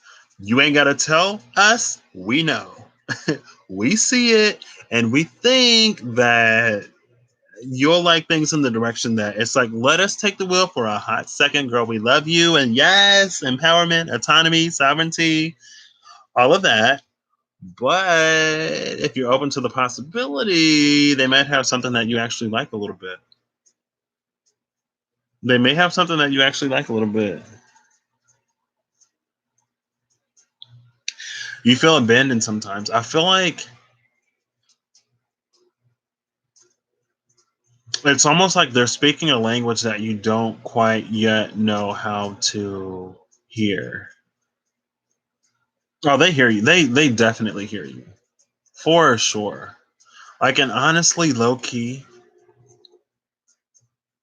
depending on who you are petitioning, and this isn't knowledge that I necessarily have myself. This is knowledge that I am pulling from the collective. So I may not be right, but depending on who you are petitioning, there are some ancestors and some guides that are so close to you that you don't need to offer them anything. You don't necessarily need to entice them with anything, right? They're listening and they're there and they're helping you. But if you're not in tune with their voice, if you haven't established communication with them in a way that works for you, where you can know that they're communicating with you, if you can't see them moving,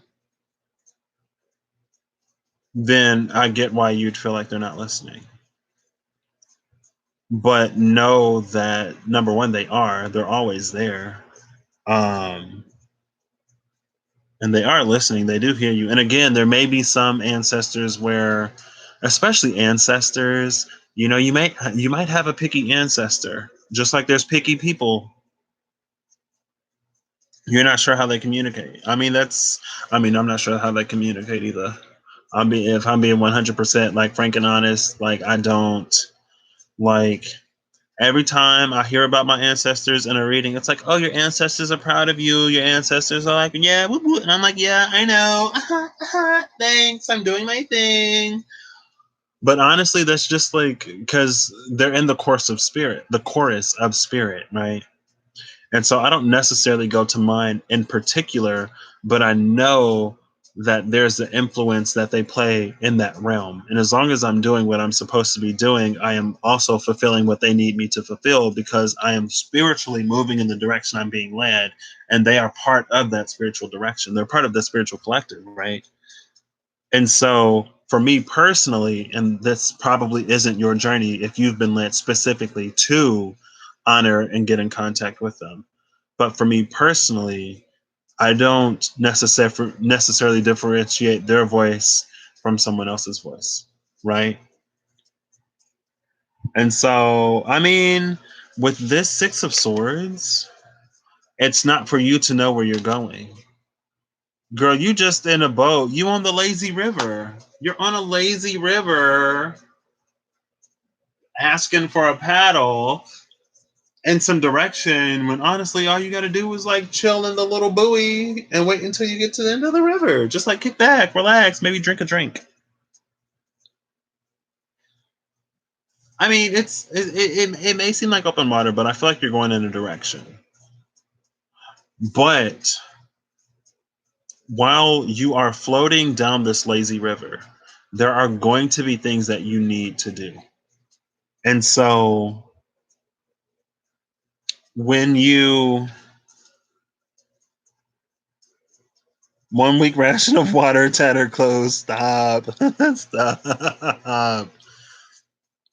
But also at the same time, that speaks to, remember, I told you there are certain things that you have learned, and those things require your attention and require your effort in a way where you really need to sit with them and integrate them in a way where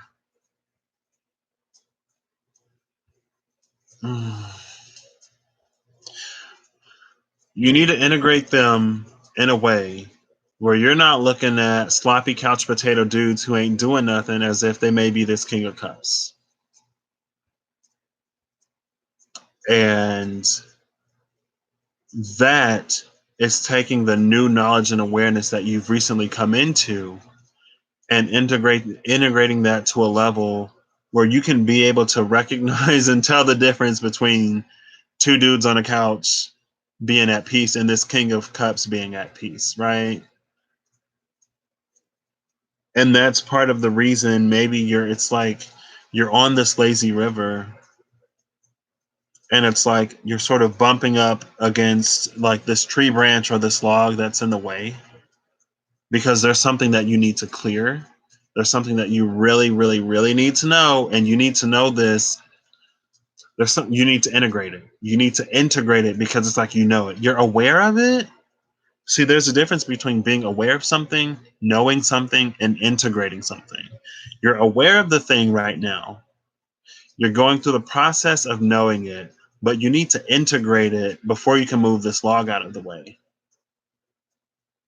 And so you may feel like you're in open water, may feel like you're not really getting anywhere, may feel like you're going with the flow. And you are going with the flow because you're on the lazy river, but you're just like bumping into this log because you need to clear it. And you need to work through that. And it's like on certain journeys,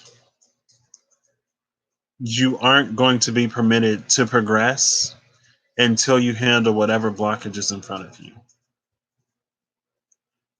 And I feel like it has been made clear to you what that is.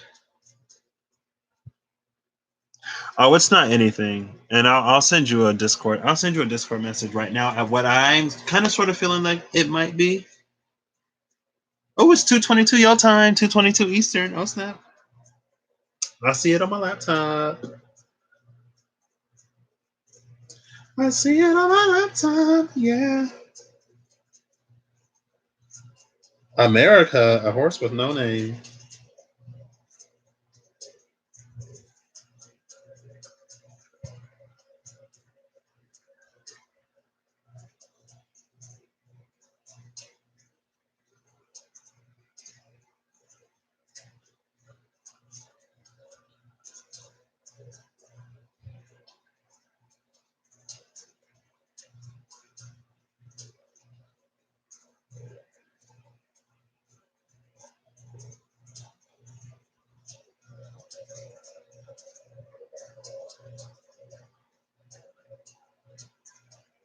Oh, I love having you in Discord where I ain't got to put all your tea out there. Hey, so I just sent you a message. And I feel like it's related to that because that swords in the water. Oh my gosh, swords are literally blockages in the water. And if you in a rubber buoy, if you hit on one of these swords, it might pop your little raft, and then you be really in open water. But I feel like there's a little bit, and again, I don't know how much you've done, but there's a little bit of healing and integration that needs to happen in that area to really clear this blockage in a different way. Because again, when I first kind of sort of felt that, I was like, I feel like there's something that is blocking you in so many different areas that you don't even realize and recognize. And so whenever you try to progress in this direction, or whenever you try to progress in that direction, or whenever you try to progress in whatever direction, it's like you're feeling like you're hitting different roadblocks, but in reality, it's all sort of rooted within the same thing. And so all roads lead to this place, right? All roads lead here. And we're in a perfect time. It's almost like with this Nahuales, with the Nahuales in this card. I don't even know if I'm pronouncing that right. But it's almost like you can repurpose, siphon off a little bit of the regenerative energy that the masculine energy is going into, and you can almost sort of funnel it in this situation. You remove them within yourself.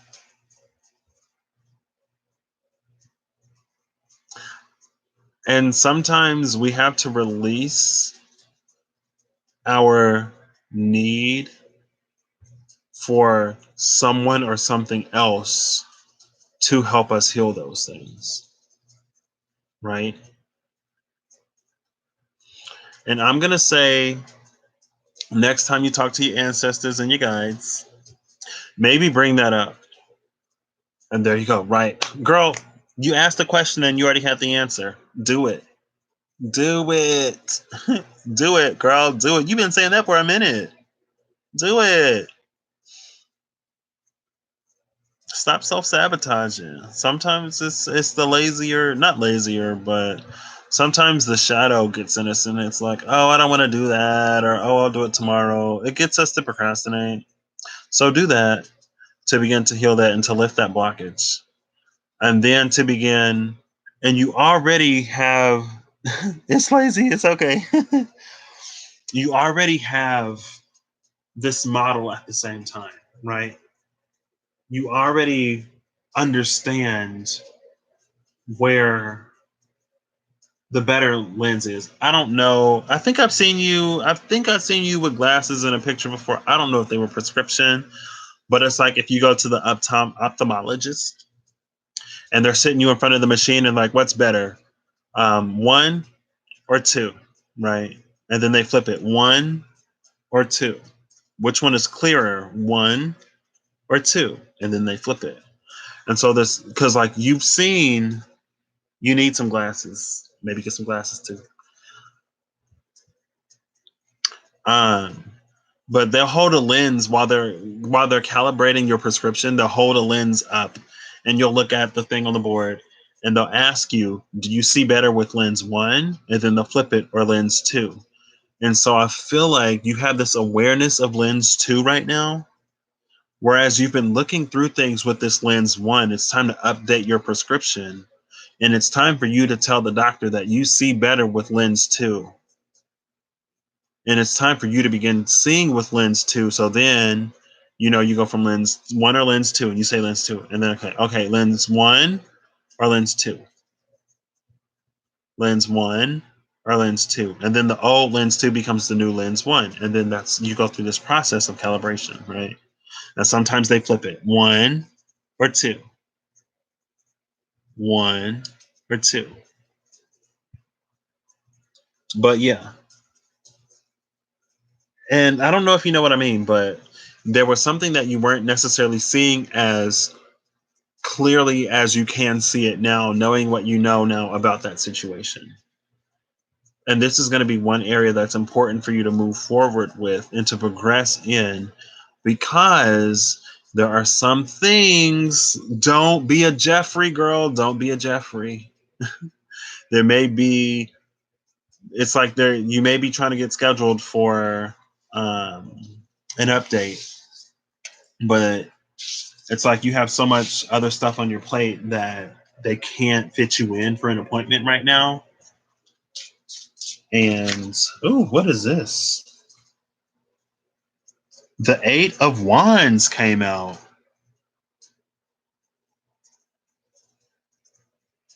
Ooh, and the Eight of Wands is Frida Kahlo energy. I don't know if you're a fan of Frida Kahlo, but Eight of Wands just came out. You want to clarify this Eight of Wands for me? I love this deck. This deck just talks to me. Every time you talk to me, every time you talk to me, you're right there. Okay, that's a whole bunch. Oh, okay. Well, y'all wanna? Oh, see, that's all. That's all the cards. All y'all wanna? I'll take this top one, and that's it. Oh, the Ten of Wands again, girl. You got the Eight of Wands and the Ten of Wands that just came out. Excuse me, with the Five of Cups at the bottom of the deck. I just feel like this is a part of your path that you can't neglect if you want to move forward. And that's where I'm going to end that. Thank you for chilling. Oh, excuse me. What the freak is that? Thank you for chilling with me. Is there a reason why I keep meeting 1993 men? Girl, I was thinking about it. So I have a splash chart, right? I was born in 93. My chart is very splash. And you may have 93 is a master year. It's 22. 1993 reduces to a 22. And so not only is it a 22 year, but a lot of the energies were spread out, right? And so whenever you look at a composite or even a synastry chart, those energies are going to play very well and are going to be very complementary to anything that you already have there. It's almost like a flavoring or a seasoning or a spice that enhances the flavor of the dish.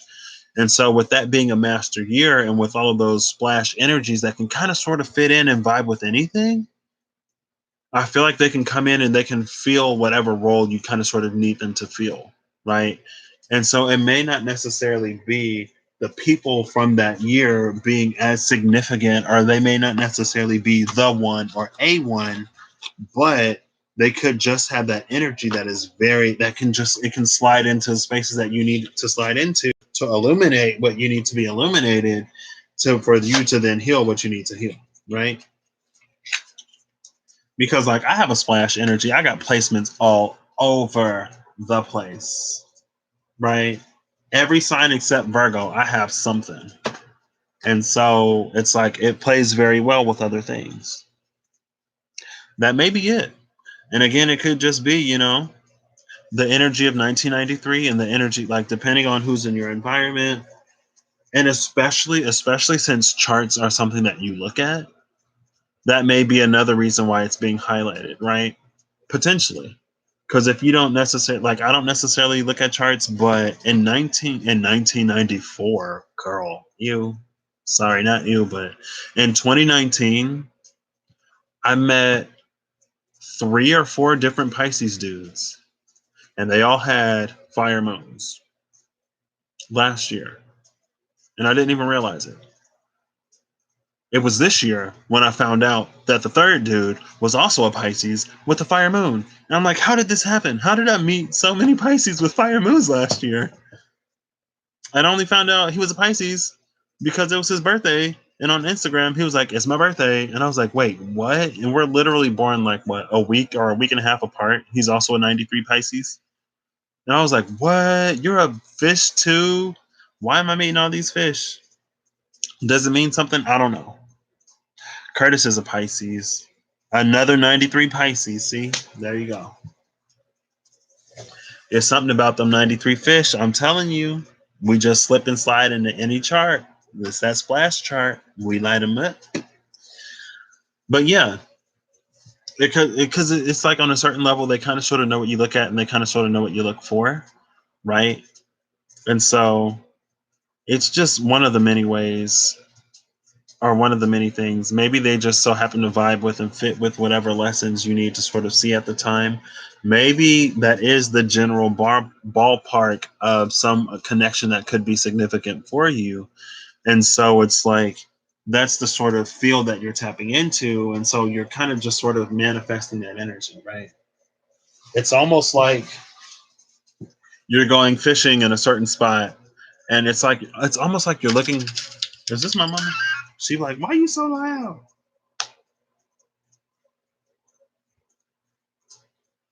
Girl, oh my gosh. OMG. You need to fix that. I ain't got time for this. It don't matter. It don't matter. 1 second, Yoshi. I'm sorry.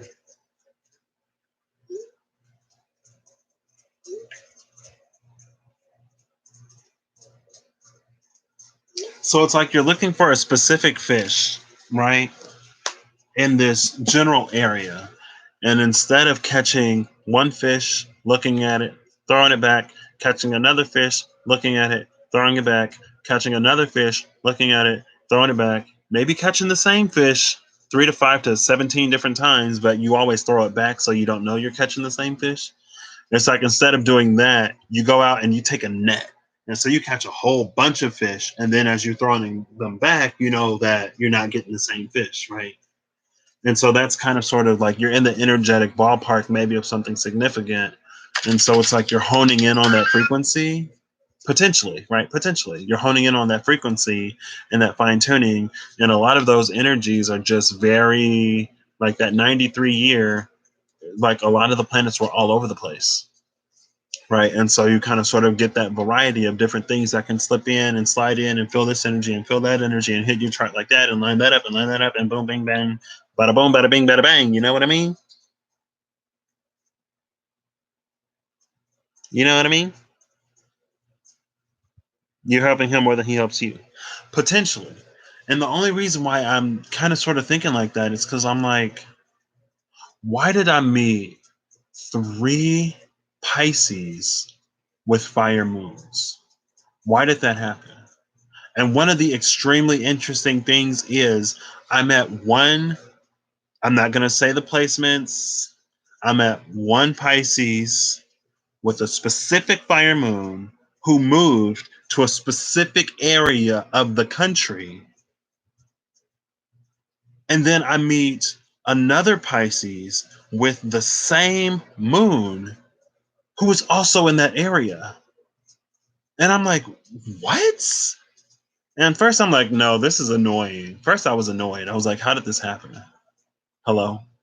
And then I met another Pisces in my area that had another fire moon. And that's when I was like, so am I just like honing in on the energy and vibration and frequency of something, or what is going on here? I don't know. It was just one, because I'm like, that's a lot of coincidence. That's a lot of coincidence. I don't know about that. I don't know. And then for all I know, the fourth dude could have also been a Pisces. And honestly, I get heavy Pisces vibes off of him. So that could have been another Pisces with a fire moon.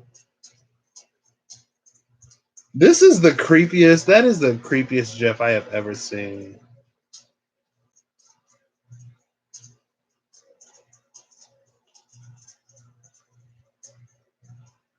Look at this thing. Look how creepy this looks. Can y'all see that?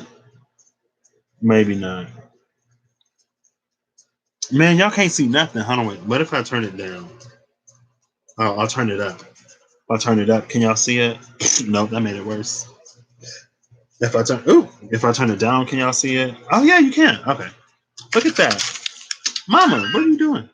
Y'all see how creepy that GIF is? Like, look at that. Ugh.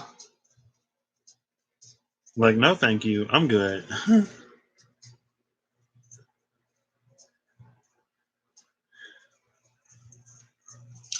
But yeah, um, that's one possibility, one potentiality, right? It's just some things that kind of sort of fit in that energy, but also it's progressive.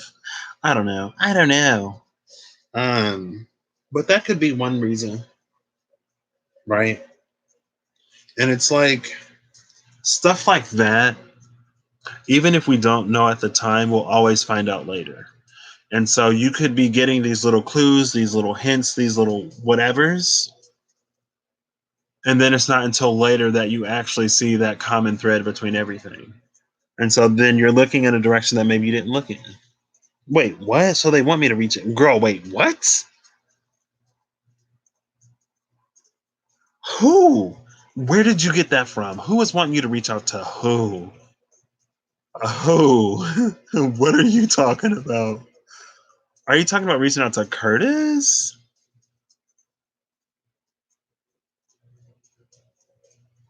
Like, I'm assuming that ain't nobody gonna watch this whole video. So, if you need to remove any comments, feel free to remove some comments. I'm gonna timestamp, I guess, sort of the bounds of the actual reading, because there may be an empress out here that needs to know why she is going through the masculine right now. He reaches out quite enough, and you're not giving to have any communication with any of these people. Oh, and are you not going to have any communication with any of these people?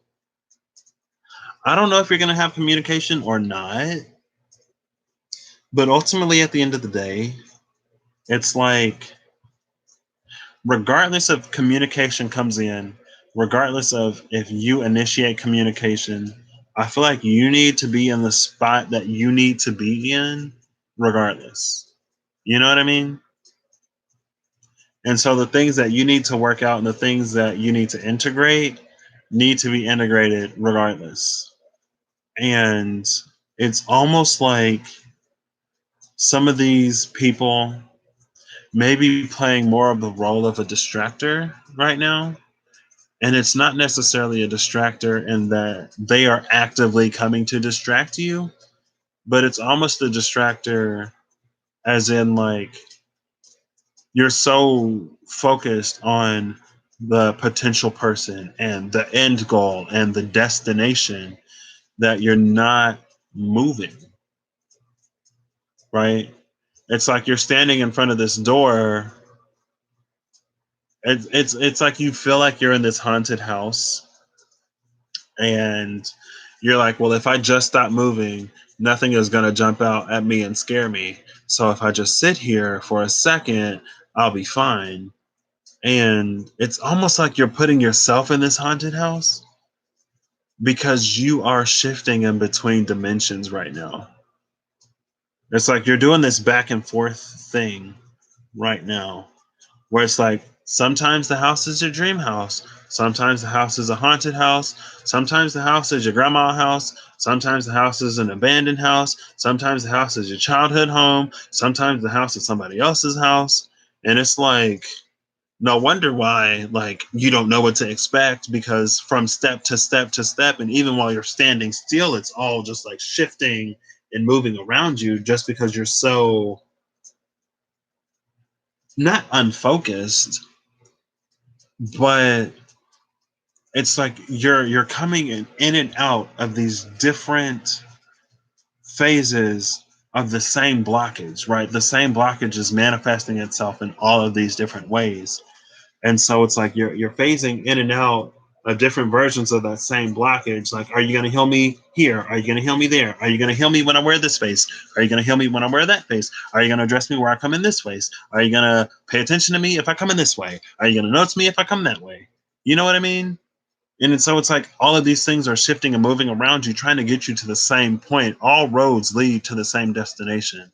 And that destination is you integrating the thing that you need to integrate to move beyond this, because this is not your destination. And I'm not going to say that one of those people aren't your destination if that's what you're asking me. I'm not going to say that you shouldn't entertain or reach out or be receptive to those any of those people if they like reach out. Because ultimately at the end of the day, I feel like those are questions that don't matter. Like it doesn't matter, because ultimately you need to get to where you need to be regardless. And if you're not where you need to be, it doesn't matter who is or who isn't the person, because if you're not where you need to be, you're not going to get it. You know what I mean? Like, it's not going to work. You're not going to get it. Um, and like, I understand. See, but it's like, I feel like a person,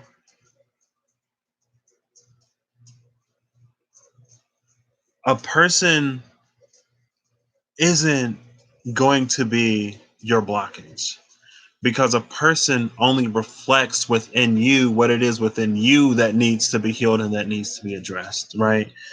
And so if you treat those people as blockages and you don't focus on what you need to focus on, you're just going to attract more people who play the same blockage, right? You see, if you're associating a person as a blockage, that's where you're going to get stuck, because a person isn't a blockage. That's a mirror, right? You're looking into the mirror saying that the mirror is bad and that the mirror is wrong, but the mirror is just reflecting what's in front of it. And so the mirror is never the blockage. The mirror only highlights and illustrates and shows us that a blockage is present and gives us an indicator of where it could be, right? Like, if you got a pimple on your nose, your pimple is going to be on your nose no matter what mirror you go to, right? Unless you go to a dirty mirror where you can't even, like, your nose is like blurry so you don't see the pimple, right? But then you're just looking for a mirror that shows you how you want to be seen. And you're looking for a mirror that doesn't sort of illuminate that. The pimple is still there. Doesn't matter if you can see it or not, the pimple is still there, but it's like the energy of, well, as long as I can't see it, then I'm not going to worry about it. You know what I mean? And so I just think, like, treating people or thinking of as thinking of a specific person as a blockage is not helpful, and it's not going to get you where you need to be, because ultimately at the end of the day, you already know what it is you need to be working on. You may not be able to get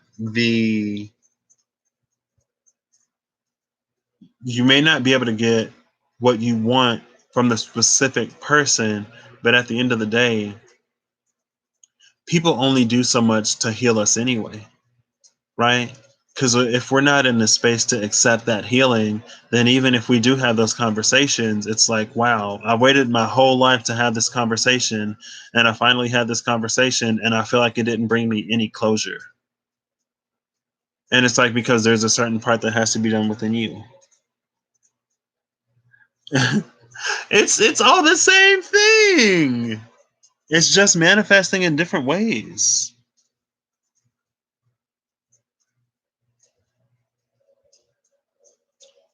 right? It's like it's all. I feel like it's all the same thing, just manifesting in different ways because you.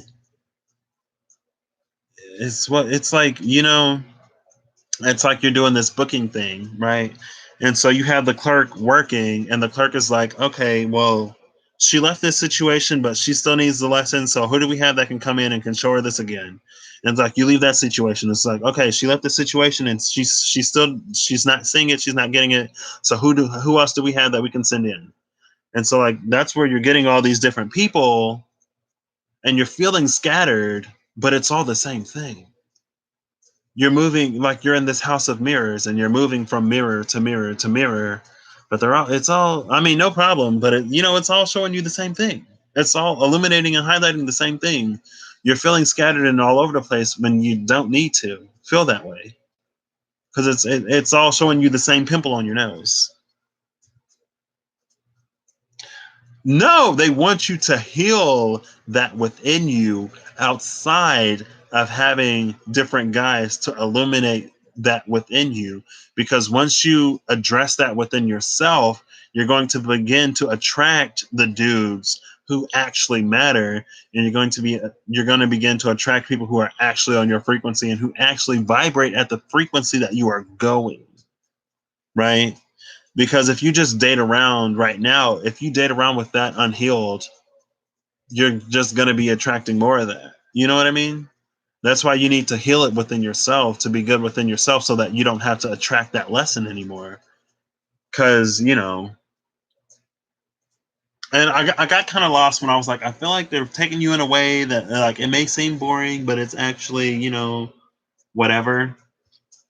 It's just like them sort of navigating you in a way that, and honestly, at the end of the day, you're going to reach this spot where once you've done all of the healing that you need to do, once you've addressed that sort of space that you attract from, then you might meet someone and you may say, you know what?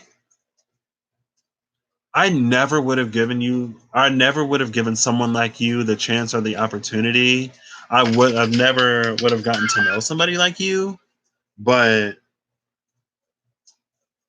yeah, I'm not, LOL. I'm just going to say, okay.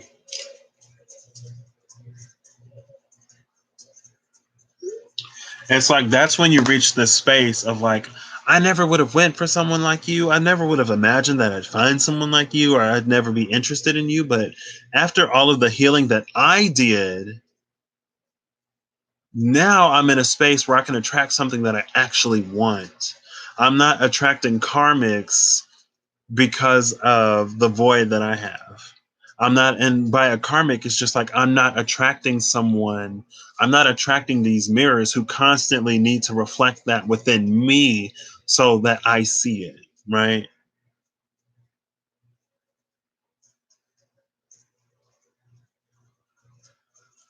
See, but it's like it's a progression, it's a journey, right?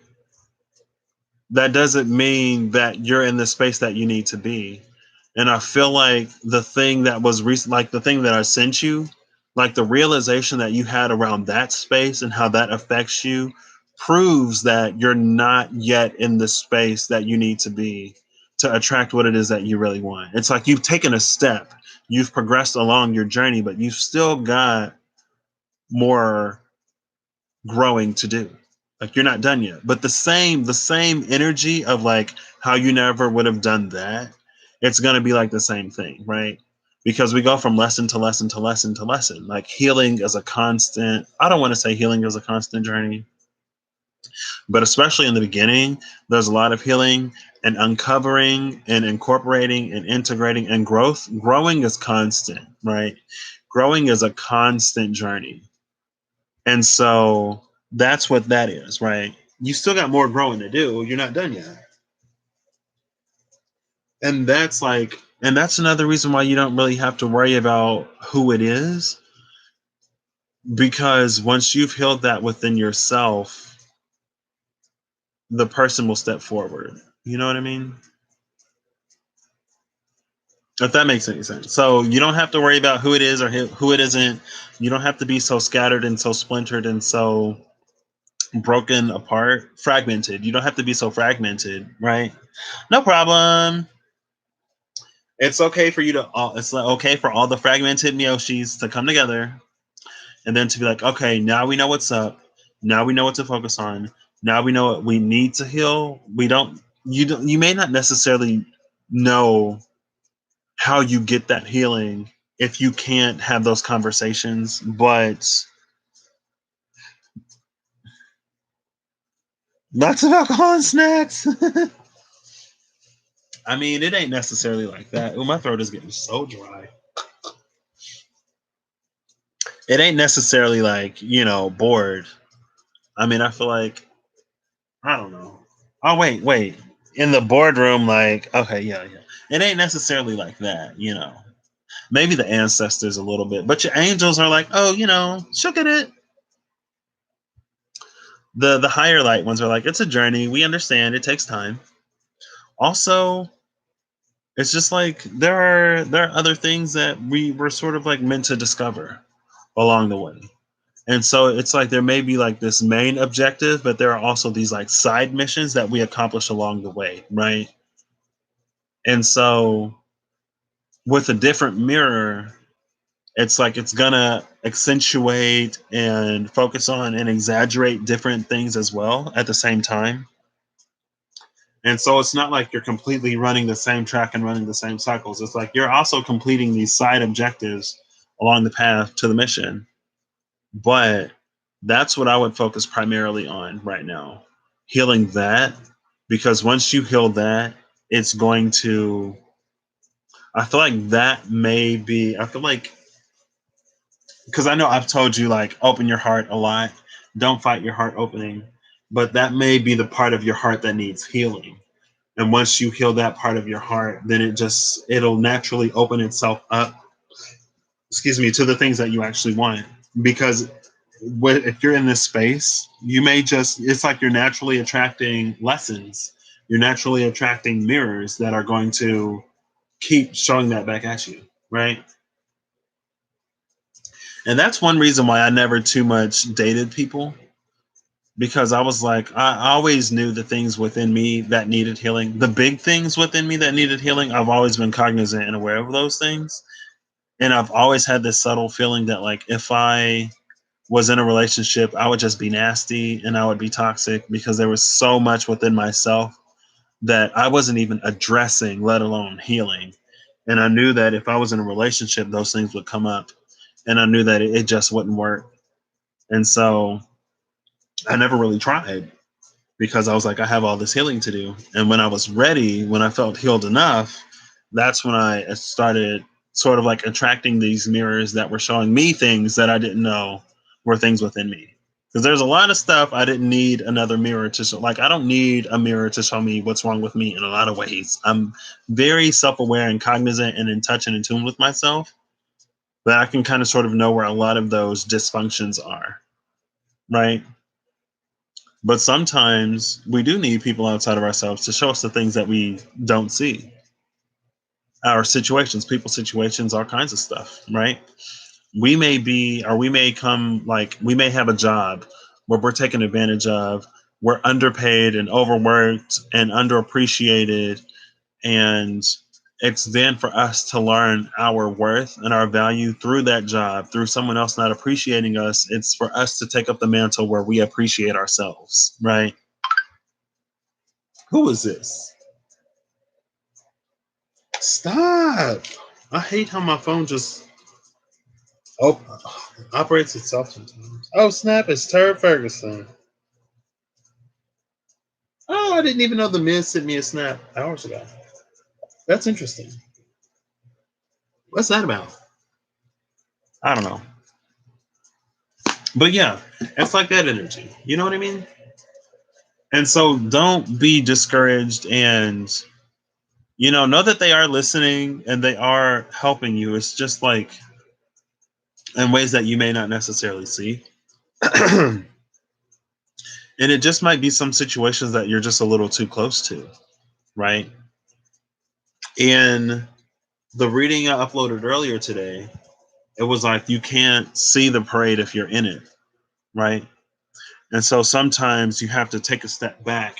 And there were a lot of chaotic energies that were just sort of like running in the background of the cards I pulled earlier. And it was like if you take a step back from the TV, you'll be able to see that you're playing a game. You're not the game, you're not the character that you play. You are the person watching it. You're the person holding the controller. You're the person making the decisions on at the end of the day, but you're the person making the decisions, but at the end of the day, you are not that avatar in the game. You are not that character in the game. You control what they do, but they are not you. You are not them. They may be an extension of you through those choices that you choose to make in that game, but they are not you, right? Realize that you are not the character. Take a step back, and then you'll be able to see it more plainly for what it is, right? But yeah, so like don't get too upset, and don't like sort of freak out too much, because I feel like sometimes I can understand how you feel kind of sort of a pull in so many different directions, because but like that's the thing with that blockage, right? When I first pulled for that blockage, I was like, I feel like there's one thing that is like affecting you in so many different areas that you don't even see the commonality, that like all roads lead to this one point. And so it's like from this one point, you're taking 15 different roads outward instead of 15 different roads inward reaching the same point. But yeah, I don't gotta beat that to death. I think you get it now. I think you got it. I think I got it. Good job. Hey, good job. Good job. Hip Hop Harry. Shout out to Hip Hop Harry. Let me stop.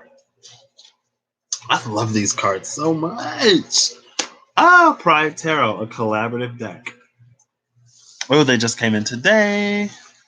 I hope that's something that you can work with, and move forward with. You know what I mean? And I know you've been following a 6-month timeline.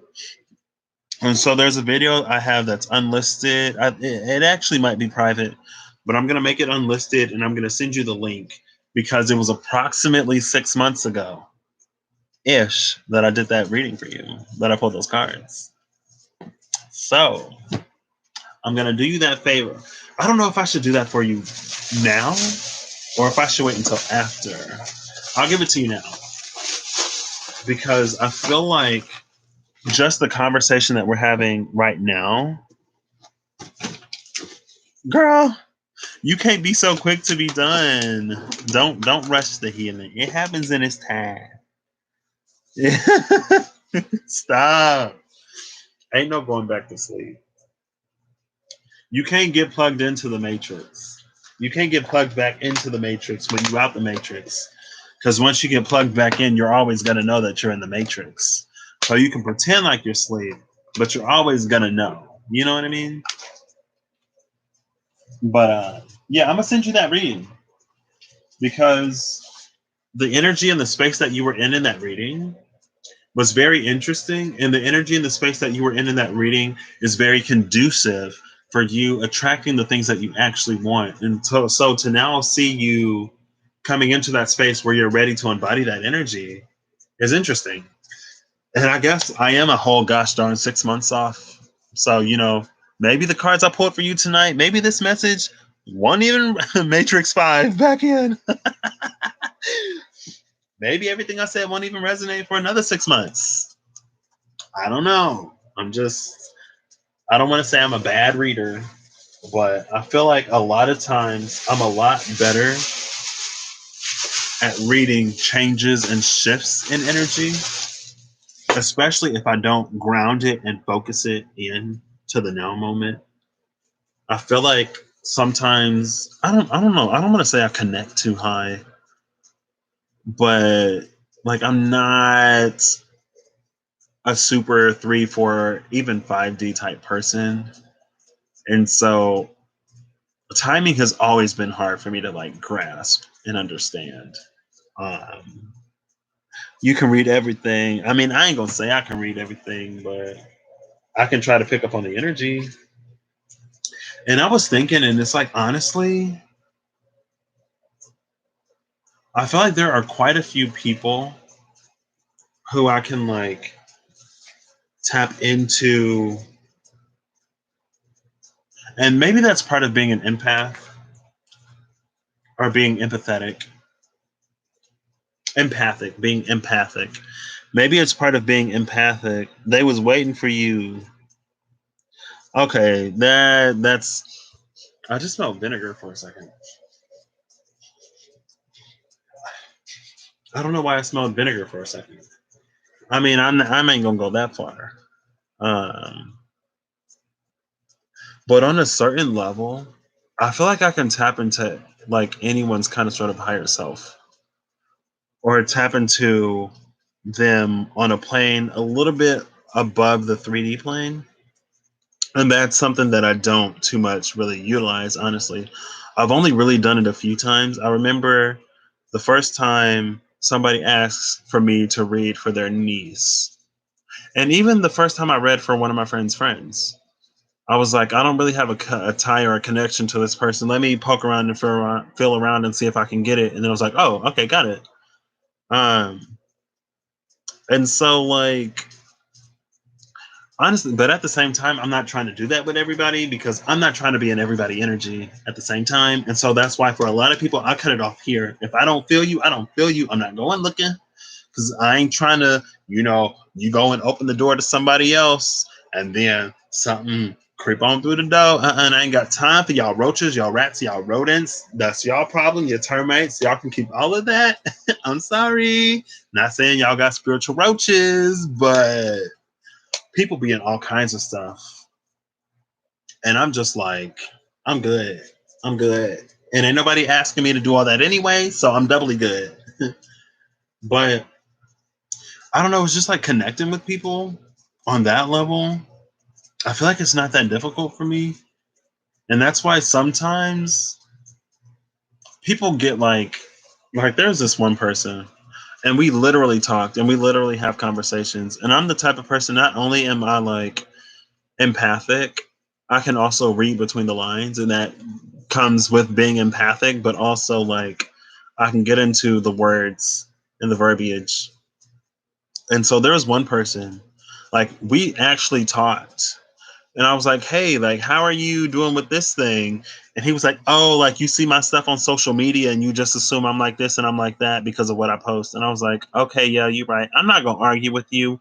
I'm not going to pull up, okay, you said this and you said that. This is happening in your life. This is happening with your body. I'm seeing this and you're highlighting that. And this specific language is illustrating and highlighting to me that you're doing this little thing. You're doing this projecting thing where you're not finding comfort in your environment, and the comfort that you're not finding in your environment is coming from the comfort that you're not finding within yourself.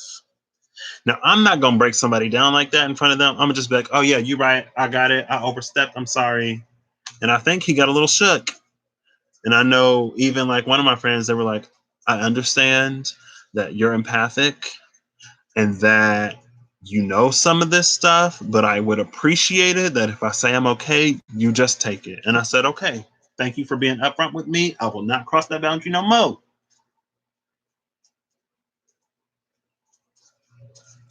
I'm just like, some people, they just like, they can't handle it. They can't handle it. I'm like, you know what? It's fine. I get it. I understand. It's not like I'm intentionally poking and prying, but dude, it's like, I don't want to say anybody with eyes can see that because my eyes honestly are not that. My eyes, I'm not going to manifest. My eyes are healing. My eyes are getting better. My eyes are healed. But at a certain point in this current timeline, my eyes weren't all that great and I could still see it. So, and it's like some people, I don't know. It's like maybe it is my empathic nature that allows me to see that.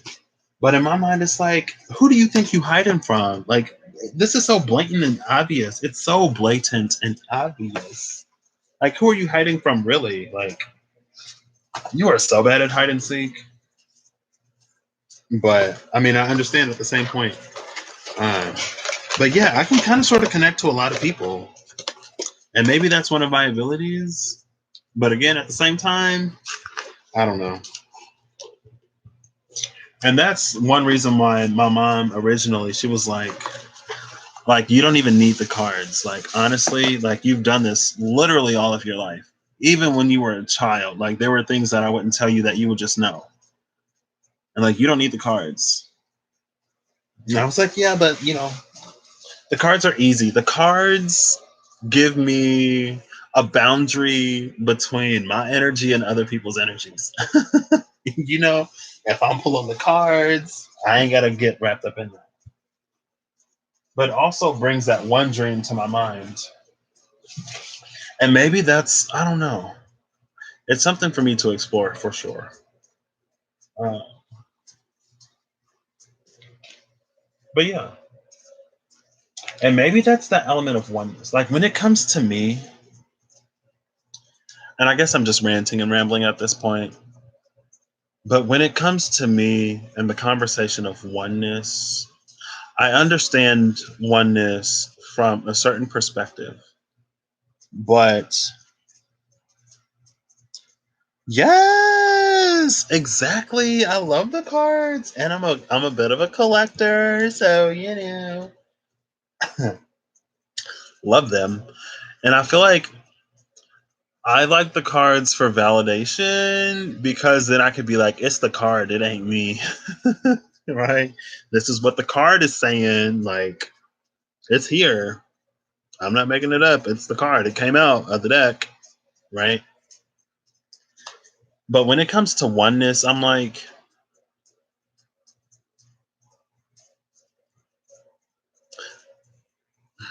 I'm just like, I understand that we're all one. We're all one consciousness choosing to express itself in many different ways. But at the same time, I am my own consciousness, right? It's like, why would I incarnate into this specific person, body, heart, soul, mind that I am to disregard all of my individuality and be one with everything again? Like, yeah, we're all one, but at the same time, I'm my own person. I am this specific spark of that consciousness with this specific mindset, with this specific background, history, projection, and path. And it's like, why would I come down here as me to then just dissolve back into everything? Like, in my mind, that doesn't make sense, right? It's like, why leave one consciousness to then disregard the one consciousness that you have? I don't, that's just how I take it personally, right? We all have different paths, and it's a spectrum for all of us. For some people, that gives them what they need, or it gets them closer to where they're going. But for me, it's like, for me, it feels like a step back, right? It's like if I move all the way to LA and I'm like, where are the cornfields? Like, where's Illinois? Like, let me bring Illinois to LA. It's like, no, if I wanted Illinois so bad, I would have stayed in Illinois. I'm not moving to LA for cornfields and for boredom and for, harsh winters, right? If I'm going to LA, it's probably because I want something in LA. But again, that's just me. It's just me. For some people, it's a journey, right? Yes, we are all one. I get it. We're all beautiful. And to the folks who need that concrete, explicit oneness to have a little bit of compassion for somebody who ain't you, A plus, amen, hallelujah, go for it. I got you. I get it. I get it. If you need that oneness, we are all one consciousness. To treat somebody else like they matter, then more power to you. But like with the inherent knowledge that we're all sort of like one, like I don't know. I don't need to play into it to get what I need. You know what I mean? But maybe not. I don't know. 6 degrees of separation sounds good enough for me. I'm not one with nobody. Okay, I wouldn't go that far. I'm not saying I'm not one with anybody. All I'm just saying is, and I don't know, maybe it's all just different paths. You know what I mean? We're all on different paths. We all have different trajectories and different journeys, and maybe it's like first you reach and attain oneness, and then you go to your individuality, right? Maybe it's this sort of like up and down type of path. Or maybe like different people just have different things. I don't know. I'm out here just rambling. I'm gonna be talking about everything, girl. I don't know. It's just it's some things where I'm just like honestly, I'm reaching the point now where I'm like, okay, so this is how we're playing the game down here. This is what we're doing now. And I'm like, is it too late to like disincarnate? Like maybe this is like, I'm watching the screen, I'm watching the TV, like this is what your life will be if you choose to incarnate 1993. And I'm like, you know what? Let's hit fast forward and see what Earth looks like in 153 years. And then I'll see if I want to incarnate in 2000, whatever year that would be. Right? It's 3:12. Oh my gosh, it is. Okay, I'm going to shut this down now. You get some sleep. I'm going to try to get some sleep. I'm talking way too much about way too much. I'm just a dude down here with a laptop. I'm just a dude with a laptop, some cards, and a dream. A dream to be left the freak alone. Let me stop. Let me stop. Okay. Exactly. Exactly. And so it's like, don't stop now. Don't stop when you're so close. Right. And I feel like a lot of the blockages that we break through now and a lot of the healing that we do now, like this is some like end game level healing. And so maybe that's why it seems especially slow or difficult. But at the same time, that's why we feel these major transformations, not major transformations, that's why we feel this major turning of the wheel. It's because that's the level of healing and blockage that we're clearing right now to allow all of that to come in. And it's like the time that we're in, the space that we're in is specifically ripe with a lot of things. And so it's like, this is like almost like the final push. Like, don't give up in the final push.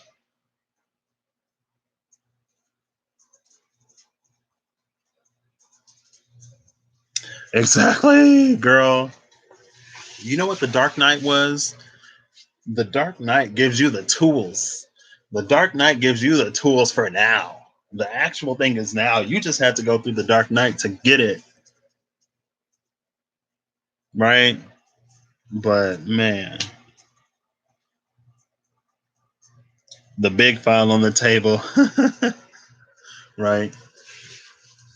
It's like that was a what do you call them? Like those were homework assignments, not even quizzes, not even tests. And now you're like, wait, what? It's like that was the study guide. We was doing the study guides, and now the actual test is like now. And it's like, what? That was just a study guide, and the study guide isn't even graded. It was a mandatory study guide, but they're not even grading it. You don't even get a grade for it, but you had to do that study guide.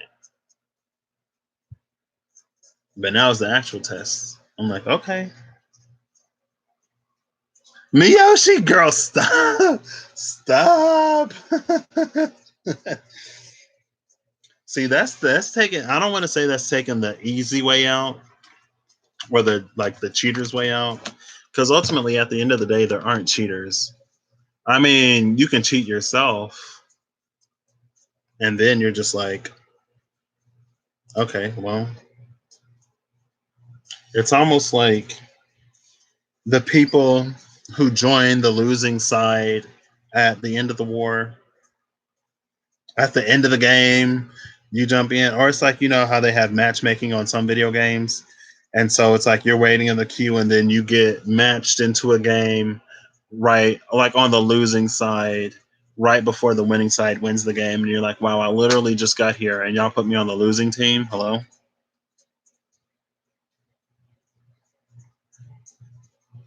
Mostly that's the point. But what is easier isn't what's best and isn't what's better, right? Taking the easy way out is not going to be beneficial moving forward. Well, I mean, at the end of the day, though, like, if you don't have to do the actual work, then maybe it's not that bad, right? It's like you take the easy way out when it works and you get all of these rewards, and then the system changes and shifts, and then it's like, okay, not only was that easier, but now there may be some stuff that comes to bite you back in the rear a little bit, you know? And it's like, oof. The karmic blowback on some of that may be immense, maybe not. But what was easier in the moment? And see, the thing about that though is that, like, whenever you do something easy, whenever you do something illegal, right? There's this sort of ease with illegality. It's like it's easy, but it gets you accustomed to a certain lifestyle.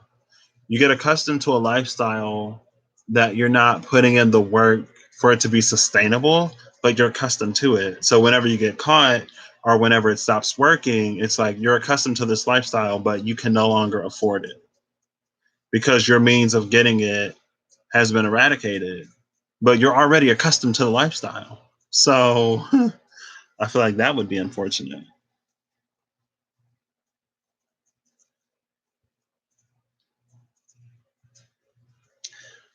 You had this need to know thing about you. I mean,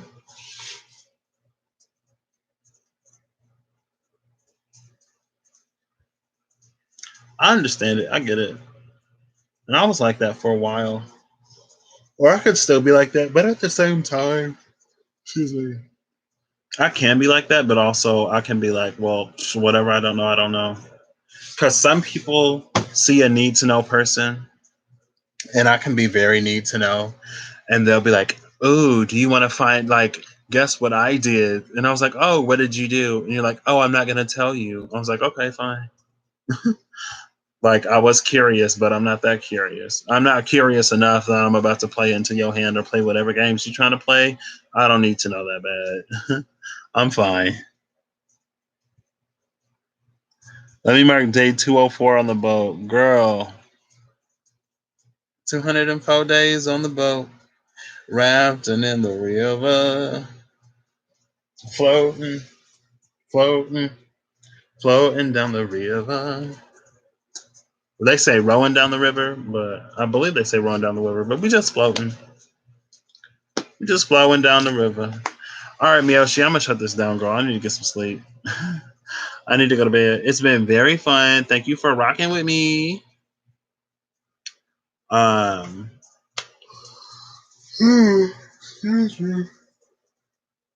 I wonder if I can disable the live chat if I put this video up.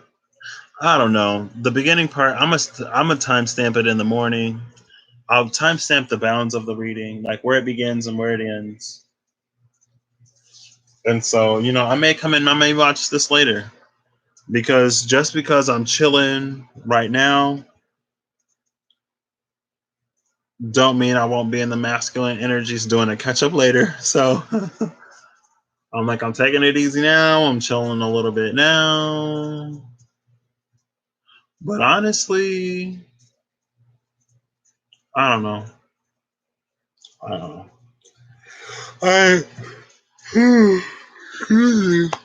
Love you too. Have a great night.